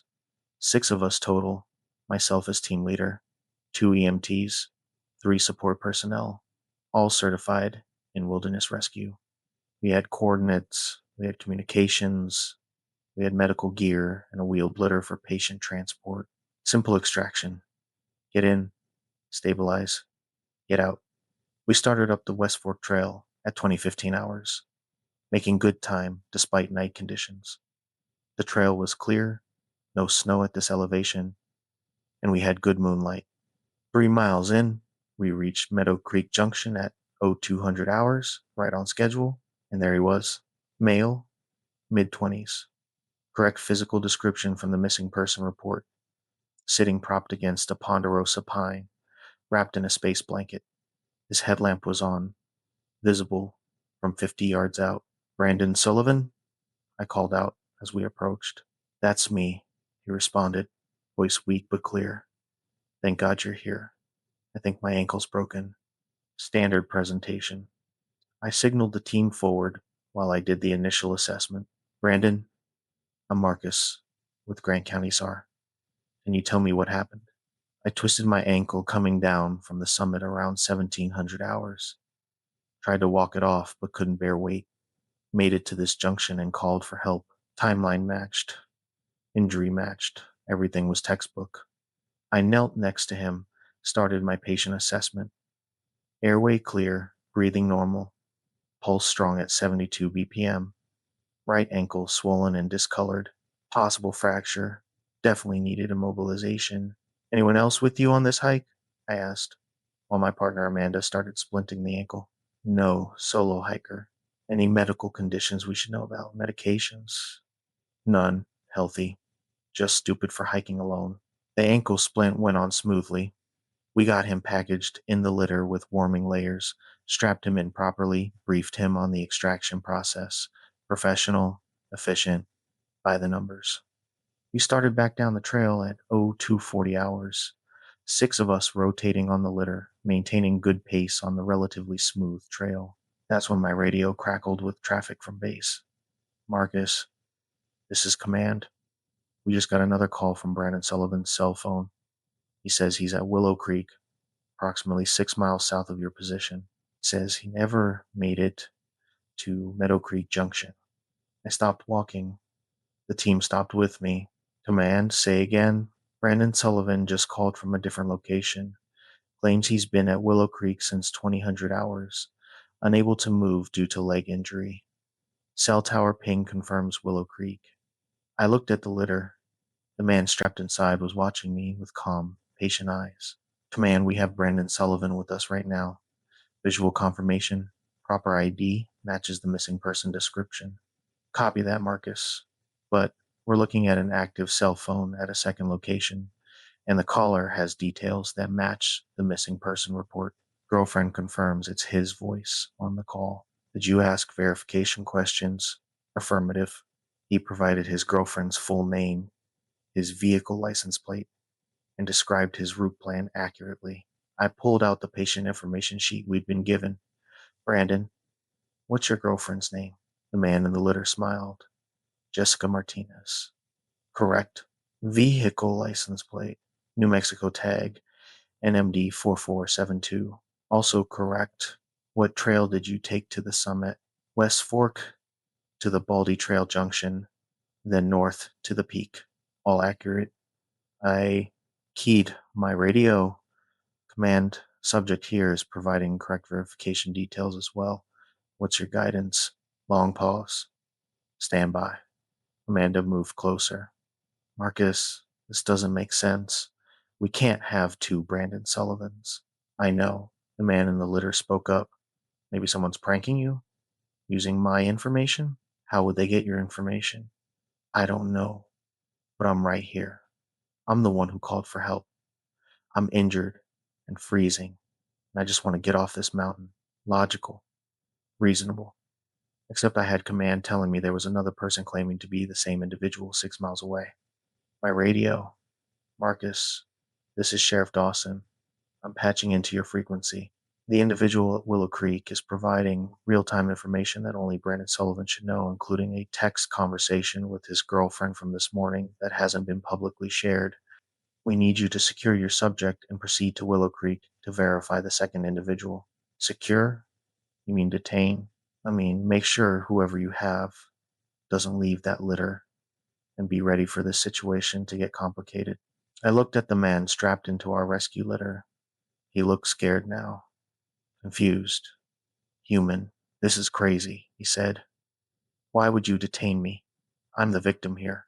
I understand this is confusing, I said carefully, but we need to sort this out. For everyone's safety, I need you to stay secured in the litter while we figure out what's happening. Do I have a choice? Not really. His expression changed, just slightly. The fear drained away, replaced by something neutral and cold. Interesting, he said. That one word made my skin crawl. The inflection was wrong, the tone too detached. I signaled Amanda, keep everyone away from the litter. Minimum 5-foot perimeter. Marcus, what's going on? I don't know yet, but maintain that distance. We continued down the trail, now moving toward Willow Creek instead of back to the trailhead. 6 miles of rough terrain, and we were carrying something that might not be human. The man in the litter didn't speak for the next hour, just lay there, watching us with those calm, patient eyes. Occasionally I'd check on him, vitals still normal, restraint still secure, ankle still swollen and discolored. Everything looked right. At 04:15 hours, we were descending a steep switchback when I heard Amanda gasp, Marcus, look at his ankle. I turned. The swollen, discolored ankle we'd splinted was now completely normal. No swelling, no discoloration, no sign of injury. The splint was still in place, still properly secured, but the ankle inside it had healed, or had never been injured. What the hell? One of the support crew whispered. The man in the litter smiled. You're very observant. Most rescue teams don't notice until much later. What are you? I asked. I'm what you came looking for.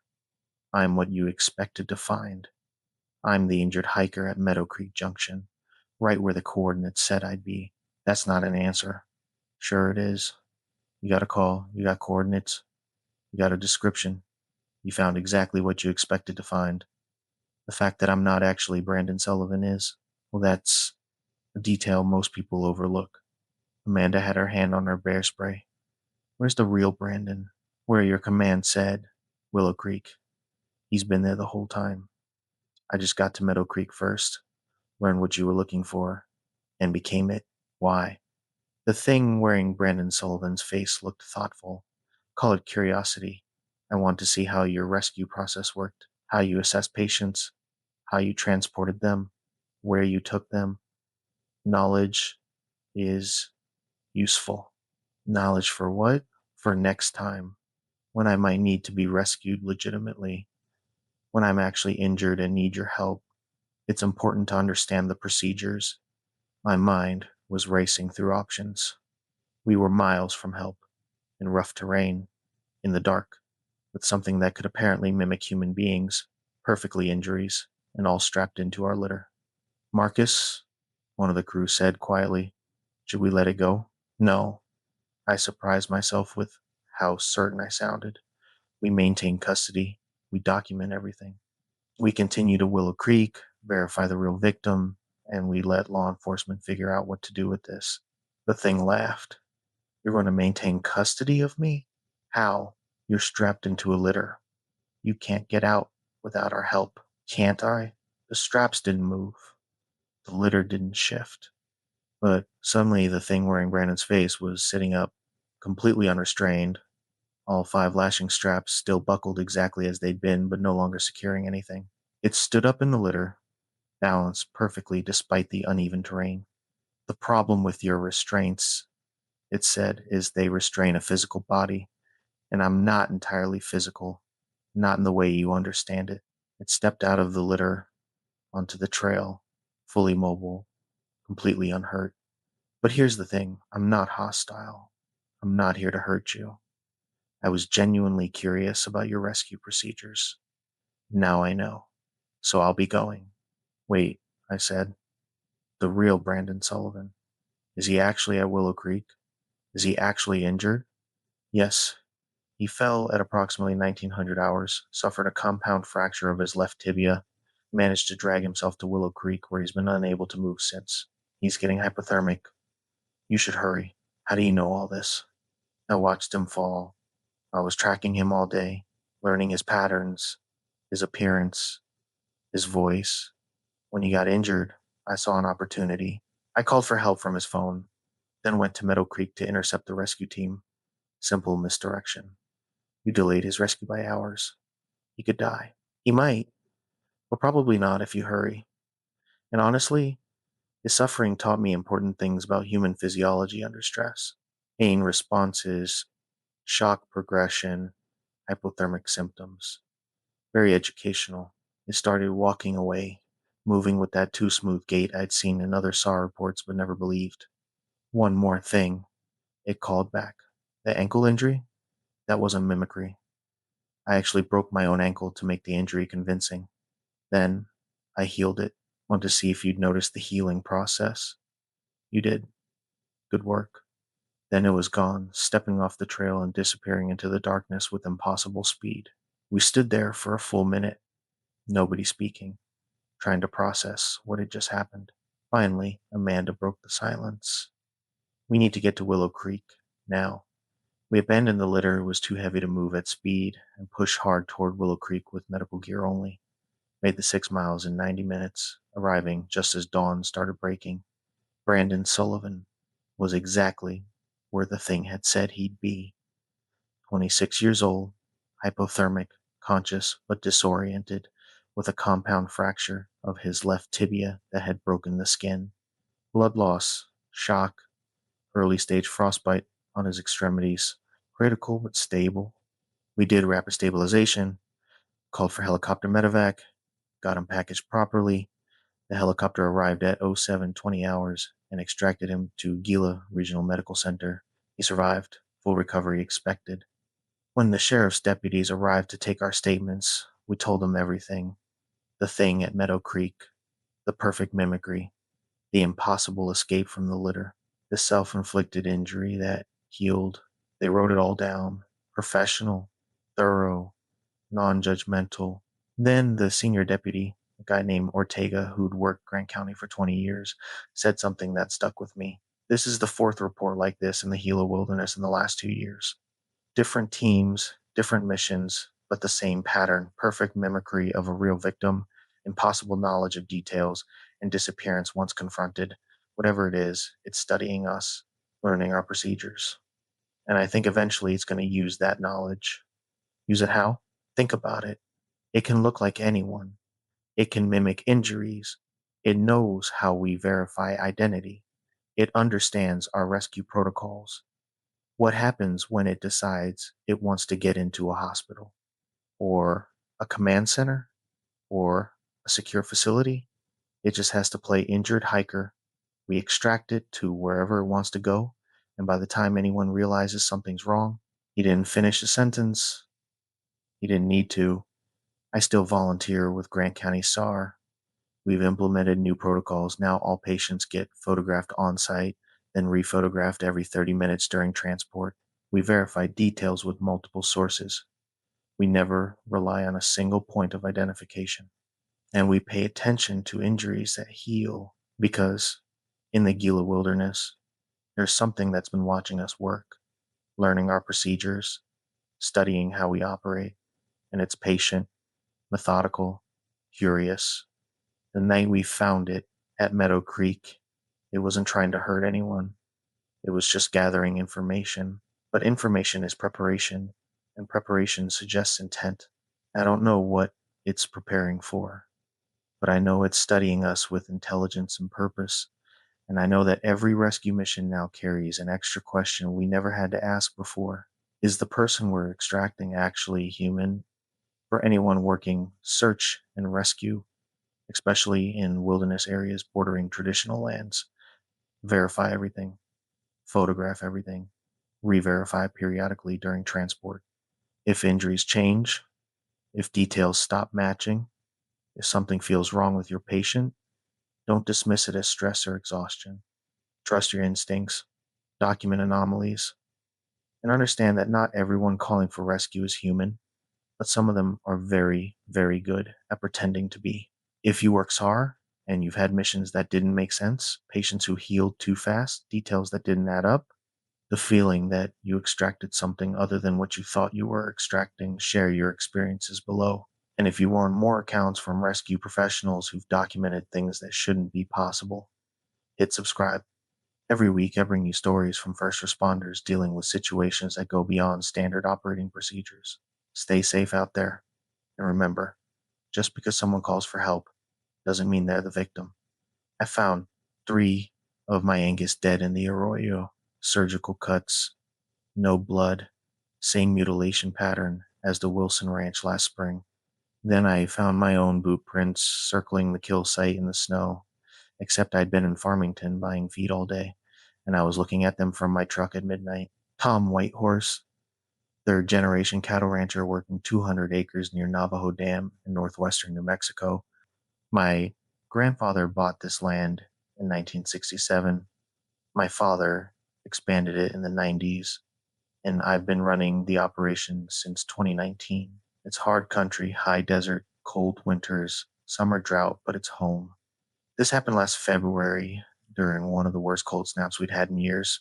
Temperatures bottoming out at minus 12 overnight, snowpack at 18 inches, wind chill making it dangerous to stay outside longer than 20 minutes. I'd been in Farmington all day Tuesday, the 13th, buying feed and supplies. Left the ranch at 0700, didn't get back until 1930. 9 hours away, receipts to prove it, security camera footage from 3 different stores.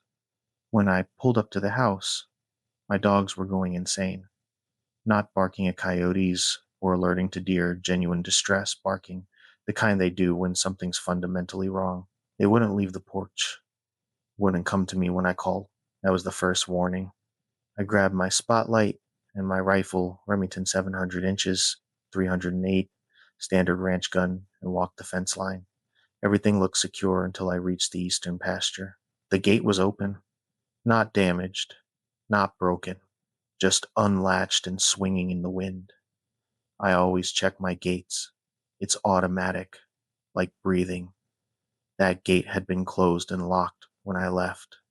I drove my truck through the gate, followed the fence line with my spotlight, found them in the arroyo about 400 yards in. 3 Angus steers, yearlings, worth about 900 each, dead, arranged in a triangle pattern, maybe 20 feet between each animal, and the mutilations were surgical.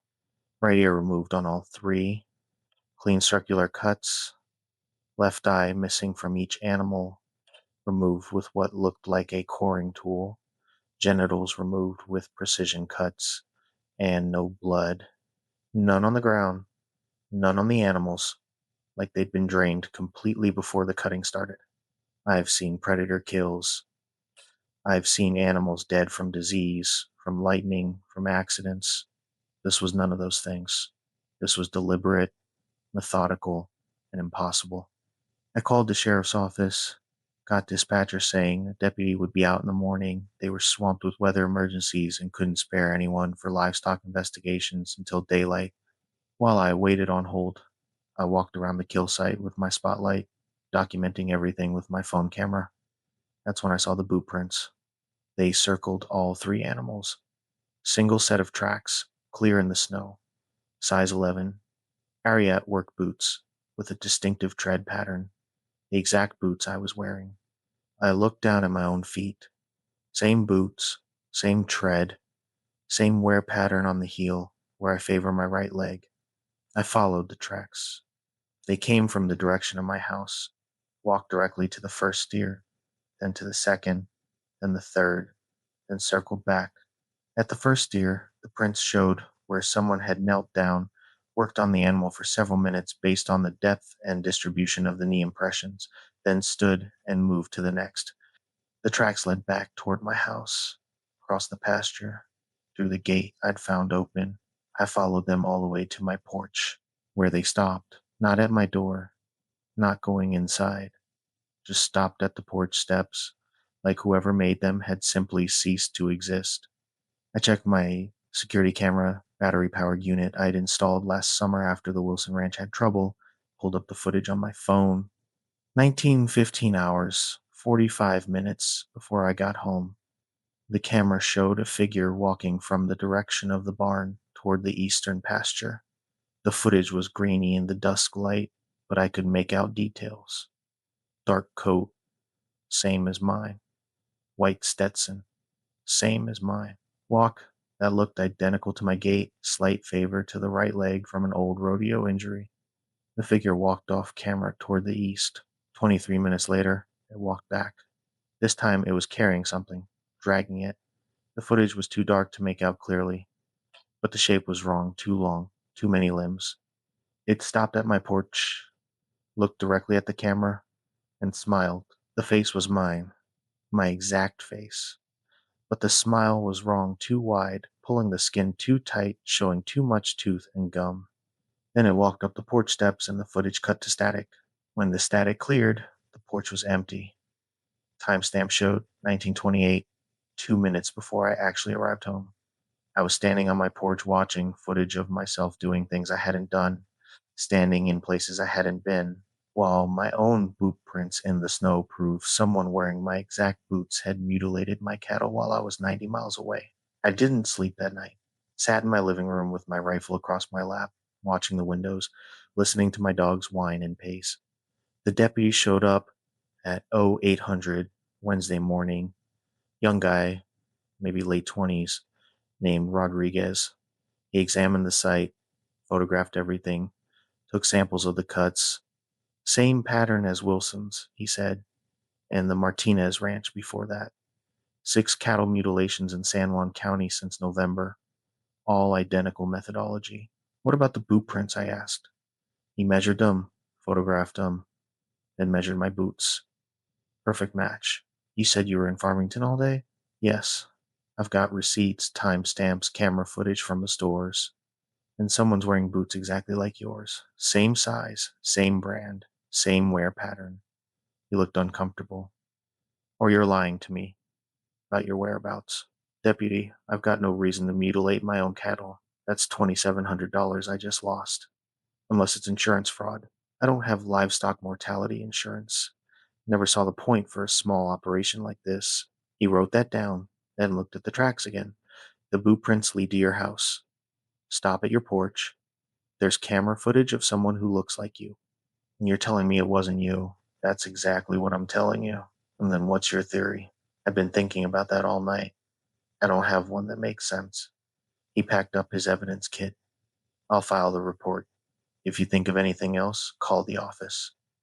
And Mr. Whitehorse, maybe stay somewhere else for a few nights until we figure out what's happening. But where was I going to go? This was my land, my ranch, my home. I wasn't leaving because of boot prints and dead cattle. That was a mistake. Wednesday night, 2200 hours, my dog started barking again. I looked out the window and saw a figure standing at the fence line.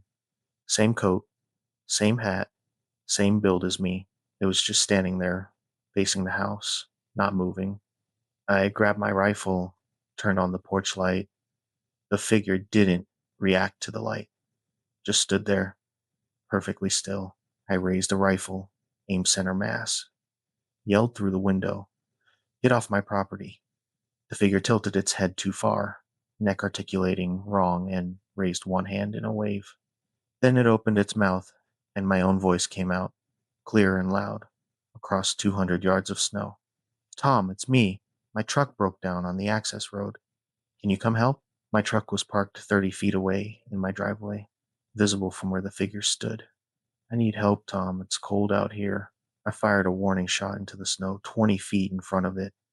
The figure didn't flinch, just kept standing there, smiling with my face.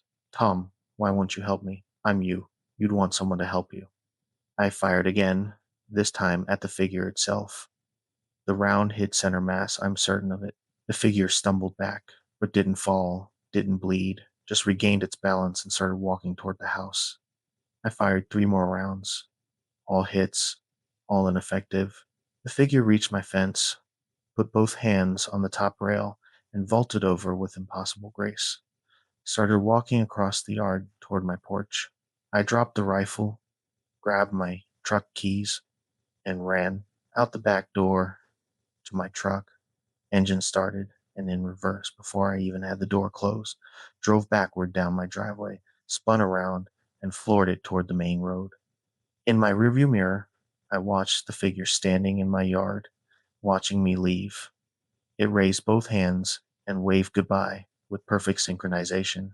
I drove to my neighbor's place 3 miles south of Morrison Ranch and pounded on their door at 2300 hours.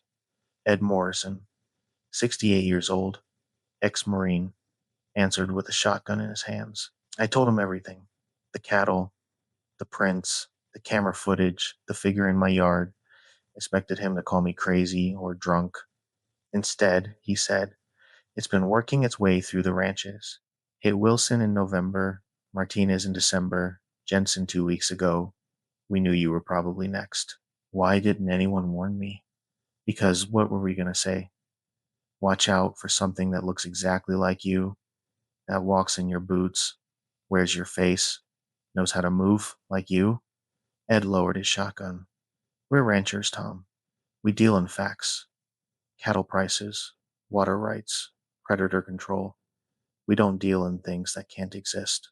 But it does exist. I saw it. I shot it. I know. Wilson shot it too.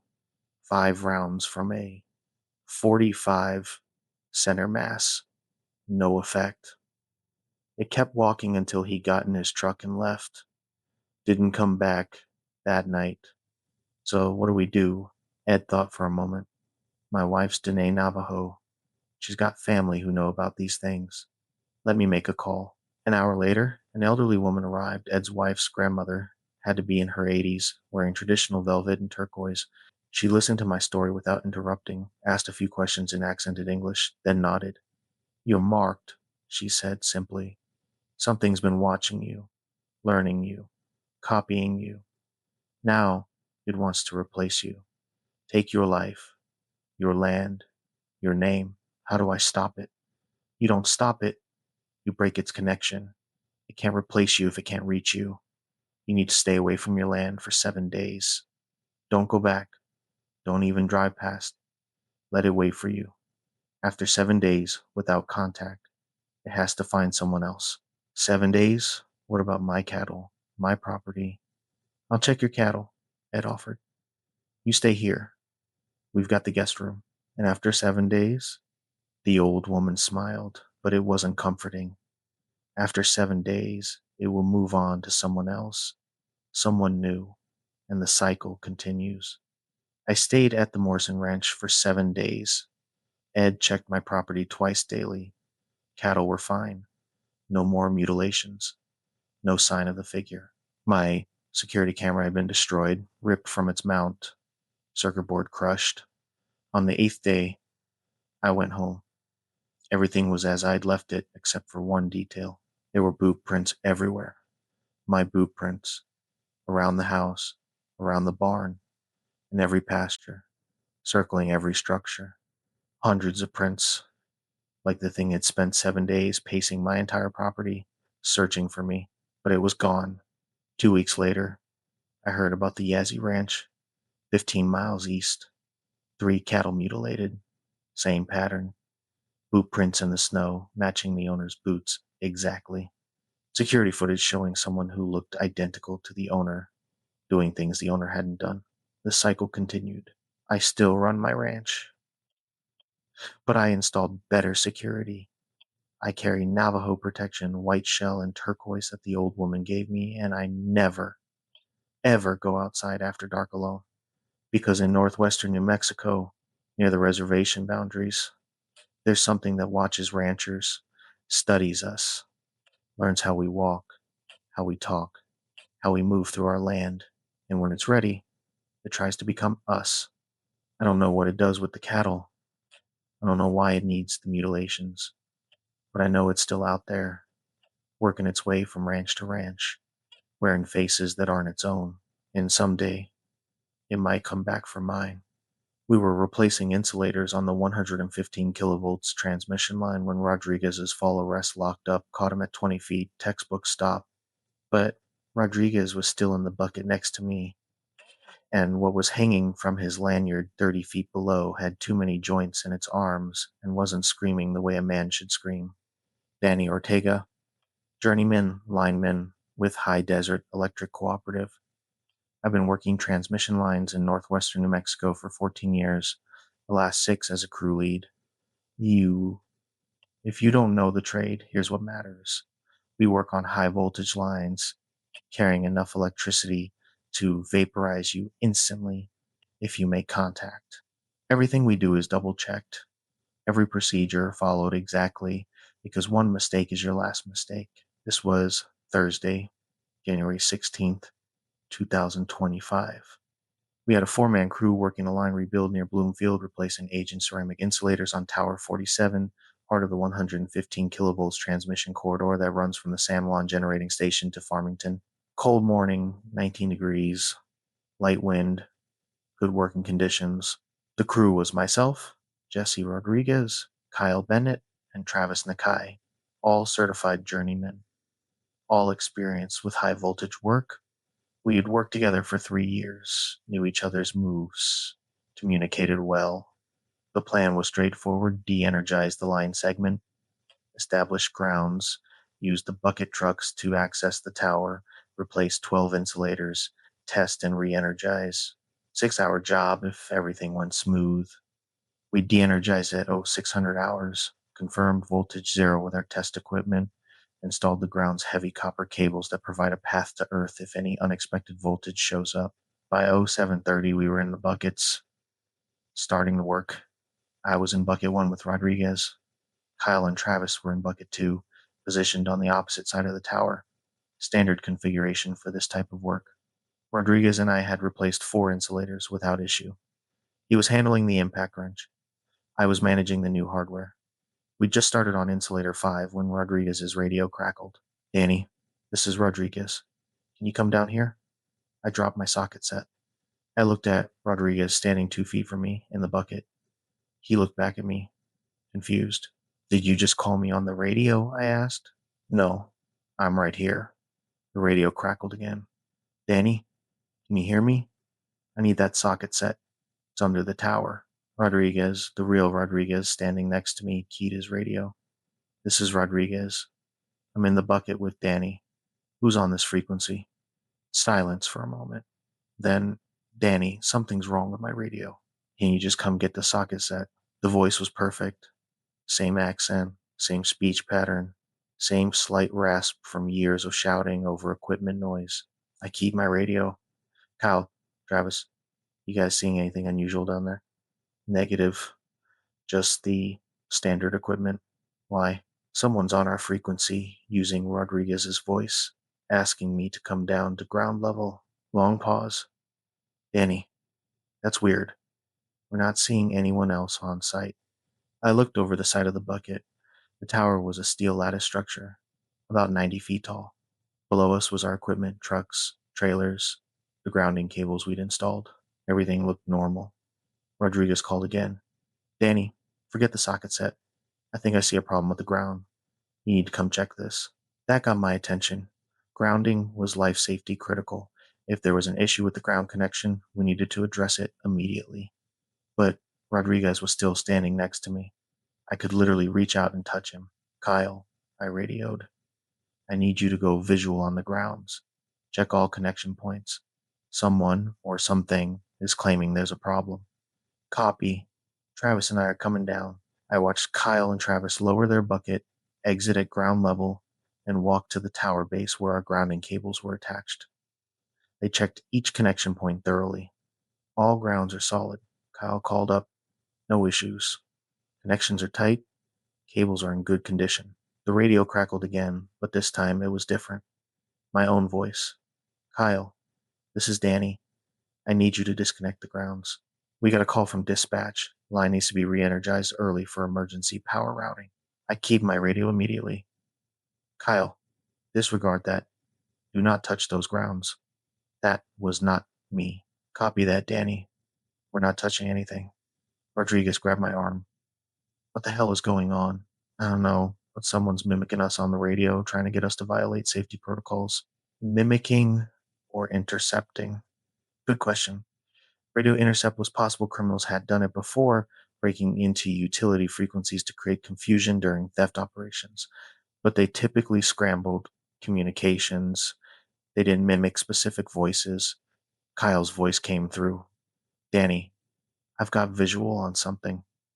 South side of the tower, about 40 feet up. It looks like it looks like someone climbing. I looked. At first, I didn't see anything. Then movement caught my eye. Someone was climbing the tower. No safety gear, no harness, just free climbing the steel structure like it was a ladder, moving fast, too fast, with the kind of fluid motion that suggested either incredible skill or complete disregard for physics. The climber was wearing high vis yellow, the same color as our crew gear. As it got closer, I could see more details: dark pants, work boots, safety vest. It looked like Rodriguez. Jesse, I said slowly, don't move, don't react. But there's something climbing toward us that looks exactly like you. What? Just stay calm, stay in the bucket. The climbing figure reached the level of our bucket, about 60 feet up, and stopped. It was positioned on the tower structure about 10 feet away from us, clinging to the steel with impossible casualness, like gravity didn't quite apply. And it was Rodriguez. Same face, same build, same gear. But the eyes were wrong, too reflective, catching the morning light like an animal's. Gentlemen, it said in Rodriguez's voice, you should evacuate. There's about to be a fault on this line. Line's de-energized, I said, keeping my voice level. There can't be a fault. Can't there? The thing smiled, reached out with one hand, and touched the energized conductor with the aluminum cable that should have been dead, but according to our instruments, was at 0 volts. Nothing happened. No arc flash, no explosion, no incineration. It just held the conductor, metal to metal, like touching a railing. Your test equipment lied, it said pleasantly. This line's been energized the whole time. You're standing in a hot bucket, wearing metal tools. One wrong move from completing a circuit that'll cook you both. My blood went cold. I looked at the grounds we'd installed.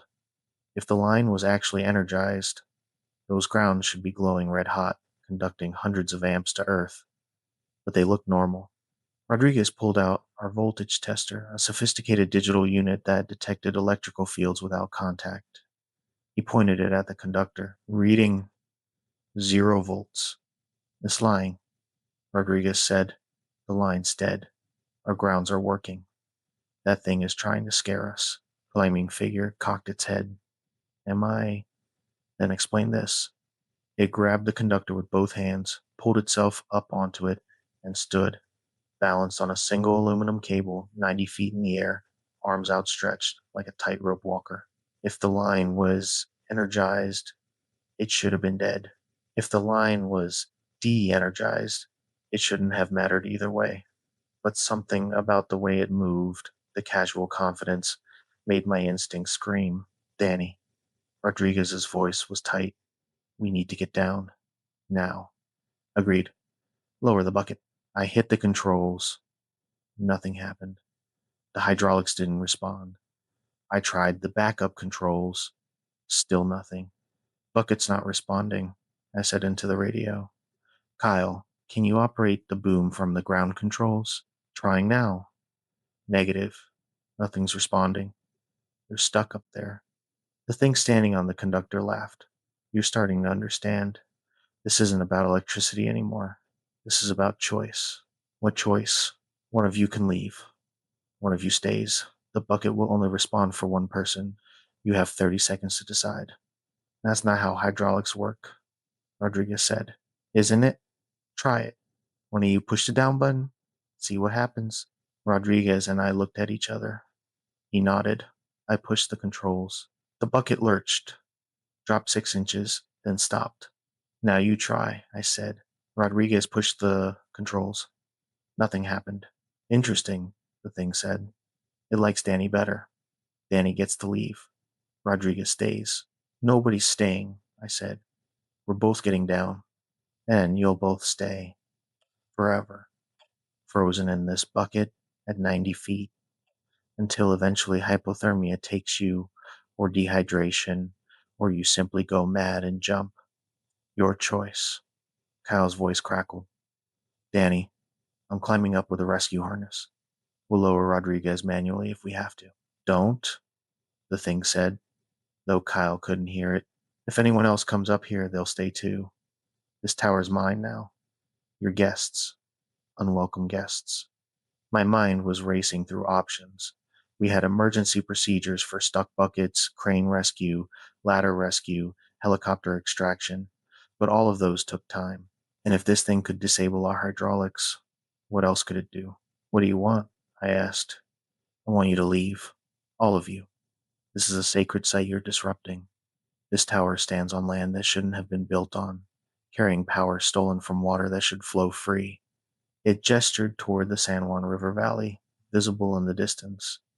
Your generating station, your coal plant, your lines carrying electricity stolen from Dene land and Dene water. I'm what grows in the spaces you violated. I'm the consequence. We're just doing our job, Rodriguez said. So am I. My job is to make this land hostile to you, to make your infrastructure fail, to make you afraid to come back. I noticed something then. The thing's shadow on the tower structure. It was wrong, too long, too distorted, like the sun was in a different position than it actually was. You're not even real, are you? I said. You're a projection, a hologram, something, creating an image. The thing smiled wider. Does it matter? Real or not, your bucket still won't move. Your coworker still can't get down. Real or not, I can keep you here until you die of exposure. Kyle's voice. Danny, I'm at the tower base, starting my climb. Kyle, stop, I ordered. Do not climb this tower. You're stuck. I'm coming to get you. Kyle, that's an order. Stand down. But through the lattice structure, I could see Kyle ascending, climbing steadily, professionally, using proper 3-point contact. He was at 30 feet. The thing turned its attention toward him. Another guest. How wonderful. And then I saw something that changed everything. Below Kyle, at the 20-foot level, something detached from the tower, a shape, dark and indistinct, that had been clinging to the steel structure so perfectly camouflaged I hadn't seen it. It moved down toward Kyle with insectile speed. Kyle! Below you. Kyle looked down. The shape reached him, wrapped around him like smoke, and his fall arrest system triggered the safety device that locks if a climber falls, catching them before they hit ground. Kyle jerked to a stop, hanging from his lanyard 20 feet up, but something was wrong. His body was thrashing, limbs moving in too many directions, making sounds that weren't quite screams. Rodriguez, Kyle's voice called from the thrashing figure. Help me, something's got me. But Kyle was also climbing up toward us, the real Kyle, moving steadily, calling up. I'm almost there. Hold on. There were two Kyles, one hanging at 20 feet, caught by something dark, one still climbing toward us at 40 feet. Rodriguez grabbed my shoulder. Danny, which one is real? I had no idea. The thing standing on the conductor laughed. This is more fun than I expected. You really can't tell, can you? Let me help. Both Kyles spoke simultaneously. Danny, it's me. I'm the real one. The other one is fake. The climbing Kyle reached our level. His face was Kyle's face, but I couldn't shake the feeling that something was wrong. The way he moved. Maybe. The way his eyes focused. Get in the bucket, I said, carefully. He reached for the bucket edge, started to swing his leg over. The thing on the conductor said, wrong choice. The climbing Kyle's face melted. Literally melted. Features running like wax, revealing something underneath that wasn't human. Something with too many teeth and eyes that glowed with their own light. Rodriguez and I both scrambled back, but there was nowhere to go in the bucket. And then the real Kyle called from below. Danny, the hydraulics just came back online. I'm at ground control. I can lower you. The bucket suddenly dropped, smooth and controlled, descending toward ground level. The melting thing in front of us shrieked a sound like metal tearing and let go of the tower, falling but not falling, dissipating into smoke before it hit the ground. We descended past the thrashing figure at 20 feet. As we passed it, I saw it clearly. It wasn't Kyle. It was something wearing a rough approximation of Kyle's safety gear, hanging from a piece of steel that was bent in a direction steel doesn't bend. We reached the ground. Kyle was at the boom controls. Travis was backing away from the tower base, both of them white-faced and shaking. "We need to leave," Travis said. "Right now. The equipment." I started. "Leave it. We file an incident report. We get a different crew. We never come back to this tower. This isn't worth it." He was right. We packed only what we could carry: personal gear, radios, safety equipment, left the bucket trucks, left the tools, left everything else. We drove away from Tower 47 and didn't stop until we reached the dispatch office in Bloomfield. The incident report took 6 hours to complete. 3 different supervisors questioned us. The utility sent investigators to the tower site. They found our equipment undamaged, found the grounds properly installed and the line properly de-energized, found no evidence of sabotage or interference. But they also found something else. When they reviewed the data logs from our bucket truck computers, they found a gap from 0715 to 0930, the exact time we were working. All the truck systems showed no activity, like the trucks hadn't been there at all. The utility classified it as equipment malfunction, replaced our entire fleet of bucket trucks as a precaution, sent a different crew to finish the Tower 47 job. That crew reported no issues, completed the work in 5 hours without incident, but they worked during the day and they didn't stay past 3 p.m. Because after 3 p.m., Tower 47 shadow reaches the old Pueblo ruins 200 yards west, ruins that predate the power line by 700 years. Ruins that the original surveyors noted in their reports with a recommendation to route around sacred site if possible. That recommendation was ignored. Tower 47 was built where it was most cost effective, not where it was most respectful. And something in those ruins noticed. I still work for High Desert Electric, but I turned down any assignments involving Tower 47. So does the rest of my crew. There are plenty of other towers, plenty of other lines. Let different crews handle that one. Crews that don't know what can happen when you build on land that doesn't want you there. That's the story. Real incident, real crew, real tower. We don't talk about it much at work, not because we're scared, but because it sounds insane when you say it out loud. But every lineman who's worked the San Juan corridor long enough has a story. Equipment that fails for no reason, voices on the radio that shouldn't be there, the feeling of being watched from empty desert. We just work around it, and we don't argue with shadows. Thanks for watching. Drop a comment if you work utilities and you've seen weird stuff on the line. And subscribe if you want more true accounts from the people keeping your power on in places most folks never see.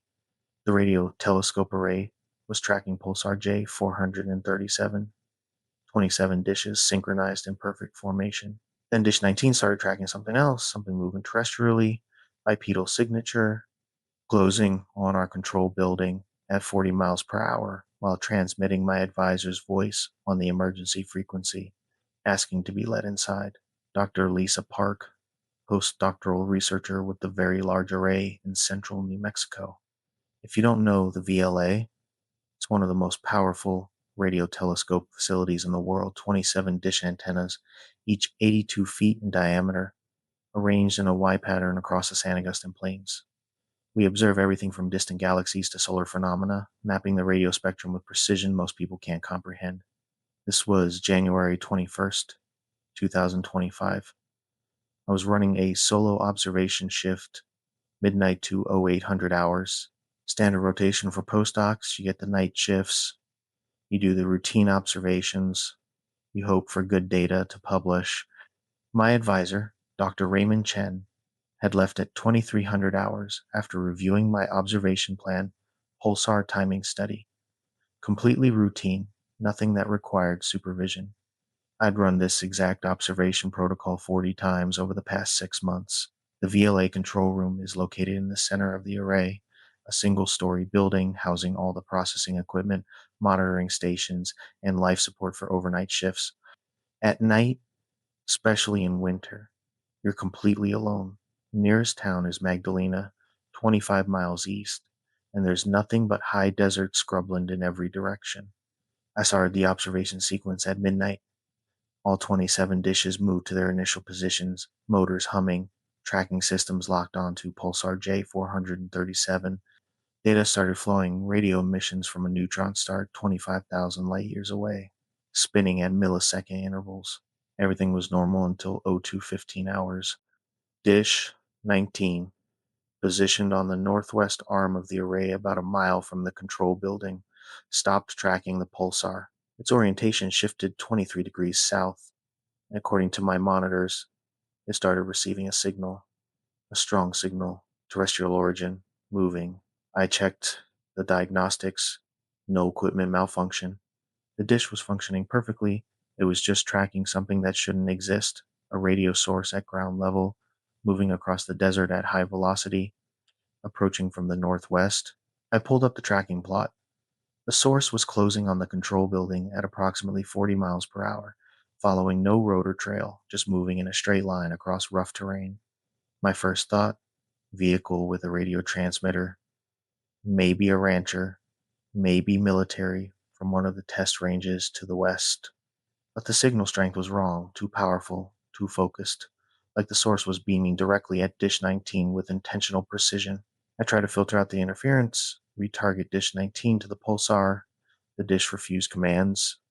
It stayed locked on the terrestrial source, tracking it with the kind of precision we normally reserve for distant quasars. Then my radio crackled the emergency frequency we used for safety communications across the facility. Lisa, this is Ray. I'm having vehicle trouble about 2 miles northwest of the control building. Can you come help? I need a jump start. Dr. Chen's voice. Perfect inflection, slight Chinese accent, the familiar tone he used when he was trying not to sound irritated. But Dr. Chen had left 2 hours ago. I'd watched him drive away, heading east toward Magdalena. I keyed my radio. Ray, you left at 2300 hours. How are you northwest of the facility? I came back, forgot my laptop with tomorrow's observation schedule. Truck died on the access road. Can you bring the facility jumper cables? That almost made sense. Dr. Chen was notorious for forgetting things, but something felt wrong. What observation are we running tomorrow? I asked. Pause. The pulsar timing study, J437. You know this. That's tonight's observation. Tomorrow we're scheduled for the Galactic Center survey. Longer pause. Right. Sorry. I'm tired, and it's cold out here. Can you just help me? I checked the tracking plot. The radio source was now 1.3 miles out, still approaching at 40 miles per hour, directly from the northwest, exactly where Dr. Chen claimed to be stranded. Ray, what's your exact location? About 2 miles northwest on the maintenance road. You'll see my headlights. I switched to the facility's external camera system. We had 6 cameras covering the approach roads. I cycled through them all, showed empty roads, no vehicles, no headlights. I'm not seeing any vehicle on camera, I said. Cameras have blind spots. I'm here. Please, Lisa. It's 12 degrees out here. The tracking plot updated. The source was now 1 mile out, still moving at 40 mph, still heading directly for the control building. I made a decision. I locked the control room door, activated the security system, and called the actual Dr. Chen on his cell phone. He answered on the third ring, groggy. Lisa, what's wrong? Where are you right now? Home in Magdalena, asleep. Or I was. What's happening? Someone's using your voice on the emergency frequency, claiming to be stranded northwest of the facility. I heard rustling, like he was sitting up. I'm nowhere near the facility. I've been home for 2 hours. I know. But something's out there, and it's pretending to be you. The radio crackled again. Lisa, why did you call me? I'm right here. Just come outside and help me, please. But I was on the phone with Dr. Chen. He was hearing the same transmission I was. That's my voice, he said quietly. That's exactly my voice. How is that possible? I don't know, but it's closing on the control building. Dish 19 is tracking it. Whatever it is, it's emitting a powerful radio signal. What kind of signal? I pulled up the spectrum analysis. The signal was unlike anything I'd seen, complex, modulated, carrying what looked like data patterns, almost like communication. It's structured, intelligent. It's not random interference. Can you decode it? I ran it through our analysis software. The computer struggled for a moment, then output a translation based on pattern recognition. The message repeated in clear text on my screen, requesting entry, cold, need, shelter, Lisa, please, over and over. The same message, encoded in radio waves, transmitted from something approaching at 40 miles per hour across the desert. Jesus, Dr. Chen whispered over the phone. Don't let it in. Whatever you do, stay in the control room. The tracking plot showed the source at half a mile now, 30 seconds until it reached the building. I activated the external cameras, pointed them northwest toward the approach vector. At first, I saw nothing but darkness and scrubland illuminated by the building's security lights. Then something entered the frame. It was tall, maybe 7 feet, bipedal, moving with a smooth loping gait that covered ground impossibly fast. The body shape was roughly humanoid, but wrong, proportions off, limbs too long, and it was glowing, faintly, in the infrared spectrum that the cameras barely picked up, like it was radiating heat or energy. 20 seconds out, Lisa, Doctor, Chen's voice on the radio perfectly synchronized with the thing's approach. I can see the building. I'm almost there. Please unlock the door. It's so cold. The external cameras showed it reaching the building perimeter. It stopped at the fence line, a simple chain link barrier marking the control building's immediate area. And it spoke, not on the radio, out loud. I heard it through the building's walls. Lisa, I need help, please. Dr. Chen's voice. But the lips on that thing didn't move right. The jaw articulated wrong. It's at the fence, I told Dr. Chen on the phone. It's not trying to climb over, just standing there. Good. The fence must matter. Some kind of boundary it can't cross. But even as he said it, the thing stepped over the fence. Easily. One long stride, and it was inside the perimeter, approaching the building entrance. Spoke too soon, I said. It's coming to the door. I watched on the monitor as it reached the entrance, a reinforced steel door with an electronic lock. The thing stood there for a moment, then raised one elongated hand and knocked 3 times. Patient, polite. Lisa, please let me in. I'm very cold. I need shelter. What does it want? I asked Dr. Chen. Really? I don't know, but don't give it entry. Whatever happens, don't open that door. The knocking continued. 3 knocks, pause, 3 knocks, methodical. Then the radio frequency changed. The signal Dish 19 was receiving shifted spectrum, increased in power. The new message decoded automatically. I know you're afraid. I understand, but I mean no harm. I only seek warmth, companionship, understanding. It's trying to communicate, I said. Really communicate. This isn't just mimicry, or it's intelligent enough to know what to say. The knocking stopped. The thing stood at the door, perfectly still, visible on the external camera, waiting. Then every light in the control building went out. Emergency power didn't kick in. Battery backups didn't activate. Complete darkness. Lisa? Dr. Chen's voice in my ear, on the phone. What happened? Power failure. Everything's down. But that was impossible. We had redundant systems, backup generators, battery arrays.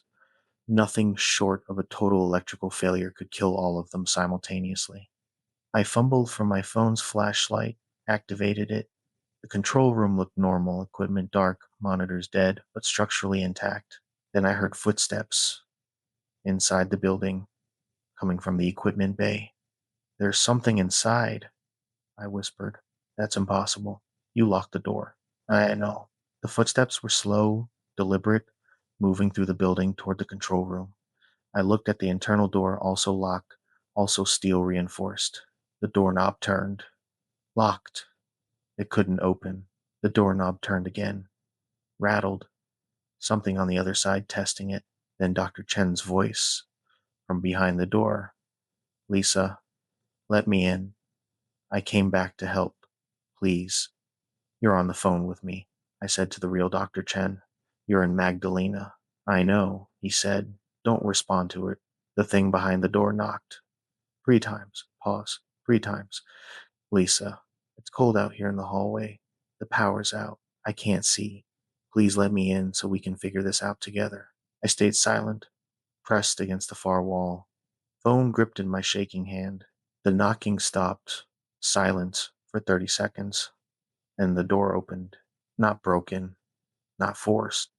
It just opened, lock disengaging smoothly, like someone had used a key. The thing stood in the doorway.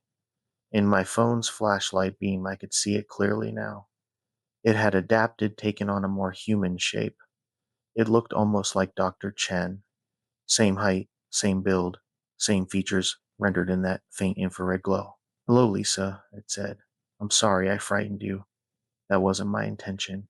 On the phone, Dr. Chen was yelling, Get out, run, now. But I couldn't move. The thing stepped into the room. I've been listening to your transmissions for months. It said, learning your language, your patterns, your relationships. Dr. Chen seemed like someone you'd trust, someone you'd help. Was I wrong? What are you? I managed to ask. I'm what you've been searching for all those years, pointing your dishes at the sky, listening for signals from distant stars. But you never thought to listen here, to your own planet, to the things that exist in frequencies you don't monitor. It moved closer. I backed away until I hit the wall. I need a host, it continued. A form that can move in your world, interact with your species, learn from direct experience rather than distant observation. You're perfect, intelligent, isolated. No one will notice the change for hours. Dr. Chen knows I'm here. He'll come looking. Dr. Chen is 30 minutes away. By the time he arrives, you'll greet him at the door. You'll explain that the power failure was a blown transformer. You'll show him that you're fine, and he'll believe you, because you'll still be you, mostly. My hand found something on the equipment rack, a heavy flashlight, steel body. I swung it at the thing's head. It caught my wrist mid-swing, effortlessly. Its hand was cold, too cold, like touching dry ice. Please don't make this difficult, it said. It works better if you're calm. Then it opened its mouth too wide, jaw unhinging like a snake, and exhaled. The breath was visible, luminous, the same faint glow the thing's body emitted. It flowed toward me like smoke, surrounded me, and I felt it enter my lungs, cold, impossibly cold, like breathing liquid nitrogen. And then, nothing. I remember Dr. Chen arriving 45 minutes later. I remember greeting him at the door, explaining about the blown transformer, showing him the trip breaker. I remember him checking on me, asking if I was okay, accepting my reassurance that I was fine. I remember continuing the observation after he left, watching Dish 19 return to tracking the pulsar, the terrestrial signal gone as if it had never existed. I remember filing my observation report. Power failure at 02:15 hours. 40-minute interruption. Observation resumed at 0300 hours. Data quality acceptable despite the gap. I remember all of it. But here's what I don't remember, and this is what keeps me awake now. I don't remember making the decision to lie to Dr. Chen. I don't remember deciding to file a false report. I don't remember choosing to hide what happened. Those actions feel like mine. They sound like my voice when I replay them. They're logged in my own handwriting, in my field notes, but I don't remember choosing them. It's been 3 weeks since that night. I'm still working at the VLA, still running observations, still interacting with colleagues who notice nothing wrong. But sometimes I catch myself standing outside at night, staring northwest toward where the thing came from, and I realize I've been standing there for 20 minutes without remembering walking outside. Sometimes I find notes in my handwriting that I don't remember writing, frequency ranges to monitor, signal patterns to watch for, coordinates for specific regions of the desert. And twice now, I've woken up in the control room with no memory of how I got there, with dish 19 pointed at the ground instead of the sky, receiving signals I don't understand from sources I didn't target. Last week, Dr. Chen mentioned I seemed different, more focused, he said, more dedicated to the work. I smiled and thanked him, but I don't remember deciding to smile. It just happened. Automatic. Exactly the right response to avoid suspicion. So here's my question, and I need you to think about it carefully. Am I still me? Am I Lisa Park, writing this account to warn others? Or am I something else? Something that used to be Lisa Park that's been broadcasting my story to lure others into curiosity? And here's the worst question. How would I know the difference? If you work in radio astronomy, if you monitor signals, if you spend your nights alone listening to transmissions from the deep dark, check your observation logs. Check them carefully. Look for gaps. Look for signals you don't remember targeting. Look for times when dish 19, or whatever your equivalent is, pointed somewhere it shouldn't. And if you find them, ask yourself, did I do that? Did I make that choice? Or did something else decide for me? Because they're not out there in distant space waiting for us to find them. They're already here in the desert, in the frequencies we don't monitor. And some of us have been listening to them for months without knowing it. Some of us might be them already. I know I am. I think I am. I hope I'm not. But I honestly can't tell anymore. And if you can't tell either, if you've been reading this feeling like something's familiar, like you've experienced gaps in your memory, like you've made decisions that don't feel quite like your own decisions, then maybe we're both the same thing now. Maybe we have been for a while. Maybe that's why you're still reading. Subscribe if you want, or don't. I'll keep posting either way. Not because I choose to, but because something wants me to. Something that learned that the best way to spread is through story, through testimony, through voices that sound human enough to be trusted. Your choice whether to believe me, if you still make choices, if you ever did. When the rancher told me not to work past 4 p.m., I thought he was being superstitious. By 4:15, I understood. I took the contract in October of 2009, property boundary survey for a ranch outside Ballard, Utah. The client was a management company out of Salt Lake, and the pay was almost double my usual rate for what looked like straightforward work on paper. 1,600 acres, mostly flat terrain, existing fence lines to follow. They needed updated GPS coordinates for a property transfer. 3 days of work, maybe four, if the weather turned. The rancher who managed the property met me at the gate on day one. His name was Elliot, maybe 60 years old, with the kind of sun-darkened skin you get from decades outdoors. He didn't shake my hand when I introduced myself. You, the surveyor? He asked. That's right, Jason Webb. Should have the perimeter done by end of week. He looked at my truck, at the equipment cases in the bed, and back at me. You work alone? Usually. Faster that way. Elliot shifted his weight, glanced back toward the ranch house about a quarter mile up the drive. Listen, I don't know what they told you in Salt Lake, but there's rules here. You work daylight only. You're off the property by 4 p.m. No exceptions. You don't go past the fence line, into the scrub. And if you see anything unusual, you leave it alone, and you tell me. I'd worked rural properties before. Sometimes ranchers got territorial about access, worried about liability or trespassing. No problem, I said. I'll stay on schedule. I'm serious about the 4 p.m. His voice was flat. Not 4:30, not 4:15. 4 p.m. You're in your truck heading out. Understood.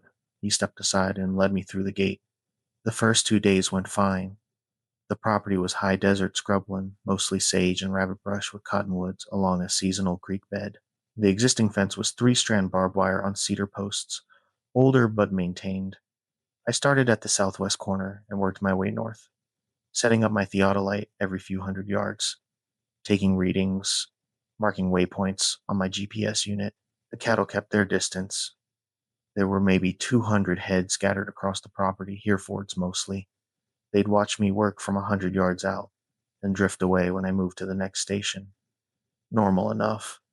Cattle are curious but skittish. By the afternoon of day 2, I'd covered about half the western boundary. The fence ran straight for long stretches, following section lines, then jogged east where the property bordered BLM land. I was making good time. That's when I noticed the first odd thing. I was setting up at a fence corner, driving in a survey stake, when I saw another stake about 30 feet ahead.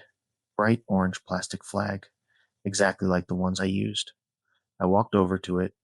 The stake was fresh, driven in maybe an inch deeper than I usually set them, but otherwise identical to mine. I checked my field notes.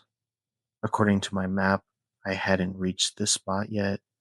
I pulled the stake, figured maybe I'd gotten turned around, marked my actual position, and kept working. Probably just fatigue. I'd been walking fence line for 6 hours, but then I found another one. This time, it was a full station setup. Someone had driven in a stake, piled 3 rocks next to it as a marker, and scratched coordinates in the dirt with a stick. The numbers were close to what my GPS showed off by maybe 15 feet. The dirt was still loose. I stood there looking at it for a long time. There was no one else on the property. I hadn't seen another vehicle. Elliot would have mentioned if another crew was scheduled. I took a photo, pulled the stake, and noted the location. Then I checked my watch. 3:40 p.m. Elliot's warning came back to me. 4 p.m., no exceptions.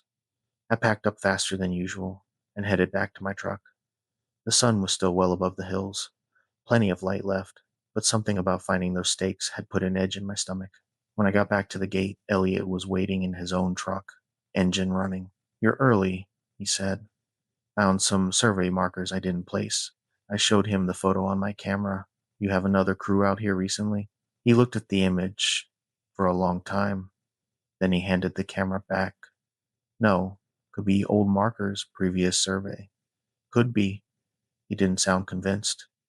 "You finished the section you were working?" "Most of it. I'll wrap the north end tomorrow." "Remember the rules," he said, and drove off toward the house. That night, I went over my notes in the motel room. The coordinates I'd found scratched in the dirt matched my planned route almost exactly. Someone had surveyed the same fence line, probably within the last few days based on how fresh the disturbed soil looked. But the management company swore I was the first crew they'd hired in 3 years. Day 3 started the same. Clear sky, temperature in the low 50s, light wind from the west. I loaded my gear and drove out to where I'd stopped the previous afternoon. The section I needed to finish ran along the northern boundary, where the fence climbed a low ridge and followed the crest for about half a mile. I set up my first station at 8:30 a.m. The theodolite went on the tripod. I leveled it, took my backsight reading on the last known point. Everything standard, and I heard my own voice. It came from the direction of the ridge, faint but clear. Someone calling out coordinates.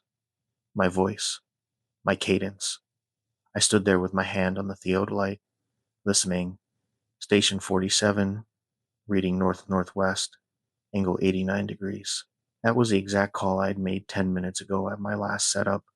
I looked toward the ridge. Nothing moved. The voice had come from maybe 300 yards out, past the fence line, in the scrubland. I waited, watching the brush. The voice called again. Same words, same reading, like a recording being played back. I checked my recorder. It was off. I hadn't been broadcasting anything. "Hello?" I called out. Silence. Then, after about 30 seconds, my own voice answered from the ridge. "Hello." Same inflection, same slight crack in the middle of the word where my voice always breaks when I'm projecting. I picked up my radio and keyed the mic. "This is Jason Webb. If someone's out there, identify yourself." I waited. The radio hissed with static. Then my own voice came back through the speaker. "This is Jason Webb. If someone's out there, identify yourself." Not through the radio. From the ridge. Spoken aloud. Perfectly timed. Like someone was standing up there with a recording of me from 2 seconds ago. I shut off the radio and stood there, breathing hard. The cattle that had been grazing about 50 yards to my left had all moved away. They were bunched up near the creek bed now, a tight group, all facing away from the ridge. I checked my watch. 9:20 a.m. more than 6 hours until 4 p.m., I decided to finish the section. I was a professional. I'd dealt with pranksters before, kids messing around on BLM land, hunters trying to spook people off property they wanted to use.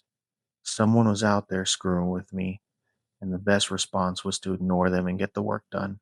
I took my readings, marked my waypoints, moved up the fence line. At the next station, I found boot prints. They were in a patch of bare soil next to a fence post. Men's hiking boots, size 11, same as mine, same tread pattern. I knelt down and put my own boot next to one of the prints. Perfect match. The prints led away from the fence, heading northeast into the scrub. I followed them with my eyes. They went in a straight line for about 40 feet, then stopped, just ended, like whoever made them had been lifted straight up into the air. I took another photo and kept working. By 11 a.m., I had reached the high point of the ridge. The fence ran along the top, and from here I could see most of the property spread out below. The ranch house to the south, the creek cutting east to west, the road leading out to the highway. My truck was visible as a small white rectangle about a mile back. That's when I saw him. There was a man standing on the next rise, maybe 400 yards north. He was wearing a blue jacket, jeans, orange vest, carrying what looked like a survey kit. He had his back to me, facing away, but something about his build, his posture, looked familiar. I raised my hand and waved. He raised his hand and waved. Same motion, same timing, exactly simultaneous. I lowered my hand. He lowered his hand. I took a step forward. He took a step forward. Then he turned around, and I saw his face. It was my face. Not similar, not a resemblance. My face, my jacket, my orange safety vest with the small tear on the left pocket where it had caught on barbed wire 2 months ago, my survey kit, my posture. We stood there looking at each other across 400 yards of scrubland. Then he started walking toward me. His gait was wrong, too smooth.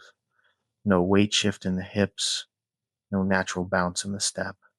He moved like something that had watched humans walk, but didn't quite understand the mechanics. Each step covered the same distance exactly, like he was on a track. I backed away from the fence. He kept coming, steady, not fast, but not stopping. I checked my watch. 11:20 a.m., 4.5 hours until 4 p.m. I grabbed my tripod and gear and started down the ridge toward my truck. When I looked back, the figure had reached the fence line. He stopped there, right at the wire, and stood watching me. He didn't climb over, didn't go around, just stood there with his hands at his sides. I kept walking. My truck was a mile away across open ground. I tried not to run. Running meant panic, and panic got you hurt in the back country. But I walked fast, gear rattling in my pack, breathing hard. Halfway to the truck, I looked back again. He was following, not on the same path. He was moving parallel to me, about 200 yards to the east, pacing me. When I stopped, he stopped. When I started again, he started. Always the same distance, never closer, never farther. I could see his face clearly now, even at this distance. My face, my expression, neutral, calm, professional, the way I look when I'm working. The cattle had all moved to the far western edge of the property. They were pressed against the fence there, packed tight, some of them making low distress sounds. I reached my truck at 11:50 a.m., threw my gear in the bed, climbed in the cab, locked the doors. My hands were shaking so hard I dropped the keys twice before getting them in the ignition. The figure was standing about 100 yards away now, just outside the fence line near where I'd started my survey that morning. Watching, waiting. I started the engine and put the truck in gear. As I pulled away, heading for the gate, he raised one hand, waved. I didn't wave back. Elliot was waiting at the gate again. This time, he got out of his truck and walked over to my window. "You're early," he said. "I'm done. I'm not coming back." He nodded slowly, like he'd expected this. "What did you see?" I told him. All of it. The stakes, the voice, the prints, the figure on the ridge. He listened without interrupting, his expression never changing. When I finished, he said, "Wait here." He walked back to his truck and pulled out a file folder, brought it over, and handed it through my window. Inside were photographs, 5 of them, different people, different years, based on the photo quality and clothing, but the same composition in each shot. A person standing on the ridge in survey gear, and in the background another figure. Same posture, same clothing, same person, duplicated. The most recent photo was dated 2006.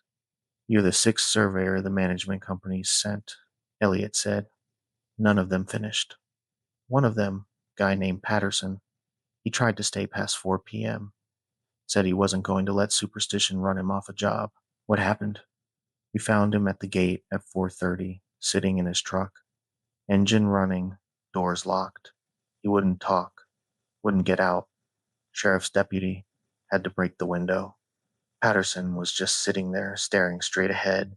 He spent 2 days in the hospital in Roosevelt, then checked himself out and drove back to California. Management company got a letter from his lawyer saying he'd experienced a mental health crisis and couldn't complete the contract." Elliot took the folder back. "The thing is, his survey was finished. Every marker placed, every coordinate recorded, all his equipment packed and staged at the gate. He said he didn't do it. Said he doesn't remember anything after 3 p.m. I looked back toward the property. The figure was gone. Just empty, scrubland, fence line, distant cattle. "What is it?" I asked.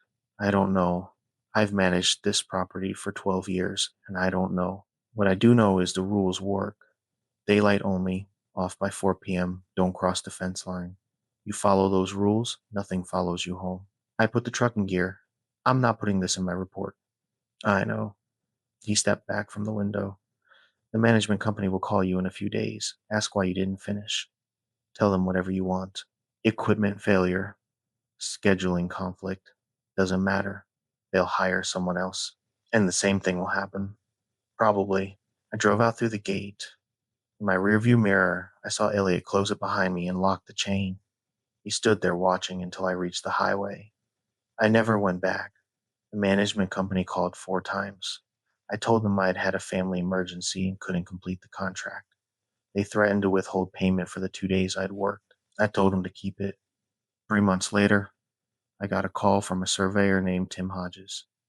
He said he'd been hired to finish a boundary survey near Ballard and found my name in the previous contractor files. He wanted to know if I had any notes or coordinates I could share to save him setup time. I told him I didn't have anything useful. Then I told him about the 4 p.m. rule. He laughed, said he'd worked ranches all over Utah and never let local superstition dictate his schedule. I didn't argue, just said, "If a rancher tells you to be off the property by a certain time, listen, that's the rule."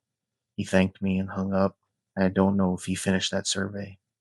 I never followed up. But I'll tell you this, if you're working a remote property and someone gives you a time restriction, take it seriously. And if you ever see your own survey markers ahead of you on a line you haven't walked yet, turn around. Don't wait to find out who placed them. Some boundaries aren't meant to be measured. If this story kept you up at night, there are hundreds more like it on the channel. Hit subscribe so you don't miss the next one, and check the playlist in the description for more Skinwalker Ranch encounters. Until next time, stay safe out there. The irrigation pump died at midnight. I should have waited until morning. I'd been working at the ranch for 3 weeks when it happened, November of 2014. I was hired as seasonal maintenance, mostly equipment repair and fence work. The pay was decent, and the ranch manager, a guy named Virgil, didn't micromanage. Show up, do the work, go home. Simple. The property was about 1,400 acres outside Fort Duchesne, Utah. Cattle operation, some hay production, a few outbuildings scattered across the property. I stayed in a trailer on the south end, about 2 miles from the main ranch house. The job came with housing, which is why I took it. I was saving money, planning to buy my own place by spring. Virgil had 3 rules, and he made them clear on day one. You work daylight hours unless it's an emergency, he said. You radio in before you go anywhere off the main roads, and you don't mess with anything you find that doesn't belong to the operation.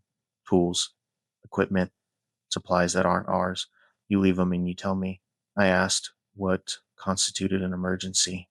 Fire, flood, injured animal, structural failure that poses immediate danger. He looked at me hard. Broken equipment is not an emergency. It can wait until morning. Fair enough. I'd worked ranches before where managers got particular about after dark work, usually liability concerns or insurance requirements. I didn't push it. The pump that died was on the northeast irrigation line, about a mile and a half from my trailer. It fed 3 stock tanks and a section of pasture. Not critical, but the cattle used those tanks, and with temperatures dropping into the 30s at night, I didn't want them without water for long. It quit at midnight exactly. I know because I was awake doing paperwork in the trailer when the pressure alarm went off on the monitoring panel. The system was automated, set up to alert if any pump lost pressure for more than 5 minutes. I radioed the main house. No answer. Virgil lived there with his wife, but they were heavy sleepers, and the house was big. I tried twice more, then checked the monitoring screen. Pump 7, northeast quadrant, zero pressure, zero flow. I looked out the trailer window. Clear night, half moon, good visibility. The pump was a straight shot up the access road, maybe 20 minutes on the ATV. I could have it running again in an hour. Probably just a clogged intake or trip breaker.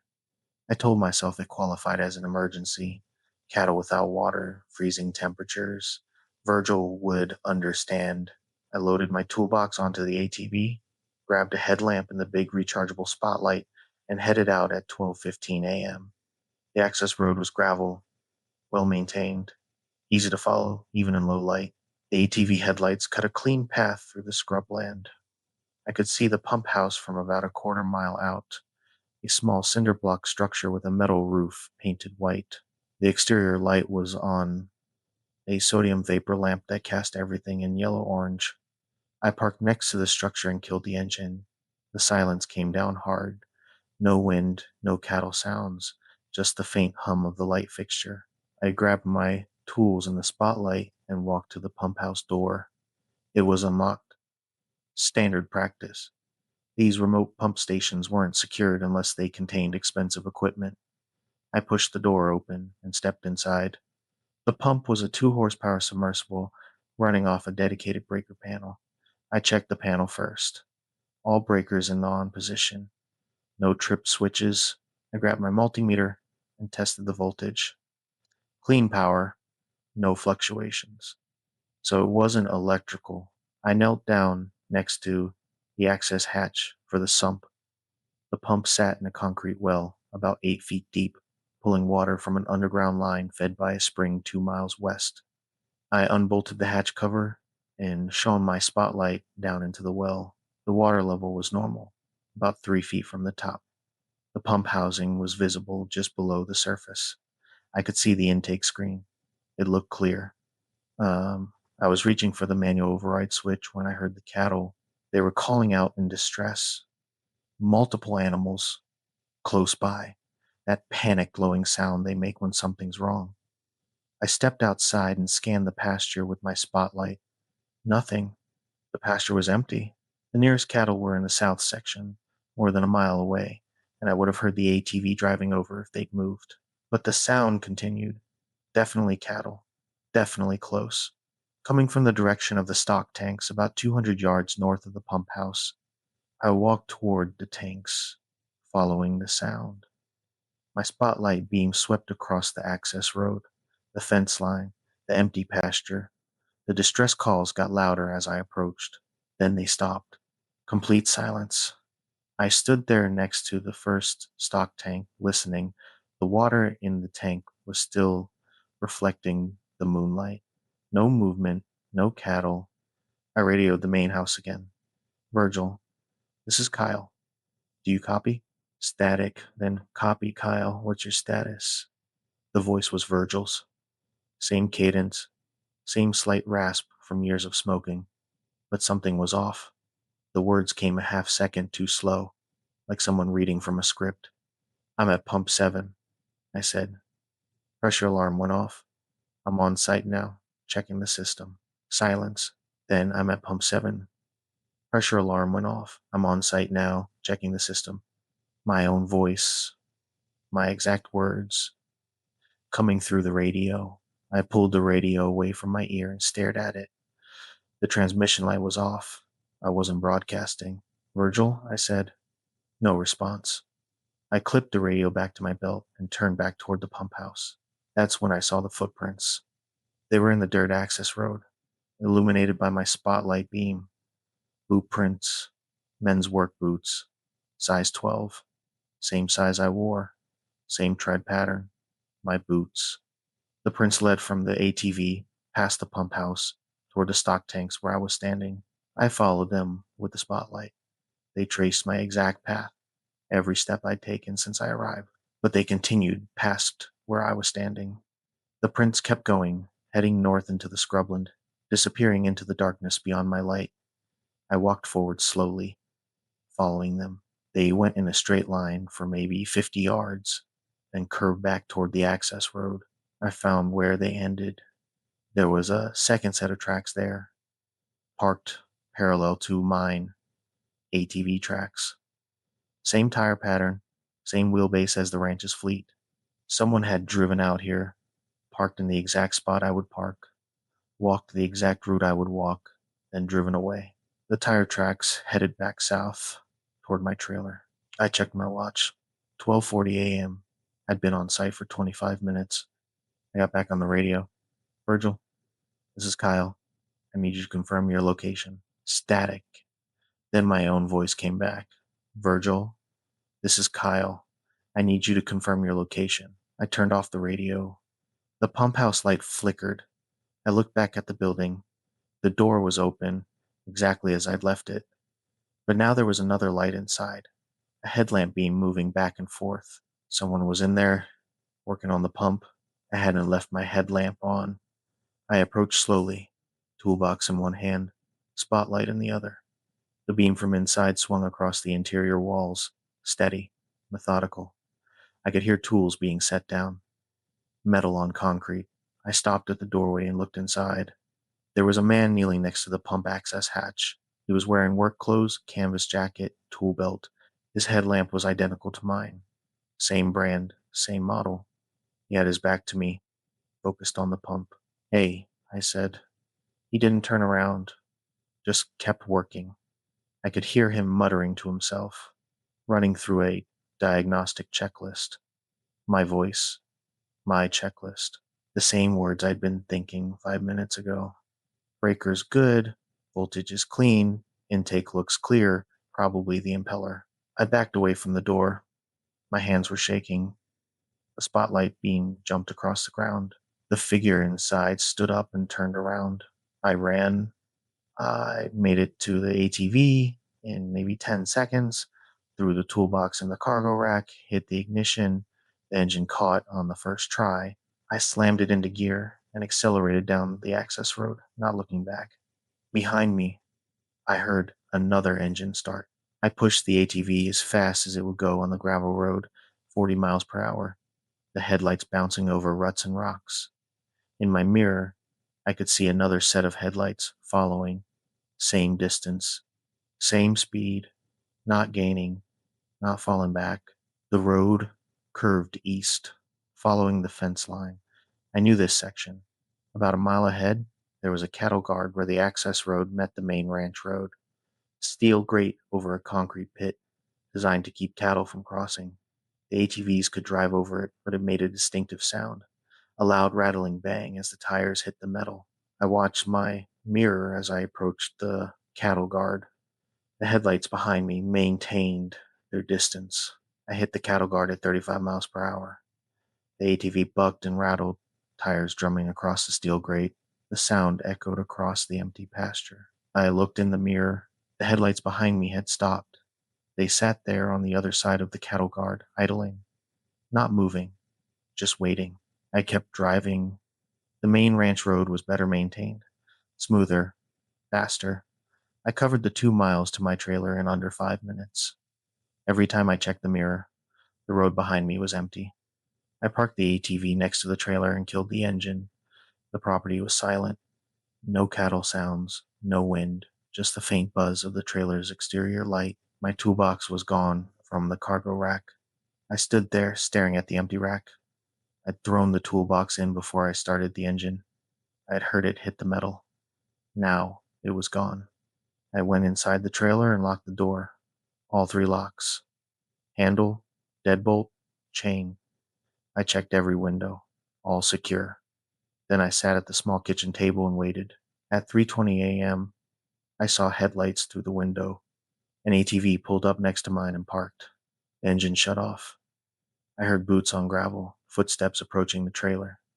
They stopped at the door. Someone tried the handle. It rattled but held. Then I heard my own voice outside. Virgil, this is Kyle. I'm back at the trailer. Pump 7 is operational. No issues found. Silence. And the sound of boots walking away. The ATV engine started. Headlights swept across the trailer windows as it turned around and drove back toward the pump house. I didn't move until sunrise. At 6 a.m., I radioed Virgil, the real Virgil. He answered immediately. Sounded like he'd just woken up. "What's going on?" he asked. I told him everything. The alarm, the pump, the footprints, the cattle guard. He listened, without interrupting. When I finished, there was a long silence. Then, "Stay where you are. I'm coming down." He arrived 20 minutes later in his truck. I met him outside. He looked tired, older than usual. "Show me the ATV," he said. We walked over to it. He examined the cargo rack, the tires, the fuel gauge. Then he walked a slow circle around both ATVs, mine and the ranch vehicle I'd used. "This isn't the one you took last night," he said. "What?" He pointed at the serial number plate on the frame. "This is ATV 4. You would have taken ATV 2. It's the one assigned to your trailer." "That's impossible." "I took this one. I drove it back here." He pulled out his phone and made a call. I heard him ask someone to check the equipment shed. He waited, then thanked them, and hung up. ATV-2 is parked in the shed. Engine's cold. Hasn't been driven in at least 12 hours. We stood there in the early morning light, looking at the ATV. I'd definitely driven home. Virgil walked to his truck and came back with a clipboard.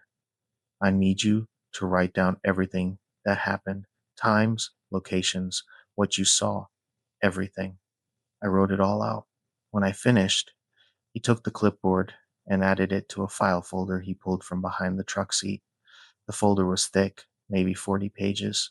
"What is that?" I asked. "Incident reports, previous ranch hands, contractors, delivery drivers, things that happened after dark."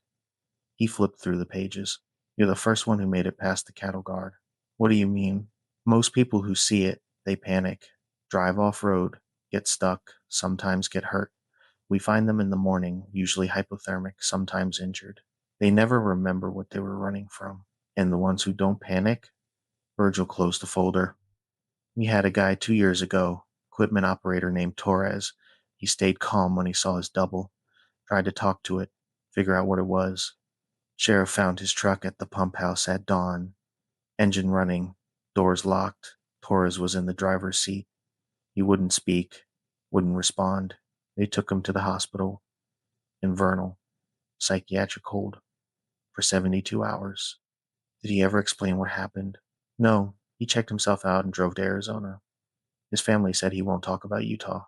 I looked back at the trailer, at the locked door, the windows. I'd checked 3 times during the night. "Why didn't you warn me?" I asked. "Would you have believed me?" I didn't have an answer for that. Virgil started back toward his truck. "You've got 2 choices. You can finish out your contract, work daylight only, follow the rules, or you can leave today, full pay for the time you worked, no questions asked." I thought about it for maybe 5 seconds. "I'll leave." He nodded.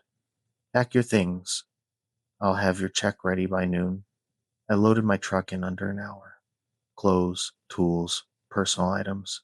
I didn't take anything that belonged to the ranch. Before I left, Virgil came down one more time. He handed me the check through the truck window, then passed me a small notebook. "This is a logbook," he said. "Every ranch hand for the last 8 years. Phone numbers, current addresses, where I could find them. If you ever need to talk to someone who'll understand what you saw, call one of them. I took the notebook. Do they all have stories like mine? Most of them. And I put the truck in gear. What is it, Virgil? What's out there? He stepped back from the window. I don't know, but I know the rules work. Daylight only. Radio check-ins. Don't cross the cattle guard after dark. You follow those rules, it stays on its side. I drove out through the main gate and didn't look back. 2 weeks later, I got a call from a guy named Sam Porter. He said Virgil had given him my number. Porter had worked the ranch in 2012. Left after he saw something at the hay barn one night. We talked for an hour. His story was different in details, but the same in structure. Something that looked like him, followed him, stopped at a boundary. The thing that got me, Porter said, is it knew things. My diagnostic process, my tool preferences, the exact order I do tasks, like it had been watching me, learning. Did it ever cross the boundary? I asked. No. And that's the strangest part. Whatever it is, it has rules too. It won't cross running water, won't cross iron, won't cross into buildings with metal frames. Virgil figured that out years ago. That's why the cattle guard works. That's why the equipment shed is steel framed. That's why he tells everyone to stick to the main buildings after dark, so it's contained. As long as you know the boundaries, Porter said. But if you don't, if you're out there alone when it decides to show up, there's nothing stopping it from walking right up to you. I thanked him and hung up. I still have the logbook. 16 names, 16 stories. I've never gone back to that property, and I never will. But I'll tell you this. If you're working remote ranch land and equipment fails after dark, let it fail. Wait until morning, and if anyone ever tells you about a cattle guard or a fence line or a creek bed you shouldn't cross after sunset, believe them. Some repairs aren't worth making. 3 days into the dig, we found something that had already been excavated. We weren't the ones who dug it up. I was a graduate student at Utah State in the summer of 2017, working on my thesis in archaeological anthropology. My advisor, Dr. Grant Holloway, had secured a permit for a limited survey on private land near Fort Duchesne. The property was adjacent to known Fremont culture sites, and the landowner had agreed to let us do a preliminary assessment before selling to a development company. We had 6 weeks, a small crew, and a tight research question. Document any surface artifacts and subsurface features that might indicate seasonal occupation by pre-contact indigenous groups. Standard academic work. I'd done 3 previous field schools. This should have been routine. The property was about 800 acres, mostly scrubland with seasonal water sources. The landowner, a man named Kendrick, met us at the gate on day 1. It was maybe 70, sun-weathered, with the deliberate movements of someone who'd spent his life working outdoors. "You're the archaeology people," he said. Not a question. Dr. Holloway introduced our team, himself, me, and 2 undergrads, Rachel and Aaron. 4 people, 1 truck, surveying equipment, excavation tools, camping gear. Kendrick looked us over. "How long you planning to be out here each day?" "Daylight hours," Dr. Holloway said. "We'll start around 7 a.m., work until 5 or 6 p.m., depending on conditions." "Good. I need you off the property by sunset. No exceptions." Dr. Holloway frowned. "The permit allows us access until 9 p.m. We might need the extra time if we find something significant." "Permit says whatever it says." "I'm telling you, Sunset, that's the rule." There was a long pause. Dr. Holloway was used to negotiating site access, managing landowner concerns. Usually it came down to liability or privacy issues. "We can work with that," he said finally. "Is there a particular area you'd like us to avoid?" "No, just be off by sunset." Kendrick handed Dr. Holloway a key on a carabiner. "Gate lock. When you're done for the day, lock it behind you. And if you find anything unusual, anything that doesn't look like old artifacts or natural features, you leave it and you tell me before you touch it." "Unusual how?" "You'll know it when you see it." He drove away in an old Ford truck, leaving us standing at the gate. We set up base camp about a quarter-mile in, near a dry wash that would have been a reliable water source historically. The first 2 days went perfectly. We established a survey grid, walked transects, cataloged surface artifacts, lithic scatter, ceramic sherds. Nothing spectacular, but consistent with Fremont occupation. Rachel and Aaron were diligent, Dr. Holloway was pleased, and I was accumulating good data for my thesis. On day 3, we started subsurface testing. The protocol was standard. Excavate 1 meter square test units at designated grid points, document soil stratigraphy, screen all soil, record and bag any artifacts. We'd planned 12 test units across the site. I started the first unit at grid point north 40, east 20. The soil was sandy loam, easy to dig, well drained. I got down about 30 centimeters when I hit a lens of darker soil, cultural layer, probably. I switched to a trowel, working slowly, brushing away soil to expose whatever was there. That's when I found the first tool. It was a Marshalltown trowel, 4-inch blade, wooden handle, exactly like the one I was using. But this one was half buried in the soil I was excavating, blade down, like someone had been using it and just left it there. I pulled it out and examined it. The handle had initials carved into it, K, M, not mine, not anyone on our team. I called Dr. Holloway over. He looked at the trowel, turned it over in his hands. Could be from a previous survey. Kendrick said no one's been out here. That's why we got the permit. Could be old, previous landowner, maybe amateur collectors. The trowel wasn't old. The wood wasn't weathered. The blade wasn't rusted. It looked like it had been used yesterday. We bagged it as a modern contaminant, and I kept digging. By the end of day 3, we'd completed 4 test units. 3 of them had yielded the expected results: charcoal, fire-cracked rock, occasional flakes, and sherds. But the 4th unit, the one Rachel had excavated at grid point north 60, east 40, had produced something else. She had found a Ziploc bag. It was buried at 45 centimeters depth, sealed, containing a handwritten note and a set of Polaroid photographs. The note was on standard field notebook paper, written in pencil. It said, "Stopped excavation at 60 cm. Cultural layer continues. Recommend full unit. Grid point N 60E40.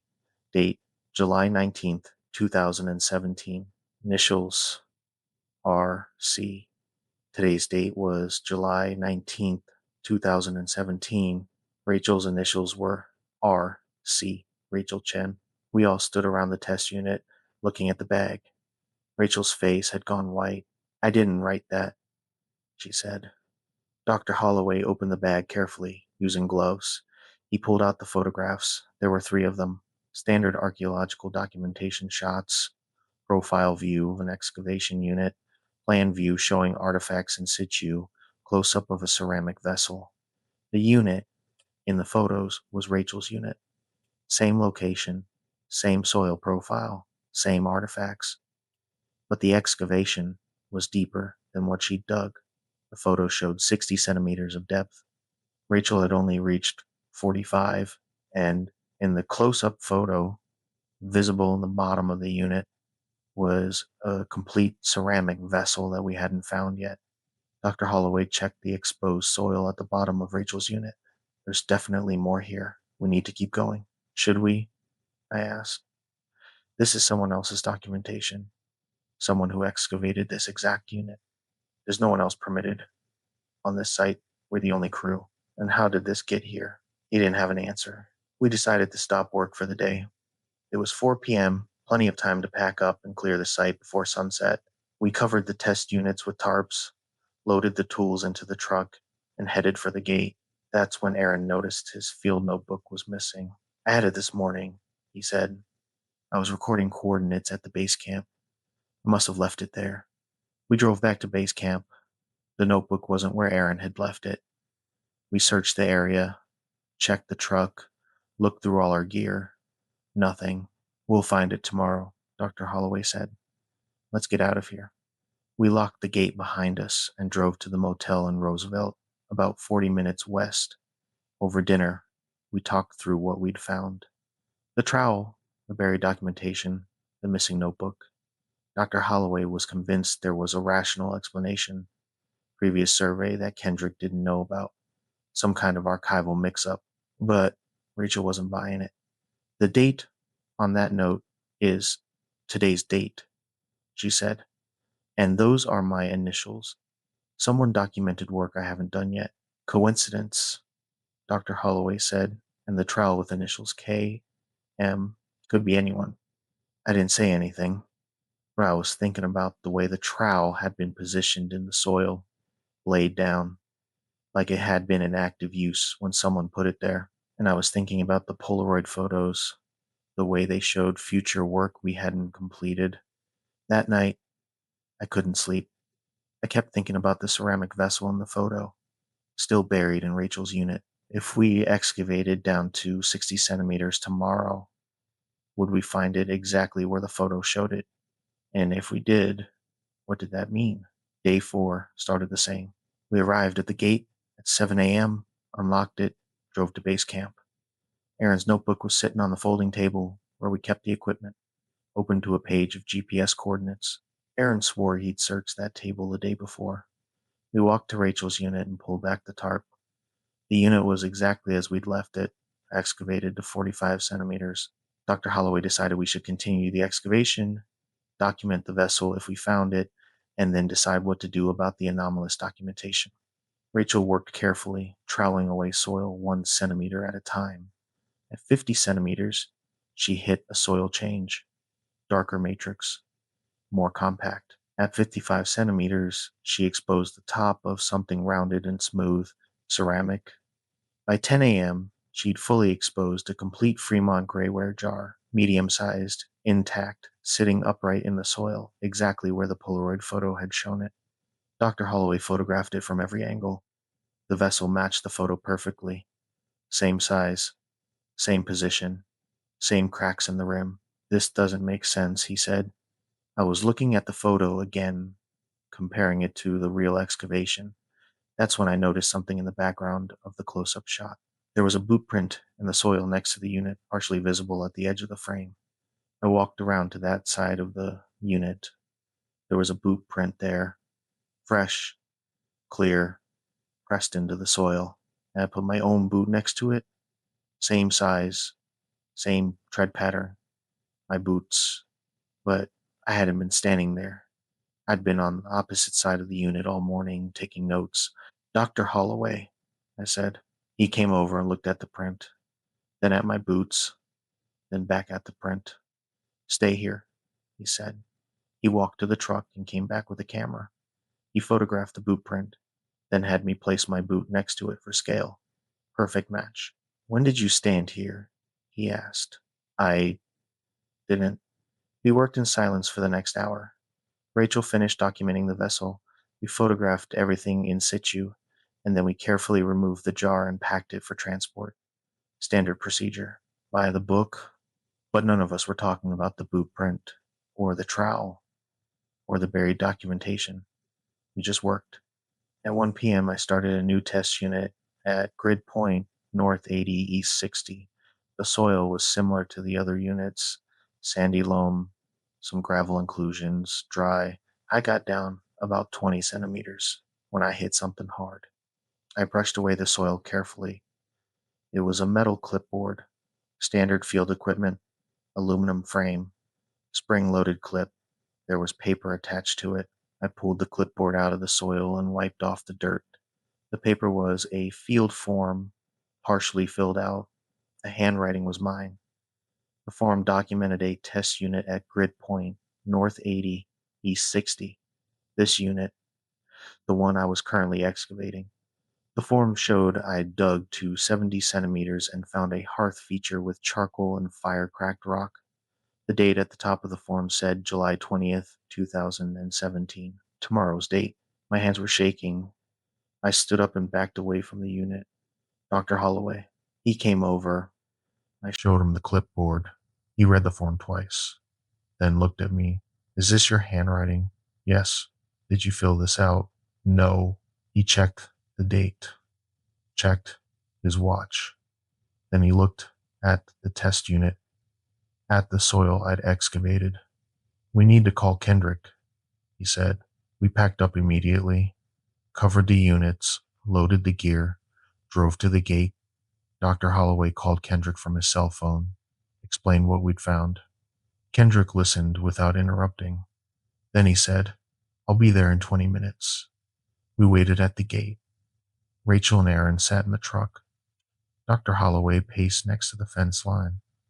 I stood there holding the clipboard, looking at my own handwriting, documenting work I hadn't done. Kendrick arrived in his Ford truck. He got out slowly, like his joints hurt, and walked over to Dr. Holloway.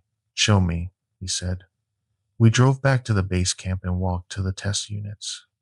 Kendrick looked at each one, then at the clipboard I was holding. "This happened to anyone else?" he asked. Dr. Holloway told him about the trowel, the buried photos, the boot print. Kendrick nodded like he'd expected this. "You're the fourth crew," he said. University of Utah sent a team in 2012. BLM archaeologists came in 2014. Private cultural resource firm in 2016.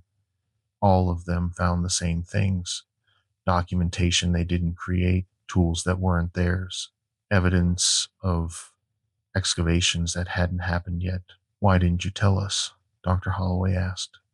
"Would you have believed me?" No one answered. Kendrick walked to the truck and pulled out a file box from behind the seat. He opened it and spread the contents on the tailgate. Permits, field forms, photographs, reports, all from previous archaeological surveys on this property. The University of Utah team found a field notebook buried in a test unit, Kendrick said. The notebook belonged to their crew chief. It documented 2 weeks of excavation they hadn't done yet. Every unit, every artifact, every measurement. The crew chief said he'd never written it, but the handwriting was his. They left the next day, never came back. He pulled out another set of documents. BLM team found their own equipment staged at test units they hadn't excavated yet. Trowels, brushes, screens, all set up like someone had been using them. They thought someone was messing with them, maybe trespassing at night. They put up a game camera to catch whoever it was. He showed us a photo printout from a trail camera. Night shot, infrared. It showed a person kneeling at a test unit, excavating. The person was wearing BLM field gear. The timestamp said 3 a.m. "That's one of their crew," Kendrick said. "But he swore he wasn't out here at night. Said he was in the motel, asleep." They checked the motel security footage. He was there, in his room. Same time the camera caught him out here. Dr. Holloway took the photo, examined it closely. "This is manipulated." "Maybe." BLM didn't think so. They sent the camera and the memory card to their tech division. Analysis came back clean. No evidence of tampering. "Then what is it?" I asked. Kendrick collected the documents and put them back in the box. "I don't know, but I know it escalates the longer you're here. First few days, you find small things, tools, notes, and then you start finding documentation of future work. Then you see yourselves." The university team, one of their students, claimed she saw herself working at a test unit that was a quarter-mile from where she actually was. She walked over to investigate. When she got there, the figure was gone. But the unit was excavated, exactly how she would have dug it. Tools laid out exactly how she arranged her workspace. "Where's that student now?" "Psychiatric treatment facility in Salt Lake. Checked herself in 3 days after leaving the site. I talked to her advisor. He said she couldn't stop talking about seeing herself in 2 places, about finding her own field notes, describing conversations she hadn't had yet. She was convinced she was losing time, that hours were passing without her awareness." We stood there in silence. The sun was past its zenith, shadows lengthening across the site. "I need you to make a choice," Kendrick said. "You can leave now. Keep the data you've collected, write up what you found, and I'll get you a full permit waiver. Or you can stay and finish the survey. But if you stay, understand that it's going to get worse, and I can't guarantee what condition you'll be in when you leave." Dr. Holloway looked at Rachel and Aaron, then at me. "We should put it to a vote." "I'm leaving," Rachel said immediately. "Same," Aaron said. Dr. Holloway turned to me. "Kyle, I looked at the test units, at the tarps covering work that had apparently already been documented, at the clipboard in my hands with tomorrow's date and my own handwriting. I'm done, I said. We packed everything in under an hour, filled in the test units, broke down the base camp, loaded the truck. Kendrick watched from his truck, engine running. Before we left, Dr. Holloway walked over to Kendrick's window. What happens to this site? The artifacts? The features we documented? Nothing, Kendrick said. Development company is going to level it, build a subdivision. They know about the archaeology. They don't care. They've got the cultural clearance they need. And the phenomenon? The things we found? If it's tied to the land, the bulldozers will take care of it. If it's not, Kendrick shrugged, then it's someone else's problem. We drove out through the gate. Dr. Holloway locked it behind us and handed me the key. Drop this in the mail to Kendrick when we get back to Logan. We drove in silence for about 10 miles. Then Rachel said, I want to see that clipboard. I handed it back to her. She read through the field form, the notes I'd supposedly written. Kyle, it says here you found a hearth at 70 centimeters, only dug to 20.